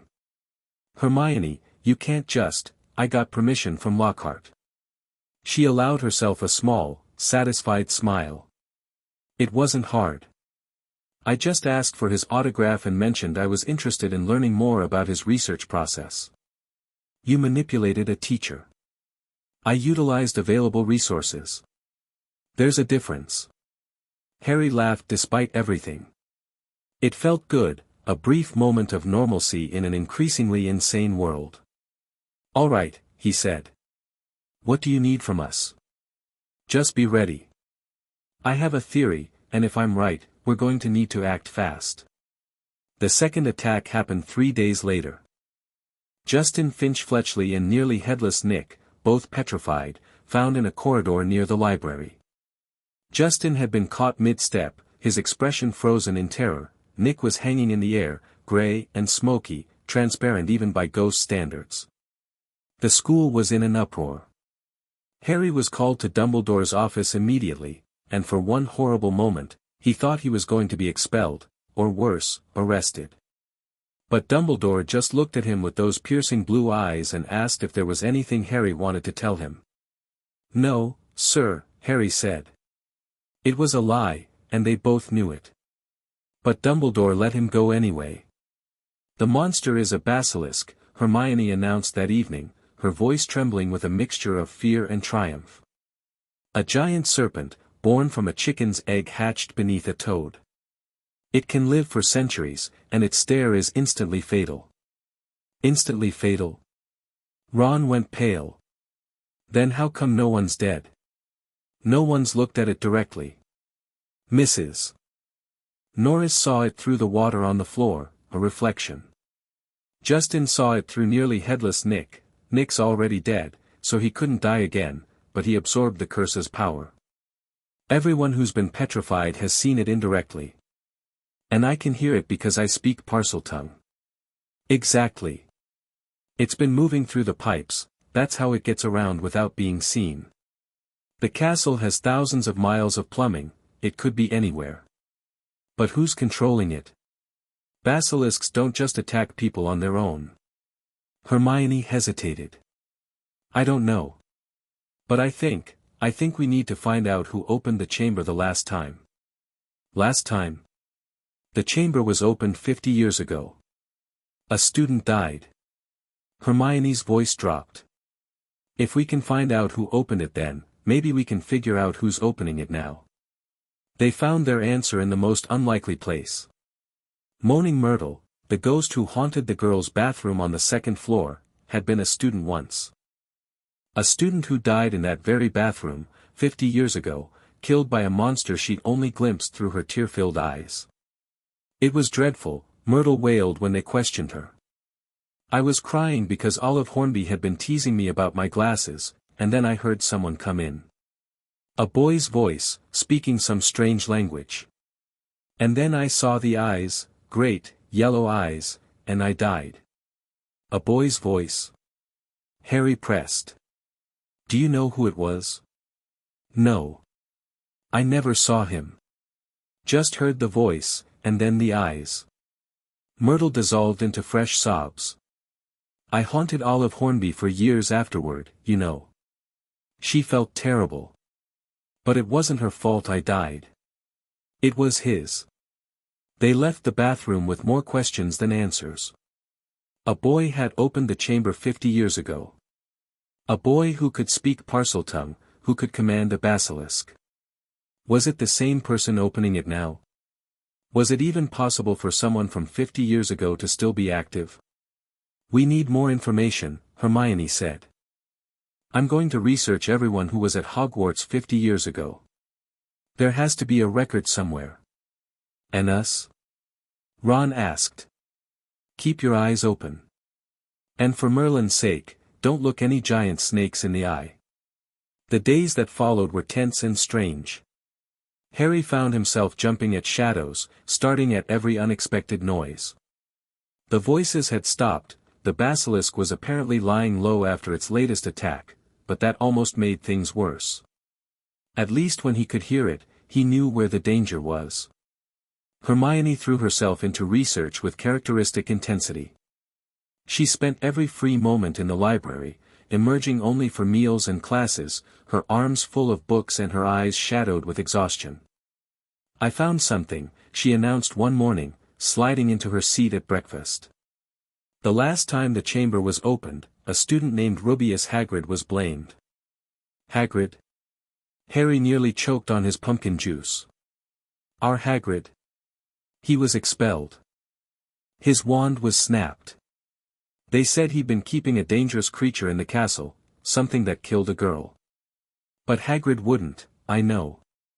But someone blamed him, and whoever that someone was, they got away with it. Hermione's expression was troubled.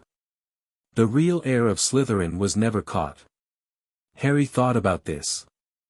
Hagrid, expelled for a crime he didn't commit. The real culprit, walking free. A girl dead, justice never served. And now, 50 years later, it was happening again. We need to talk to Hagrid, he said.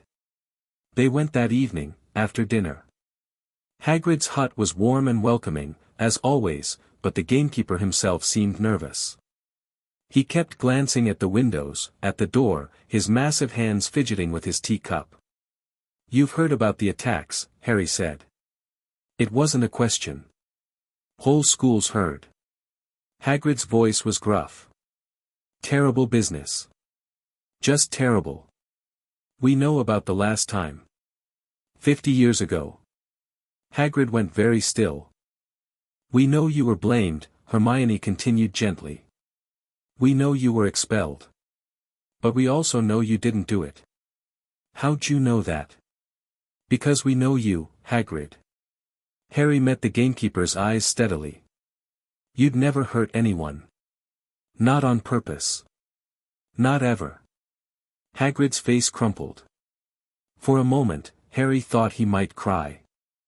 I didn't do it, Hagrid whispered. I swear on me life, I didn't. They blamed me Fair Myrtle's death, but it weren't my creature what killed her. It weren't. Then what did kill her? Something, in the chamber. Something, big and old and terrible. Hagrid shuddered. The boy who opened it, he framed me. Made everyone think it were my fault. Got himself a special award for services to the school. Who?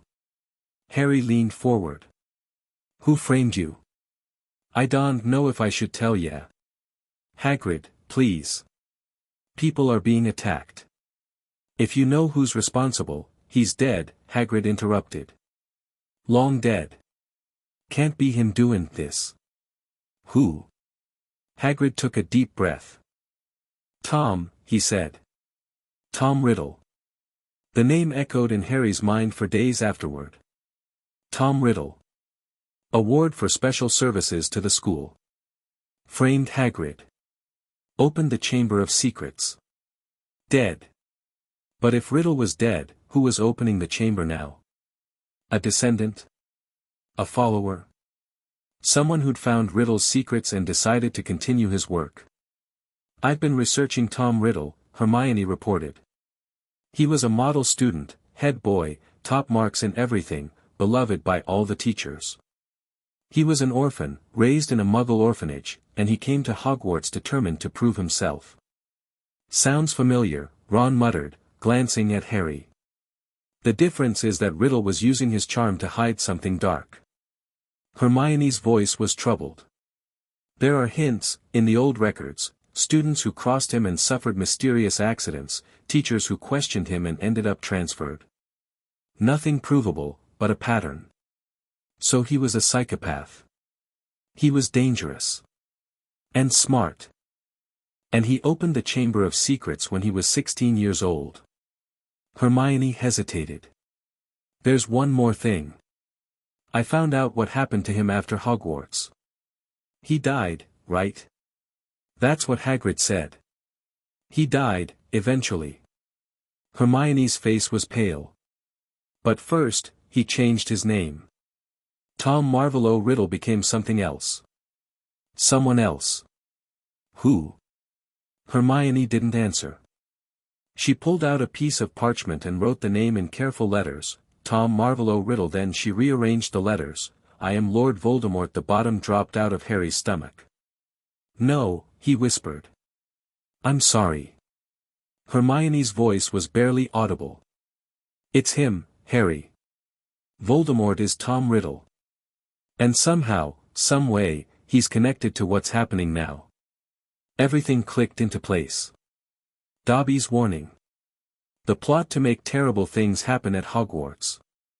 The heir of Slytherin, returning after 50 years.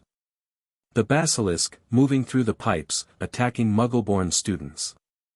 Voldemort had started this.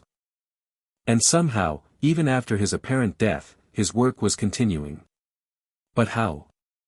Ron demanded. He's dead. You destroyed him last year. I destroyed Quirrell, Harry corrected. Voldemort escaped. He's still out there somewhere, waiting for a chance to come back. And someone's helping him, Hermione added. Someone at Hogwarts. Someone who's either working for him directly or using his methods. Who? They didn't know. That was the terrifying part. The heir could be anyone. A student, a teacher, a ghost. Someone they saw every day, someone they trusted, someone who smiled and nodded while plotting murder behind their eyes. We need to find the chamber, Harry said. If we can find it, we can stop whoever's controlling the basilisk. Find it how? Ron asked. The founders themselves couldn't find it. You think we can? We have something they didn't have. Harry touched his forehead, where the lightning scar burned with familiar pain. We have me.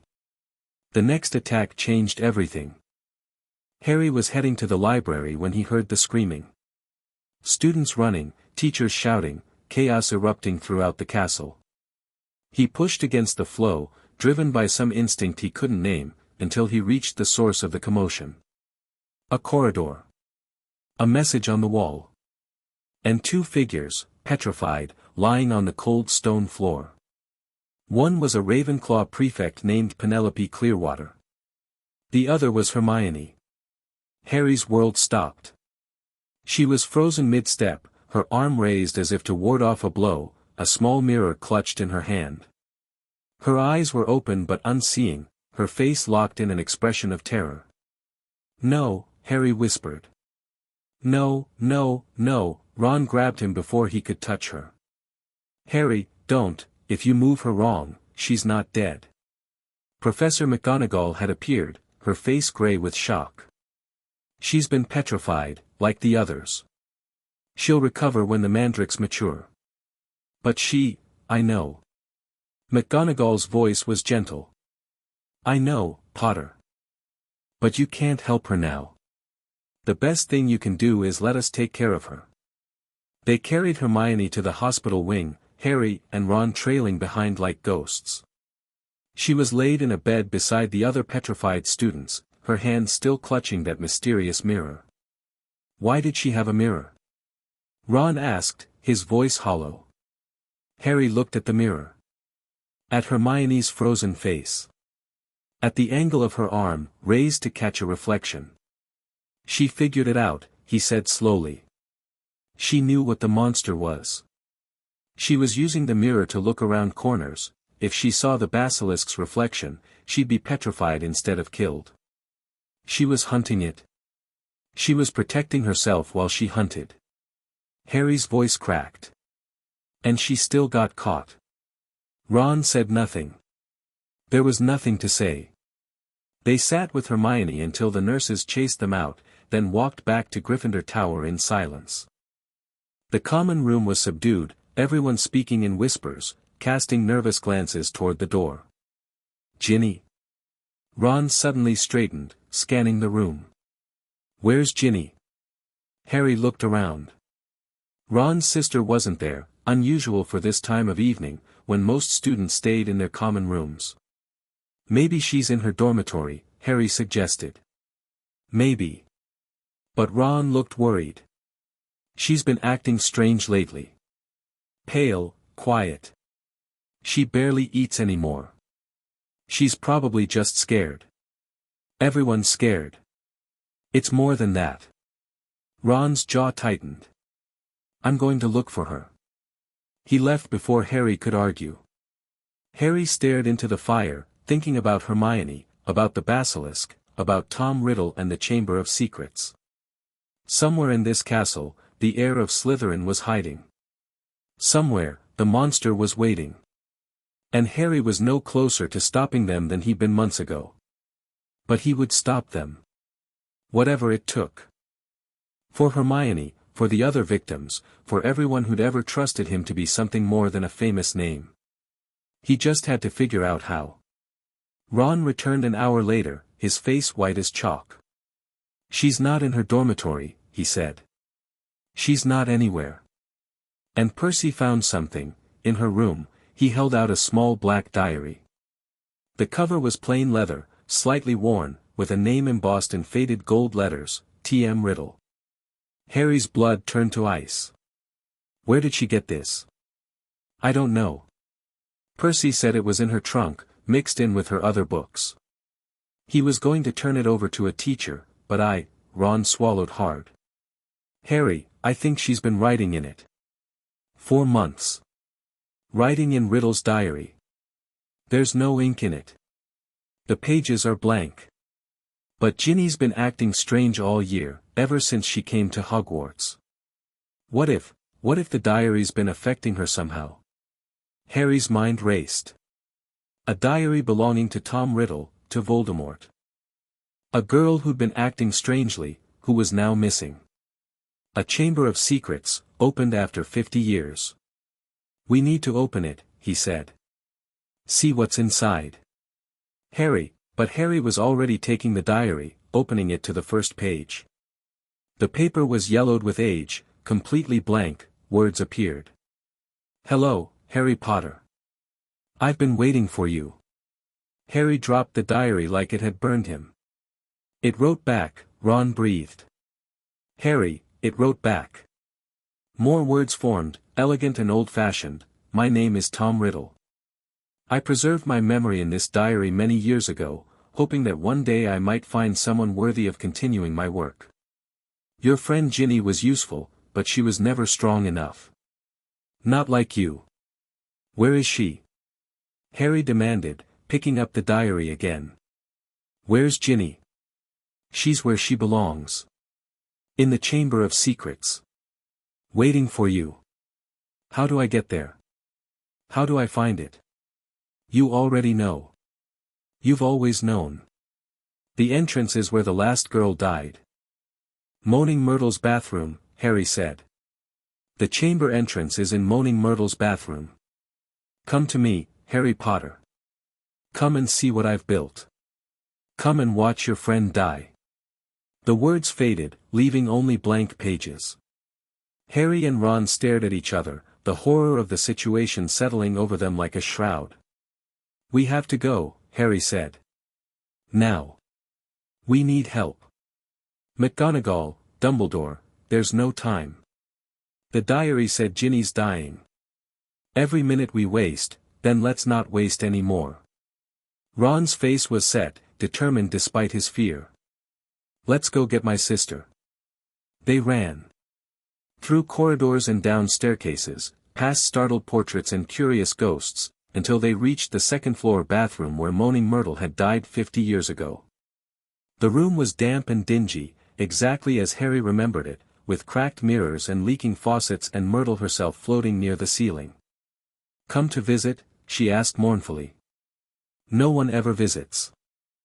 No one cares about poor, ugly, dead Moaning Myrtle, Harry interrupted. The eyes you saw, the night you died, where did they come from? Over there. Myrtle pointed toward a bank of sinks. I was crying by the window, and I heard someone speak, and then I looked up and saw the eyes. Right there, by that tap. Harry examined the tap. It was old and tarnished, and when he looked closely, he could see a tiny snake scratched into the side of the copper. Open, he said. Nothing happened. Open, he repeated, concentrating harder. Still nothing. Try hissing at it, Ron suggested. Like you did with the snake at the dueling club. Harry closed his eyes and imagined a snake, a real snake, scales and tongue and gleaming eyes. When he spoke again, the word came out different. Sibilant. Wrong. Open. The sink glowed white and began to spin. The entire bank of sinks moved apart, revealing a massive pipe, large enough for a man to slide through, descending into darkness. That's it, Harry said. The entrance to the Chamber of Secrets. Ron peered into the pipe. Looks like a long way down. There's only one way to find out. Harry sat on the edge of the pipe, his legs dangling into the void. Ron, if something happens to me, nothing's going to happen to you. Because I'm coming with you. You don't have to, she's my sister, Harry. Ron's voice cracked. I'm coming. They slid down together, plunging into the darkness, and the pipe swallowed them whole. The Chamber of Secrets was everything Harry had imagined and worse. They landed in a tunnel paved with bones, small animal bones, mostly, but some were larger, disturbingly so. The air was damp and cold, smelling of decay and something else, something reptilian, something ancient.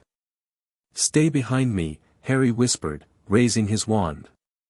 And whatever you do, don't look the basilisk in the eyes. They crept forward through the tunnel, past massive snake skins shed over decades, past twisted rock formations and pools of stagnant water. The tunnel seemed to go on forever, descending deeper and deeper into the bowels of the earth. Then they reached the door. It was carved with serpents, dozens of them, intertwined, their eyes gleaming with emerald stones that seemed to watch Harry as he approached. Open, he hissed. The serpents parted, the door swung wide, and Harry stepped into the Chamber of Secrets. It was enormous, a cathedral of stone, with towering pillars carved like serpents and a ceiling lost in shadow. At the far end, a massive face dominated the wall, Salazar Slytherin himself, rendered in stone, his mouth open as if to speak.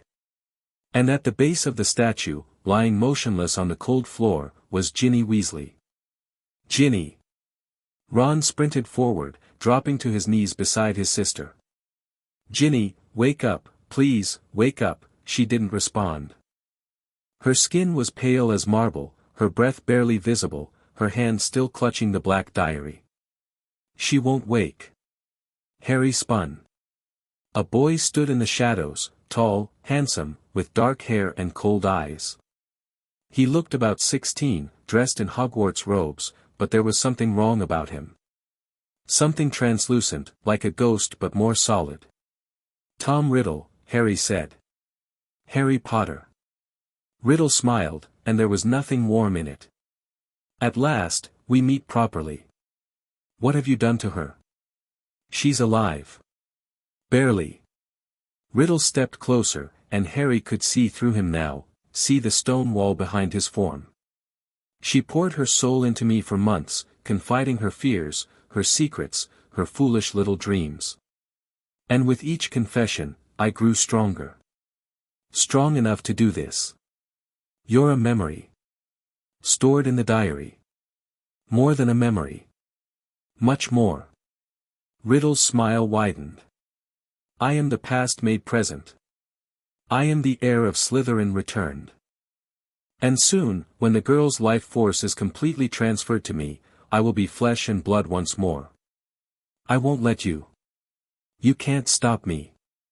Riddle raised a hand, and Harry's wand flew from his grip, clattering across the floor. You're just a boy. A child with a famous scar and no idea what you're dealing with. Harry stood his ground. I destroyed you once. Last year, when you possessed Quirrell, Riddle laughed. You destroyed a fragment. A piece of myself I'd left behind decades ago. But I am so much more than that. I am Lord Voldemort in my truest form, young, powerful, uncorrupted by weakness. You're a monster. I am a god in the making. Riddle turned toward the statue of Slytherin. And now, I will show you what a god can do. He spoke in Parseltongue, a long, hissing command that echoed through the chamber like thunder. The mouth of the statue began to open, and from within came a sound that turned Harry's blood to ice. Slithering. Scales on stone. Something massive, moving, emerging. Close your eyes. Harry shouted to Ron. The basilisk emerged. Harry heard it rather than saw it, the rasp of scales, the hiss of breath, the terrible presence of something ancient and deadly. He kept his eyes squeezed shut, his heart pounding, his mind racing for any solution. Kill him, Riddle commanded. The basilisk struck. Harry dove, rolling across the floor, feeling the rush of air as the serpent's head passed inches from his body. He scrambled to his feet, still not opening his eyes, and ran. You cannot escape. Riddle's voice followed him. The basilisk will hunt you through every corner of this chamber. Harry's shoulder hit a pillar. He felt his way around it, using the stone as cover, his breath coming in ragged gasps. He needed a weapon. He needed help. He needed a burst of flame. Harry's eyes flew open automatically, and he saw the most beautiful sight of his life. Fawkes the Phoenix, Dumbledore's phoenix, descending from the ceiling in a blaze of gold and scarlet. In his talons, he carried something that glinted in the torchlight. The Sorting Hat. Fawkes dropped the hat at Harry's feet and wheeled toward the basilisk. The serpent struck at him, but the phoenix was faster, his claws raked across the basilisk's eyes, blinding it, and the beast screamed in pain and fury. No! Riddle shrieked. Your bird may have blinded the basilisk, but it can still hear you. It can still smell you. It will find you. Harry grabbed the Sorting Hat, not knowing what he was supposed to do with it. The basilisk was thrashing, its destroyed eyes weeping blood, its head swinging back and forth as it tracked him by sound. Something heavy fell out of the hat. Harry looked down. In his hand was a sword, silver, ruby-studded, gleaming with magic. Words were etched along the blade, Godric Gryffindor. The sword of the Founders. The basilisk lunged. Harry raised the sword. And in the split second before impact, he made a choice. He didn't run. He charged. The blade drove deep into the roof of the basilisk's mouth, piercing through flesh and bone and brain. The serpent's momentum carried it forward, and Harry felt something else pierce him, a fang, long and sharp, sinking into his arm. Then the basilisk collapsed, and Harry collapsed with it. Harry! Ron's voice, distant and terrified. Harry tried to respond, but his arm was on fire, poison spreading through his veins like liquid flame. No, no, no, Ron was beside him, trying to pull out the fang, but it was too late. Harry could feel the venom working, feel his vision starting to fade. Ginny, Harry gasped. Save Ginny. I'm not leaving you. The diary, destroy it. Harry's hand found the fang that had fallen from his arm. With the last of his strength, he stabbed it into the diary. Ink poured from the pages like blood. Riddle screamed, a terrible, inhuman sound, and his form began to dissolve, to fade, to vanish into nothing. And on the floor of the chamber, Ginny Weasley took a shuddering breath and opened her eyes. Harry. Her voice was weak, confused. Ron. What happened? It's over, Ron said, cradling Harry's head in his lap. It's over, Ginny. You're safe. But Harry wasn't safe. The venom was spreading, and he could feel his heartbeat slowing, his breath growing shallow, his vision narrowing to a single point of light. Then Fawkes landed beside him. The phoenix leaned down, and tears, actual tears, gleaming like liquid diamonds, fell from his eyes onto Harry's wound. The pain vanished instantly. The darkness retreated. And Harry watched, amazed, as his flesh knit itself back together. Phoenix tears, he whispered. They have healing powers. Fawkes let out a musical trill, as if to say obviously. Harry laughed. It hurt, but he laughed anyway. He was alive. Riddle was destroyed. Ginny was safe. They'd won. Getting out of the chamber was easier than getting in. Fawkes carried them, all three of them, clinging to his tail feathers as he soared up through the pipe and into the bathroom above. They emerged in a burst of flame and feathers, startling Moaning Myrtle so badly that she dove into her toilet and didn't come out for a week.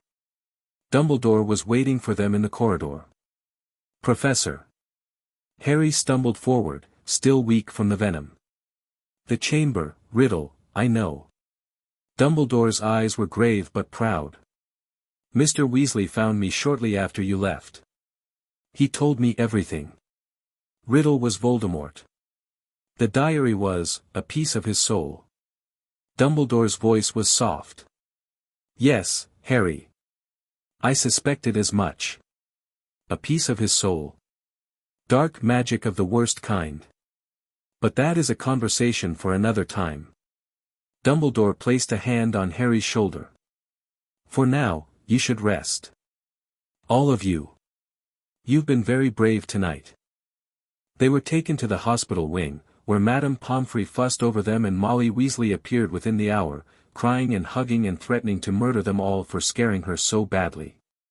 My baby, she sobbed, crushing Ginny in her arms. My poor baby. Mum, I'm okay, you're not okay. You were possessed by a dark wizard. You nearly died. But I didn't. Harry saved me. Molly turned to Harry, her eyes red but fierce. You, she said. You absolute, reckless, brave, wonderful boy. She hugged him too, hard enough to hurt, and Harry didn't mind at all. The rest of the year passed in a blur of celebration and recovery. Hermione was unpetrified, along with all the other victims, and promptly demanded a detailed account of everything she'd missed. She was furious that Harry and Ron had faced the basilisk without her, but also secretly impressed. You used the sword of Godric Gryffindor, she said, for approximately the 100th time. The actual sword. From the actual founder. It just appeared. Things don't just appear, Harry. The hat must have been enchanted to provide help to any true Gryffindor in need. That's incredibly advanced magic. If you say so. Ginny was quieter than usual in the weeks that followed. The experience had shaken her badly, being controlled, being used, almost dying in a dark chamber beneath the school. Harry found her one evening, sitting alone by the lake, and sat down beside her. It wasn't your fault, he said. What happened? I know.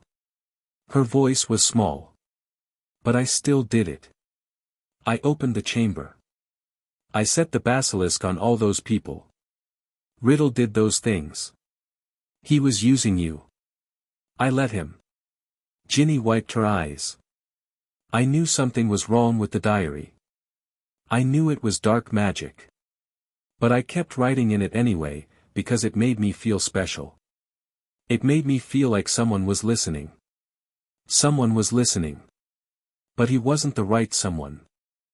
Ginny looked at him, really looked, for the first time since the chamber. How do you do it, Harry? How do you keep going, after everything that's happened to you? Harry thought about it.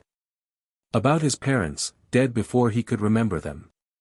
About Voldemort, hunting him, trying to kill him year after year. About the nightmares and the danger and the constant, unrelenting weight of being the boy who lived. I have people who love me, he said finally. Your family. Ron. Hermione. They keep me going, even when I want to give up. I have them too. Then you'll be okay. Harry put an arm around her shoulders. It won't be easy, and it won't be quick, but you'll be okay. I promise. Ginny leaned into him, and they sat there together as the sun set over the lake.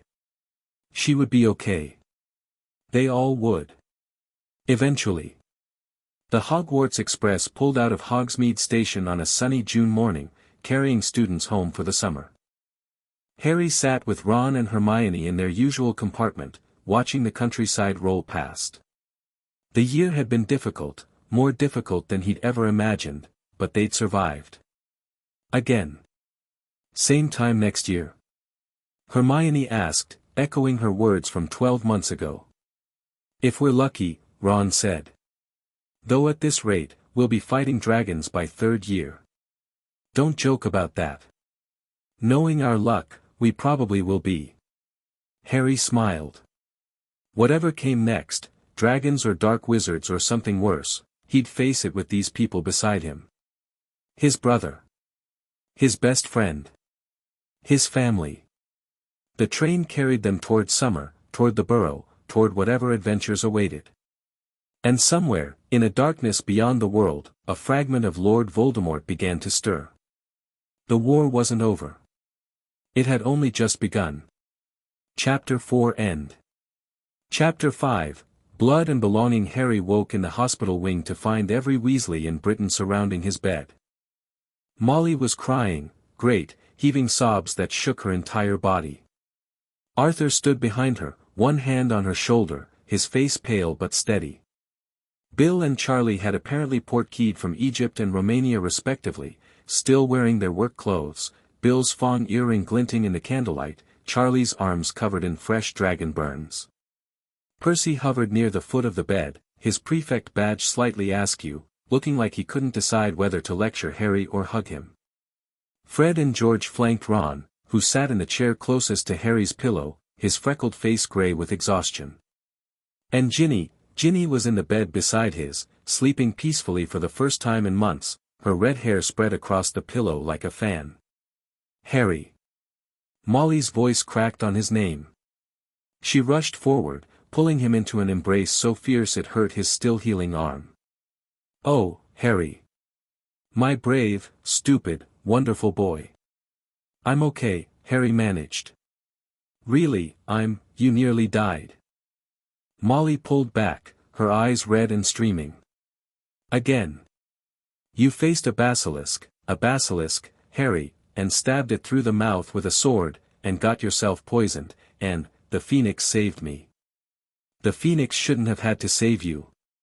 You should have told a teacher. You should have, Molly. Arthur's voice was gentle but firm.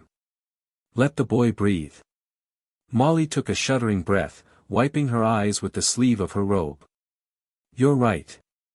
I'm sorry. When Ron's message came through, I know. Harry reached out and took her hand. I'm sorry I scared you.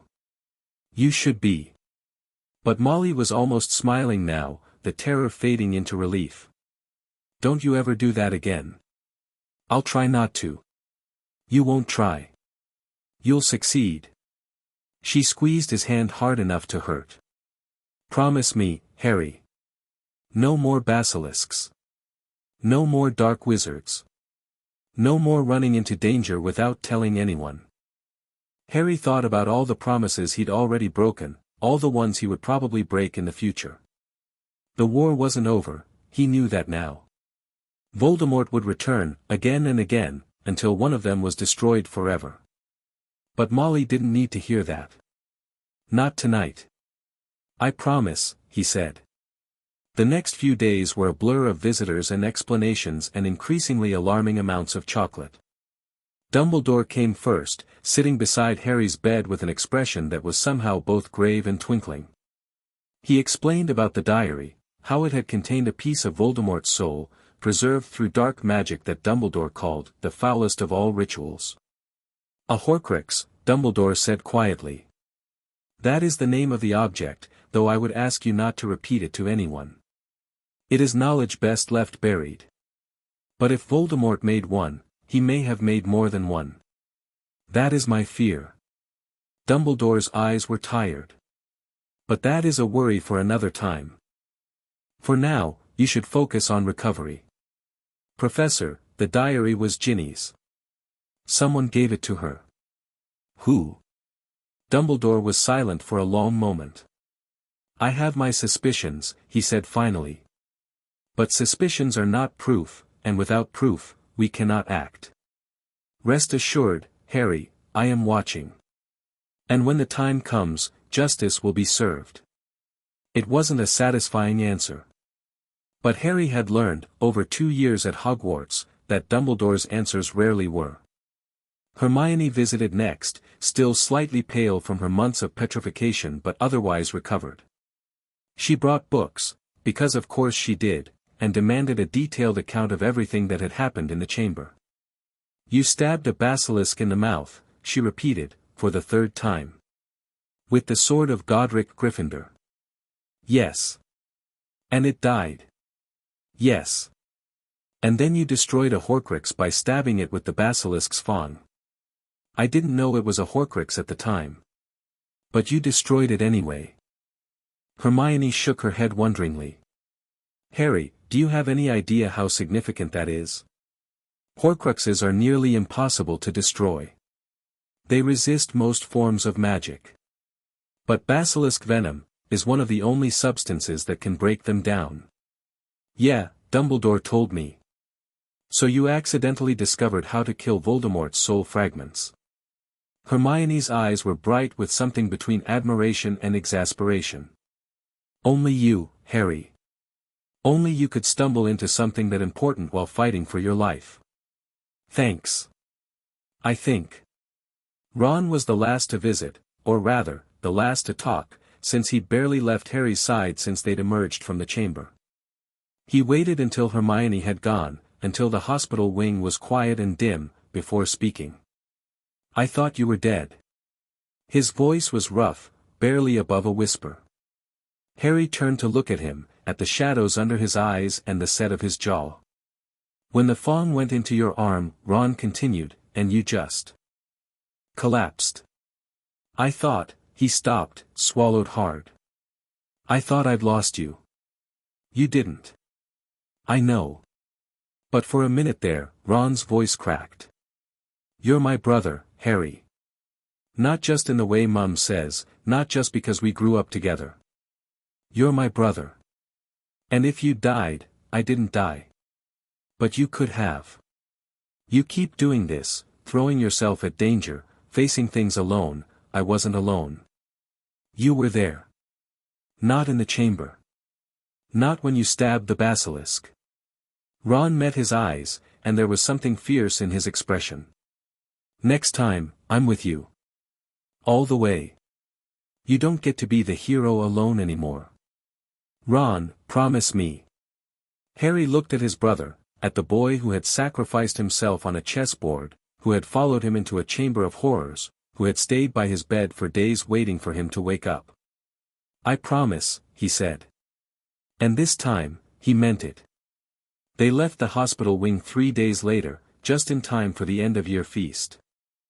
The great hall was decorated in Gryffindor colors, scarlet and gold banners hanging from the ceiling, the house hourglass showing an impossibly high number of points.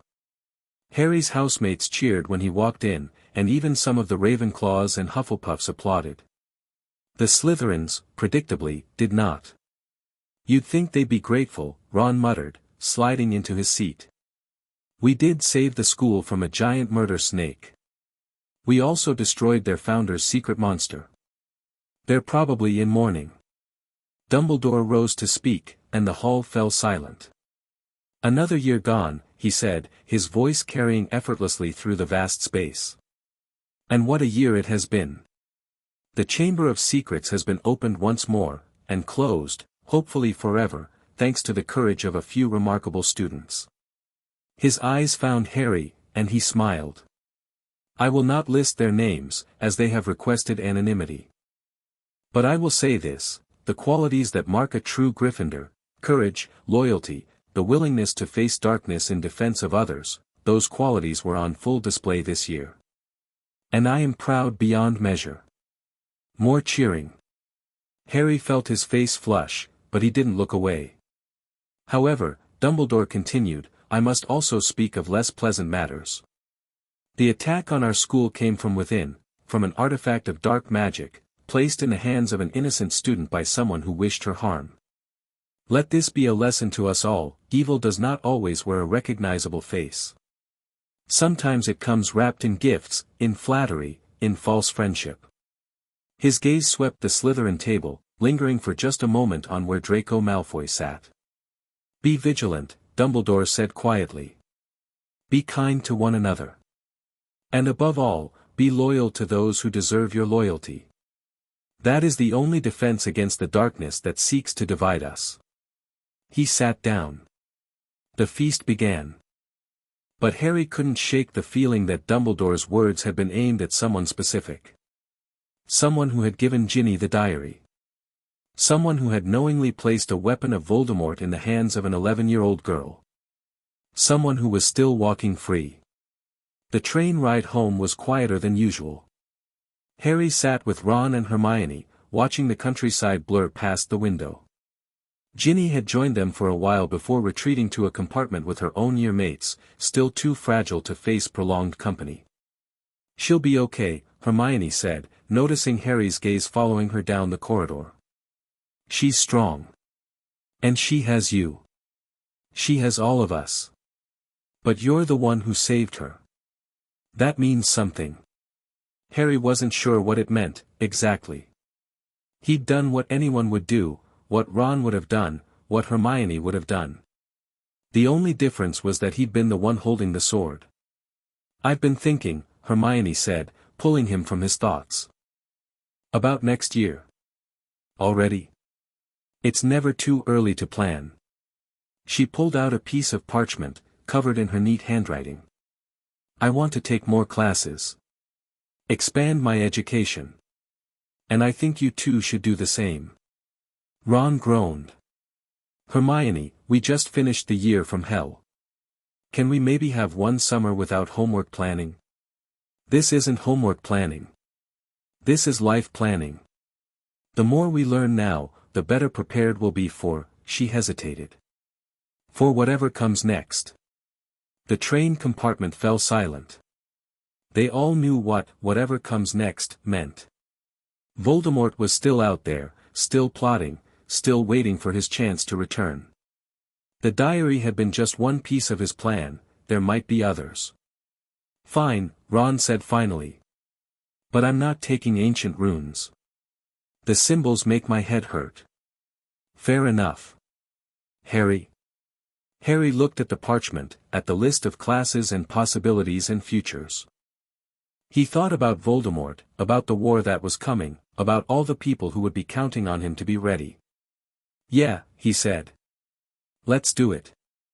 The burrow was exactly as Harry remembered it. Crooked and chaotic, held together more by magic than logic, with chickens in the yard and gnomes in the garden and the smell of Molly's cooking wafting through every room. Harry stepped out of the flue and felt the tension drain from his shoulders. Home. Harry, dear. Molly bustled forward, enveloping him in a hug that smelled like flower and lavender. You're too thin. Didn't they feed you at that hospital wing? They fed me plenty. Not enough, clearly. Come, sit down, I've made your favorite. The kitchen table was already groaning with food, roast chicken, mashed potatoes, fresh bread, treacle tart. The family assembled around it like magnets drawn to metal, Arthur at the head, Molly at the foot, the children arranged by some invisible logic that placed Harry between Ron and Ginny. To family, Arthur said, raising his glass. To safety. And to another year survived. Here, the table chorused. They ate. They talked. They laughed. And for a few precious hours, the darkness beyond the burrow's walls didn't exist. The summer unfolded slowly, each day bleeding into the next in a comfortable rhythm. Harry helped Arthur in his shed, learning the intricacies of Muggle artifacts. The latest project was a lawn mower that Arthur was convinced could be enchanted to cut grass on its own, though so far it mostly just shot sparks. He played Quidditch with Ron and the twins, endless games that left them sweaty and bruised and thoroughly content. He even helped Ginny with her summer reading, sitting with her in the garden while she worked through textbooks, and he offered what help he could. She was getting better, day by day. The nightmares were less frequent now, the moments of blank terror further apart. But Harry could still see the shadow in her eyes sometimes, the memory of possession, of losing control, of being used as a weapon against people she loved. "It wasn't your fault," he told her, for what felt like the 100th time. "I know." Her voice was steady, but her hands weren't. "It just doesn't feel that way." "It will. Eventually." "How do you know?" Harry thought about his own nightmares, the green light, the cold laughter, his mother's screams. They hadn't gone away, not entirely. But they'd faded, over time, into something he could live with. "Because I've been there," he said. "And I got through it. So will you." Ginny looked at him for a long moment. Then she smiled, small, but real. "Thanks, Harry. Anytime." The news from the wider world filtered in slowly, carried by owl post and wireless broadcasts and Arthur's carefully edited reports from the ministry. Sirius Black had escaped from Azkaban. The announcement came in late July, delivered by a grim-faced Arthur over breakfast.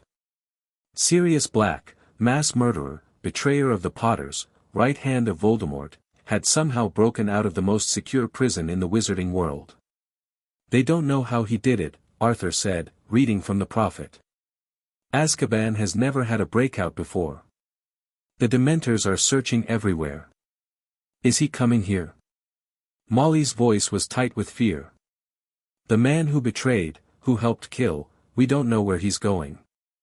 The ministry thinks he might be heading for Hogwarts." "Why would he go there?" Arthur's eyes flicked to Harry, then away. "Because Harry's there," Molly said quietly. "He's going after Harry." The table fell silent. Harry felt the weight of their stares, their concern, their fear.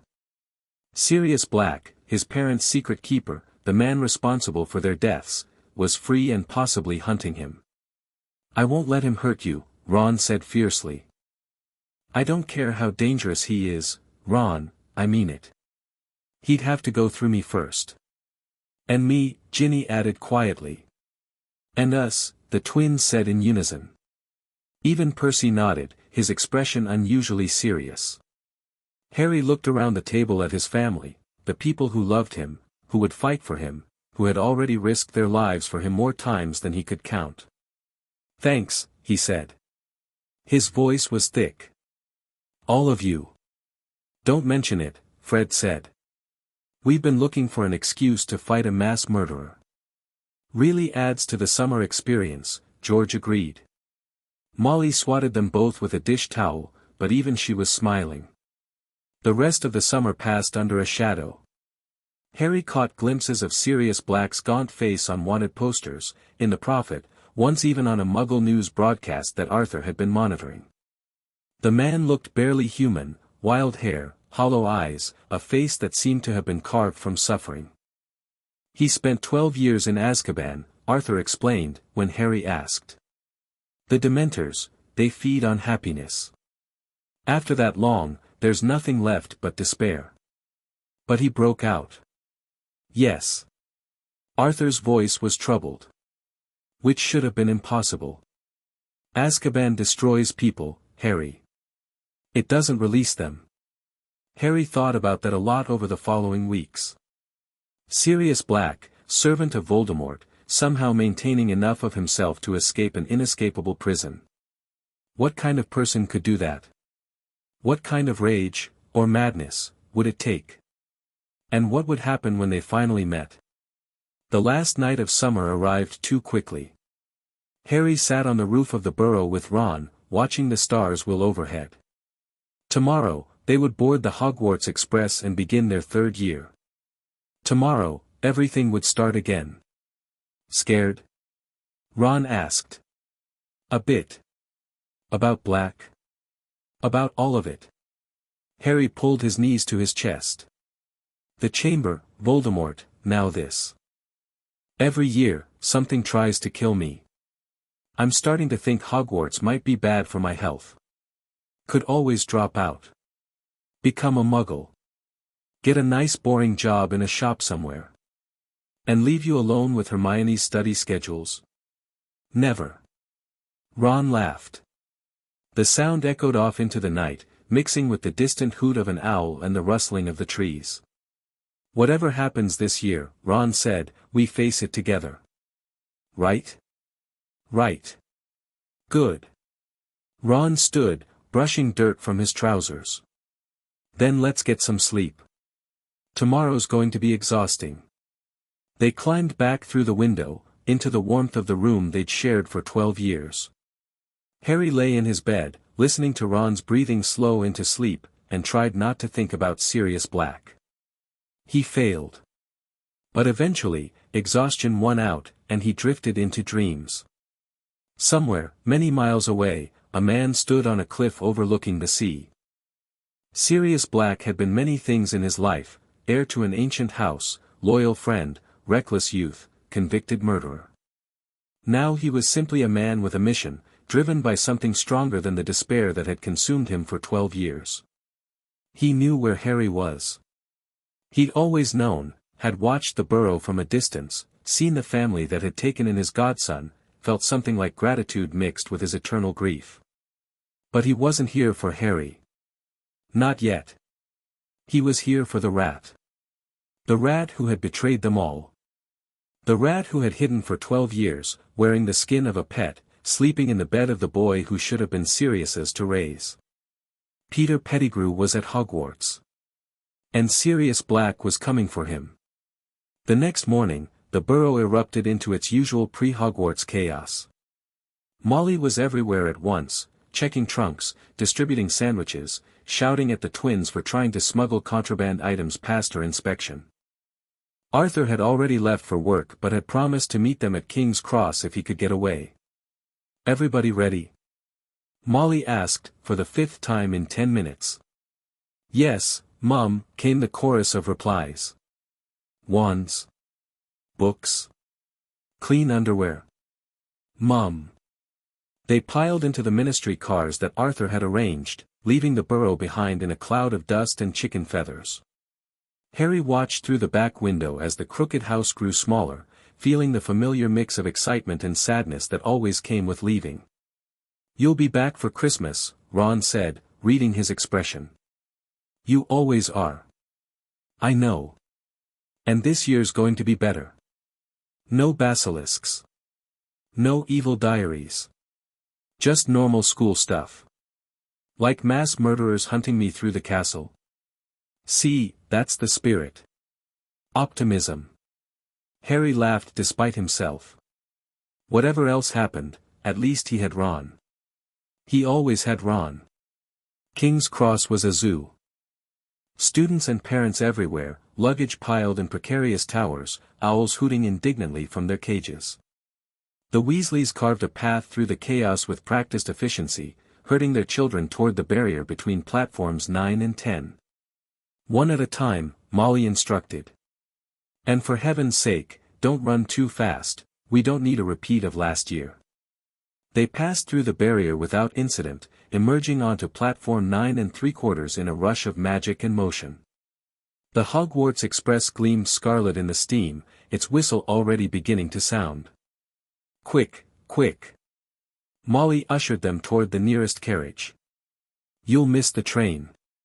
Hugs were exchanged, promises made, warnings issued. Harry found himself crushed in Molly's arms one final time, her voice thick with emotion. Be careful, she whispered. Stay safe. And write to me.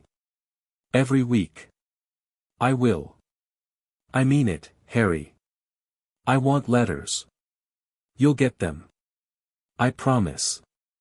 The whistle sounded again. Harry scrambled aboard, Ron and Hermione close behind, and found a compartment just as the train began to move.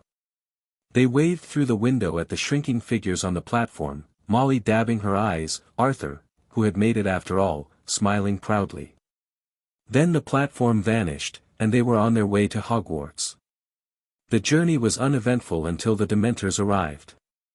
Harry had been half asleep, lulled by the rhythm of the train and the quiet conversation between Ron and Hermione.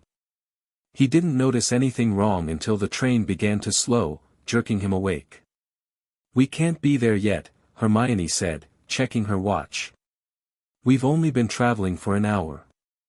The lights flickered. The temperature dropped. Outside the window, frost was forming on the glass, spreading in crystalline patterns that seemed almost deliberate. "What's happening?"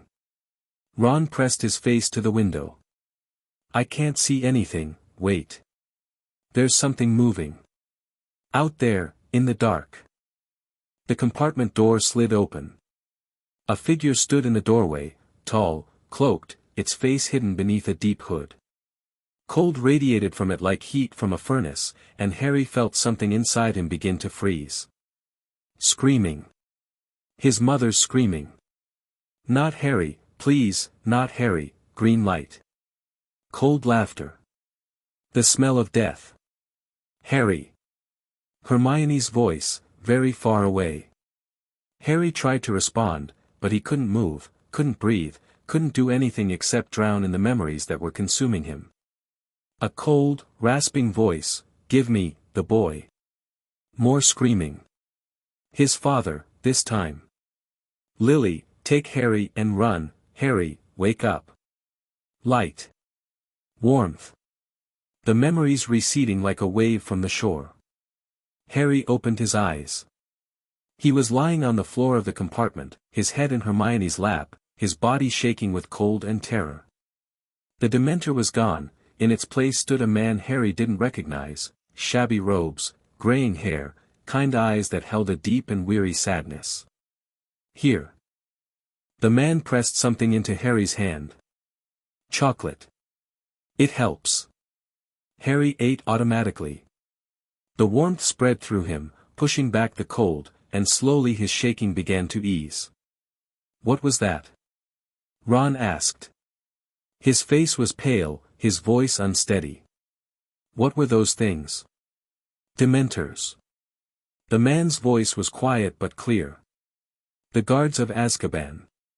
They're searching the train for Sirius Black." Why did Harry? Hermione hesitated. Why did he react so strongly? Dementors feed on happiness. They force you to relive your worst memories. The man's eyes met Harry's. For those who have experienced great trauma, the effect can be overwhelming. Harry said nothing. He was still hearing echoes of his mother's screams. "I'm Professor Lupin," the man continued. "Your new defense against the dark arts teacher. I apologize for not introducing myself properly earlier, I was sleeping when you came in." "We noticed," Ron said, with a ghost of his usual humor. "You snore." Lupin smiled. It transformed his face, making him look younger despite the gray in his hair. "So I've been told. Now, I suggest you all eat more chocolate and try to rest. We'll be at Hogwarts soon."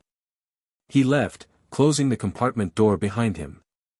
Harry stared at the chocolate in his hand, at the frost slowly melting from the window, at the faces of his friends watching him with concern. "I'm okay," he said. "Really?" "You passed out," Hermione said. "You were twitching. You looked like you were dying." Ron's voice was flat. "You looked like you were dying." Harry didn't have an answer to that. He ate more chocolate instead. Hogwarts was a relief. The castle rose from the darkness like a beacon, its windows glowing gold against the night sky. Harry felt something loosen in his chest at the sight of it, this place that had become his second home, the place where he'd found friendship and purpose and family. The Dementors were stationed at the gates, their dark forms visible even at a distance. Harry shuddered and looked away. "They're here to protect us," Hermione said quietly. "From Black. They don't feel very protective." "No. They don't." The welcoming feast was subdued. Dumbledore spoke about the Dementors, their presence on school grounds, the restrictions they imposed, the importance of avoiding them at all costs. His voice was grave, his expression troubled. "I must warn you," he said, that the Dementors will not distinguish between the one they hunt and anyone who gets in their way. They are not creatures of reason. They are creatures of hunger. Harry thought about the train, about the cold and the screaming and the feeling of drowning in his own memories. He thought about Sirius Black, who had survived 12 years surrounded by those creatures. Maybe madness was the only possible response. The first week of classes passed in a blur of new subjects and old routines. Hermione had somehow managed to sign up for every available elective, which should have been impossible given the scheduling conflicts. She deflected questions about how she was managing with vague references to arrangements and special permission, and Harry decided not to press the issue. Care of magical creatures was taught by Hagrid, newly appointed to the post after decades as gamekeeper. His first lesson involved hippogriffs, magnificent, dangerous creatures that required respect and proper protocol to approach safely. Harry loved them. Beautiful, ASN, he. Hagrid beamed as Harry bowed to a grey hippogriff named Buckbeak. Go on, give him a pat. Buckbeak was enormous up close, eagle's head, horse's body, wings that seemed to span half the paddock. Harry approached cautiously, feeling the creature's golden eyes tracking his every move. That's it, Hagrid encouraged. Nice and slow. Harry touched Buckbeak's beak. The hippogriff let out a soft sound, almost like a purr, and allowed Harry to stroke his feathers. Well done, Harry. Well done. Right, I think he'll let ye ride him now. Ride him? But Hagrid was already lifting Harry onto Buckbeak's back, and then the hippogriff was running, and then they were airborne, and Harry was flying, really flying, without a broom, the wind in his face and the world spread out below him like a painting. It was glorious. When they landed, the class was applauding, even some of the Slytherins looked impressed, and Harry felt lighter than he had in weeks. Then Draco Malfoy decided to ruin everything. This is very easy, Malfoy drawled, pushing past Harry toward Buckbeak. I knew it must have been, if Potter could do it. I bet you're not dangerous at all, are you, you great ugly brute, Buckbeak struck. One moment, Malfoy was approaching with arrogant confidence. The next, he was on the ground, screaming, blood pouring from a gash in his arm. I'm dying. Malfoy shrieked. I'm dying, look at me. It's killed me. It hadn't killed him, the wound, while bloody, wasn't deep, but the damage was done. Hagrid rushed Malfoy to the hospital wing, the class dissolved into chaos, and Harry watched helplessly as everything fell apart. This isn't good, Hermione said quietly. Malfoy's father, I know.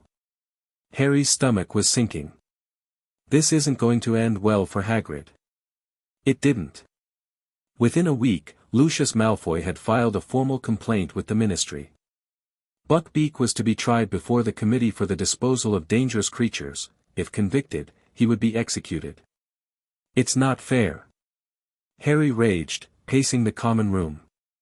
Malfoy provoked him. Everyone saw it. Malfoy's father has influence, Hermione said grimly. He doesn't care about fairness. He cares about revenge. Then we stop him. We help Hagrid with the case. We find evidence, precedent, something, we'll try. Hermione was already making notes. But Harry, you need to focus on other things too. The Dementors, Black, your classes, I can't just abandon Hagrid. I'm not asking you to abandon him. I'm asking you to be realistic. Hermione's voice softened. We'll do everything we can. But we can't do it at the expense of everything else. She was right. Harry knew she was right. But knowing didn't make it any easier. Defense against the dark arts became Harry's favorite class almost overnight. Professor Lupin was unlike any teacher Harry had encountered, patient, practical, genuinely interested in his students' progress. His lessons were hands-on, engaging, and actually useful. Today, Lupin announced in their first real lesson, we will be tackling a boggart. A murmur ran through the class. Harry had read about boggarts, shapeshifters that took the form of whatever you feared most, but he'd never actually seen one. The charm is simple, Lupin continued. Ridiculous. What defeats a boggart is laughter. Force it into a shape that amuses rather than frightens you, and it loses its power. They practiced the pronunciation, then lined up before an old wardrobe that rattled ominously. Neville went first, facing a boggart that took the form of Professor Snape, which surprised no one, and transforming it into Snape wearing his grandmother's clothes, which reduced the class to helpless laughter. Harry waited eagerly for his turn, but when the boggart looked at him, Lupin stepped in front of it. That's enough for today, Lupin said smoothly. Everyone, excellent work. Afterwards, Harry lingered to ask why he'd been skipped. I would have thought it was obvious, Lupin said quietly. I assumed the boggart would take the shape of Lord Voldemort. Harry considered this. I wasn't thinking about Voldemort. No. I was thinking about the Dementors. Lupin's expression shifted, surprise, then something that looked almost like pride. That's very wise, Harry. The Dementor represents fear itself, a far more frightening prospect than any specific dark wizard. He paused. If you like, I could teach you how to defend against them. Privately, outside of class. You could do that. The Patronus charm. It's advanced magic, well beyond OWL level, but given the circumstances. Lupin smiled slightly. I think you'd be a good student. Harry accepted immediately. Anything that would keep the screaming at bay, anything that would prevent him from collapsing every time a Dementor came near, was worth trying. The Patronus lessons began in January. Lupin's office was cluttered but comfortable, filled with dark detectors and old books and a tank containing some kind of Grindilo. The boggart Dementor was kept in a trunk, released in controlled bursts so Harry could practice the charm. Think of a happy memory, Lupin instructed. The happiest you can. Let it fill you up. Harry tried. He thought of flying, the rush of wind, the freedom of the sky. Expecto Patronum. A wisp of silver emerged from his wand, then faded. Good. Lupin caught the boggart before it could fully form and shoved it back into the trunk. That's a start. But you'll need a stronger memory. They practiced for hours, week after week. Harry's memories grew more specific, his first Christmas at the Burrow, the moment the Sorting Hat shouted Gryffindor, the feel of Ron's hand clasping his after the basilisk fell. Slowly, the Patronus grew stronger. You're making excellent progress, Lupin said one evening, watching the silver mist swirl from Harry's wand. Most wizards never master this charm. You should be proud. It's not enough yet. I need to be able to drive them off completely. Give it time. Lupin's voice was gentle. You've experienced more trauma than most adults. The fact that you can produce anything at all is remarkable. Harry wanted to argue, but something in Lupin's tone stopped him. There was understanding there, the understanding of someone who knew what it meant to carry wounds that wouldn't heal. Professor, Harry said slowly. Can I ask you something personal? You may. Did you know my parents? Lupin went very still. His face, usually so composed, flickered with something that might have been grief. Yes, he said finally. I knew them. We were at school together, your father, your mother, myself, and others. What were they like? For a long moment, Lupin didn't answer. He stood by the window, looking out at the grounds, his expression distant. Your father was brilliant, he said at last. Brave, loyal, sometimes reckless. He had a gift for making people feel important, like they mattered, like they belonged. Lupin smiled slightly. He could also be arrogant and stubborn, and infuriatingly convinced of his own rightness. But he grew out of most of that. And my mum? Lily was. Lupin's voice softened. Lily was extraordinary. Kind, fiercely intelligent, with a temper that could strip paint from walls when properly provoked. She saw the best in people, even when they couldn't see it in themselves. Did they love each other? Very much. Lupin turned to face Harry. They loved each other, and they loved you. Never doubt that, Harry. Whatever happened, whatever choices they made, they loved you more than anything in the world. Harry's throat was tight. Thank you. Thank you for asking. Lupin's eyes were bright with unshed tears. It's been a long time since I've talked about them. Longer than it should have been. The weeks slipped past. Harry's Patronus grew stronger, Buckbeak's trial drew nearer, Sirius Black remained at large. The Dementors circled the school like vultures, waiting for something Harry couldn't name. And then, on a cold March night, everything changed. Ron's rat, Scabbers, had been acting strangely for weeks, hiding, refusing to eat, biting anyone who tried to touch him. Ron blamed Crookshanks, Hermione's new cat, who seemed to have developed an obsessive hatred for the rat. He's after Scabbers. Ron shouted after one particularly vicious chase. Your bloody cat is trying to murder my pet. Crookshanks is just following his instincts. His instincts are homicidal. Harry stayed out of the argument, mostly. He had bigger things to worry about, Patronus practice, Hagrid's case, the constant feeling that something terrible was about to happen. Then Scabbers disappeared. He's gone.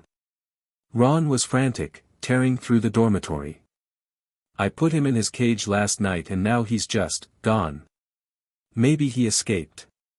Maybe your girlfriend's cat ate him. She's not that's not the point. The argument escalated. Harry tried to mediate, failed, and eventually retreated to the common room to wait for the storm to pass. That's when he saw the map. Fred and George had given it to him weeks ago, the Marauders' map, they called it, a magical document that showed every person in Hogwarts and every secret passage in and out of the castle. Harry had used it sparingly, mostly to avoid Filch, but tonight he pulled it out on impulse. I solemnly swear that I am up to no good. The map bloomed to life. Corridors, classrooms, people represented by tiny labeled dots. Harry scanned it idly, looking for nothing in particular. Then he saw the name.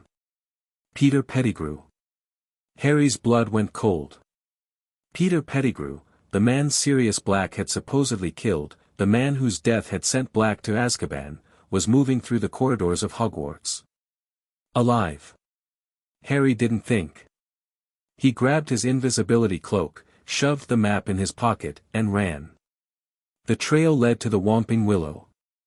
Peter Pettigrew's dot was moving toward the murderous tree, and Harry followed at a distance, his heart pounding. This was insane. Pettigrew was dead, had been dead for 12 years, but the map never lied. Never. He reached the edge of the willow's range just in time to see a large black dog drag Ron, who had apparently had the same idea, into a gap between the tree's roots. Ron! Harry sprinted forward. Branches swung at him, but he dodged, rolled, and dove into the gap just as it began to close.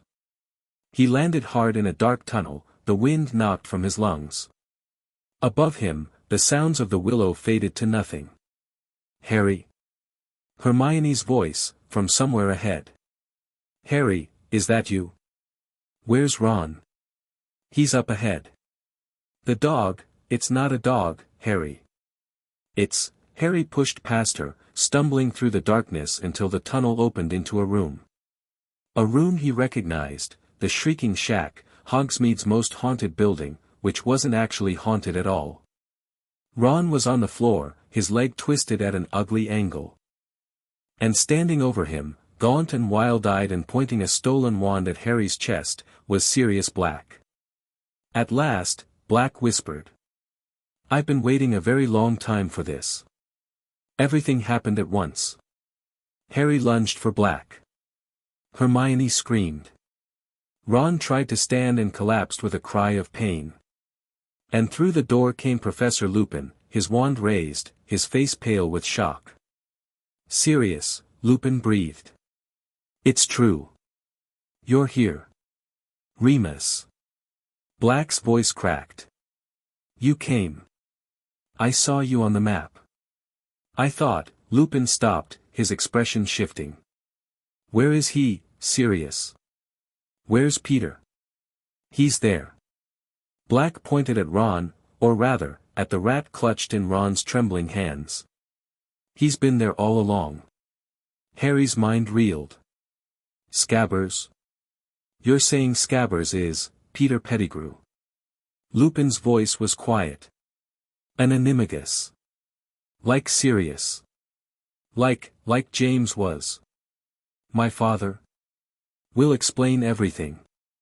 Lupin moved toward Ron, his wand still raised. But first, we need to reveal the truth. Ron clutched Scabbers tighter. You're mental. Both of you.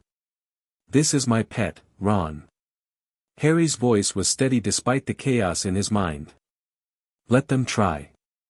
Something in his tone must have reached Ron, because after a long moment, he held out the rat.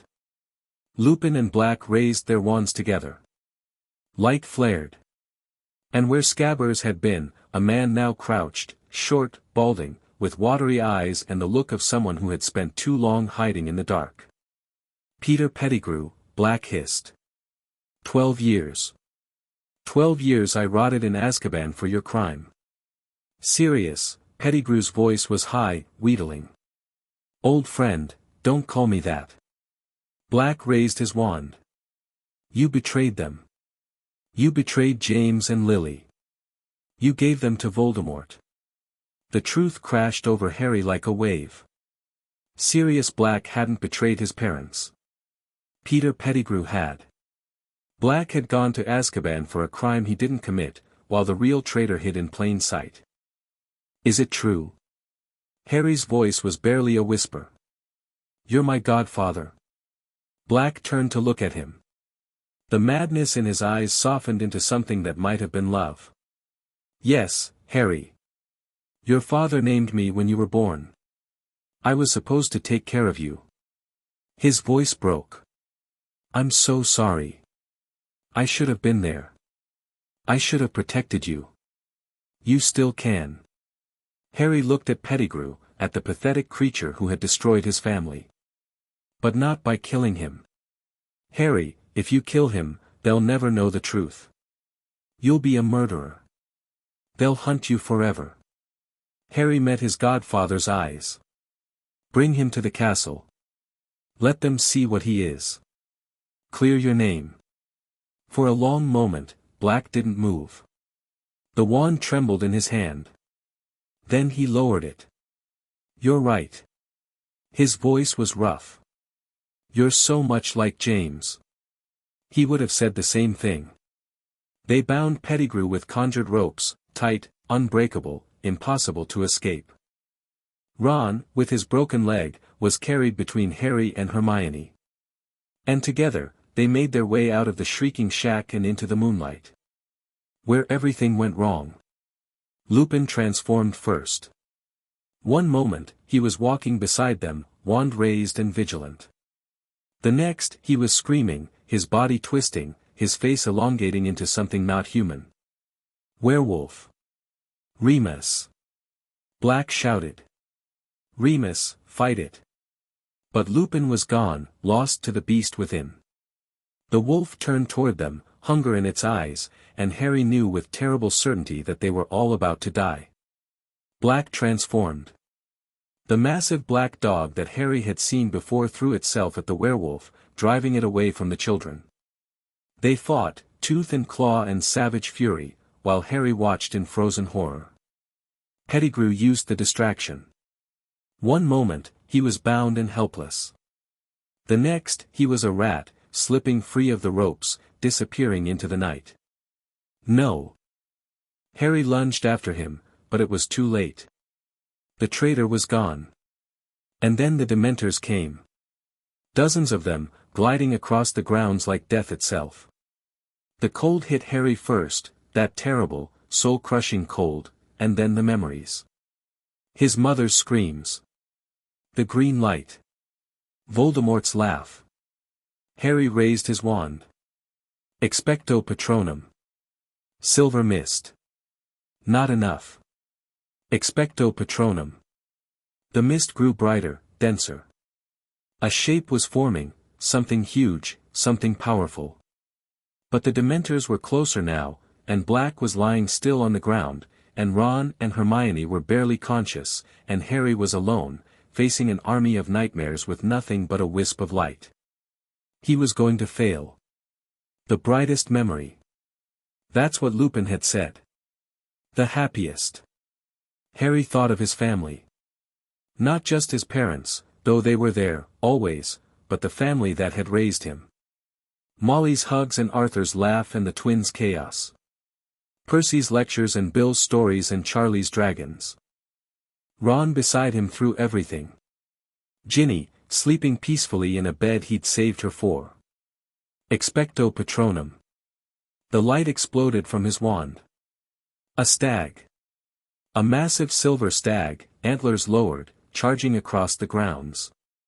The Dementors scattered before it, fleeing into the darkness, and Harry watched them go with something between exhaustion and triumph. Then he collapsed. He woke in the hospital wing. Again. This is becoming a habit, Ron said, from the bed beside him. His leg was bandaged but his color was good. We really need to find safer hobbies. Is everyone? Hermione's fine. Sirius is in custody. Lupin resigned. Ron's voice was grim. Pettigrew got away. The words hit Harry like a physical blow. He escaped. In the confusion. No one saw him go. Ron hesitated. Harry, I'm sorry. I know you wanted, it doesn't matter what I wanted. Harry stared at the ceiling, feeling the weight of failure settle over him. He's free now. He'll go back to Voldemort. He'll help him return. You don't know that. I know that's exactly what a cornered rat would do. Ron didn't argue. Dumbledore came later, with news that was both better and worse than Harry had expected. Sirius had escaped. Somehow, despite being locked in a tower awaiting the Dementor's kiss, he had vanished without a trace. Buckbeak is also missing, Dumbledore added, his eyes twinkling in a way that suggested he knew more than he was saying. A most curious coincidence. Harry thought about the time he and Hermione had spent using her time turner, rewinding the night, saving Buckbeak and setting him free. He thought about the massive hippogriff carrying Sirius to safety through the sky. Very curious, Harry agreed. Dumbledore smiled. Your godfather wished me to tell you something, he said. He's sorry he couldn't say goodbye properly. But he'll be watching over you, from wherever he is. He wanted you to know that. Harry's throat tightened. Thank you, Professor. Thank you, Harry. Dumbledore rose to leave. You did something remarkable tonight. Something that would have been impossible for most wizards. The Patronus you produced, a stag. Yes. Like your father's.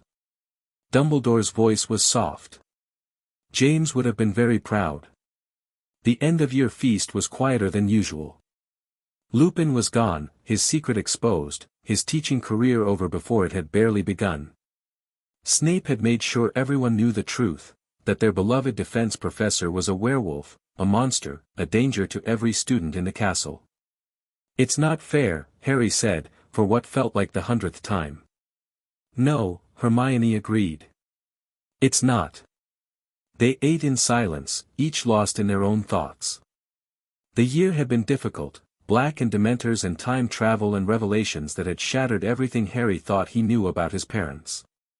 But it had also been illuminating. He had a godfather.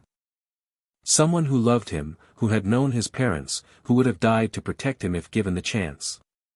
Sirius was out there somewhere, free and alive, and that knowledge made the darkness a little easier to bear. And he had produced a corporeal Patronus.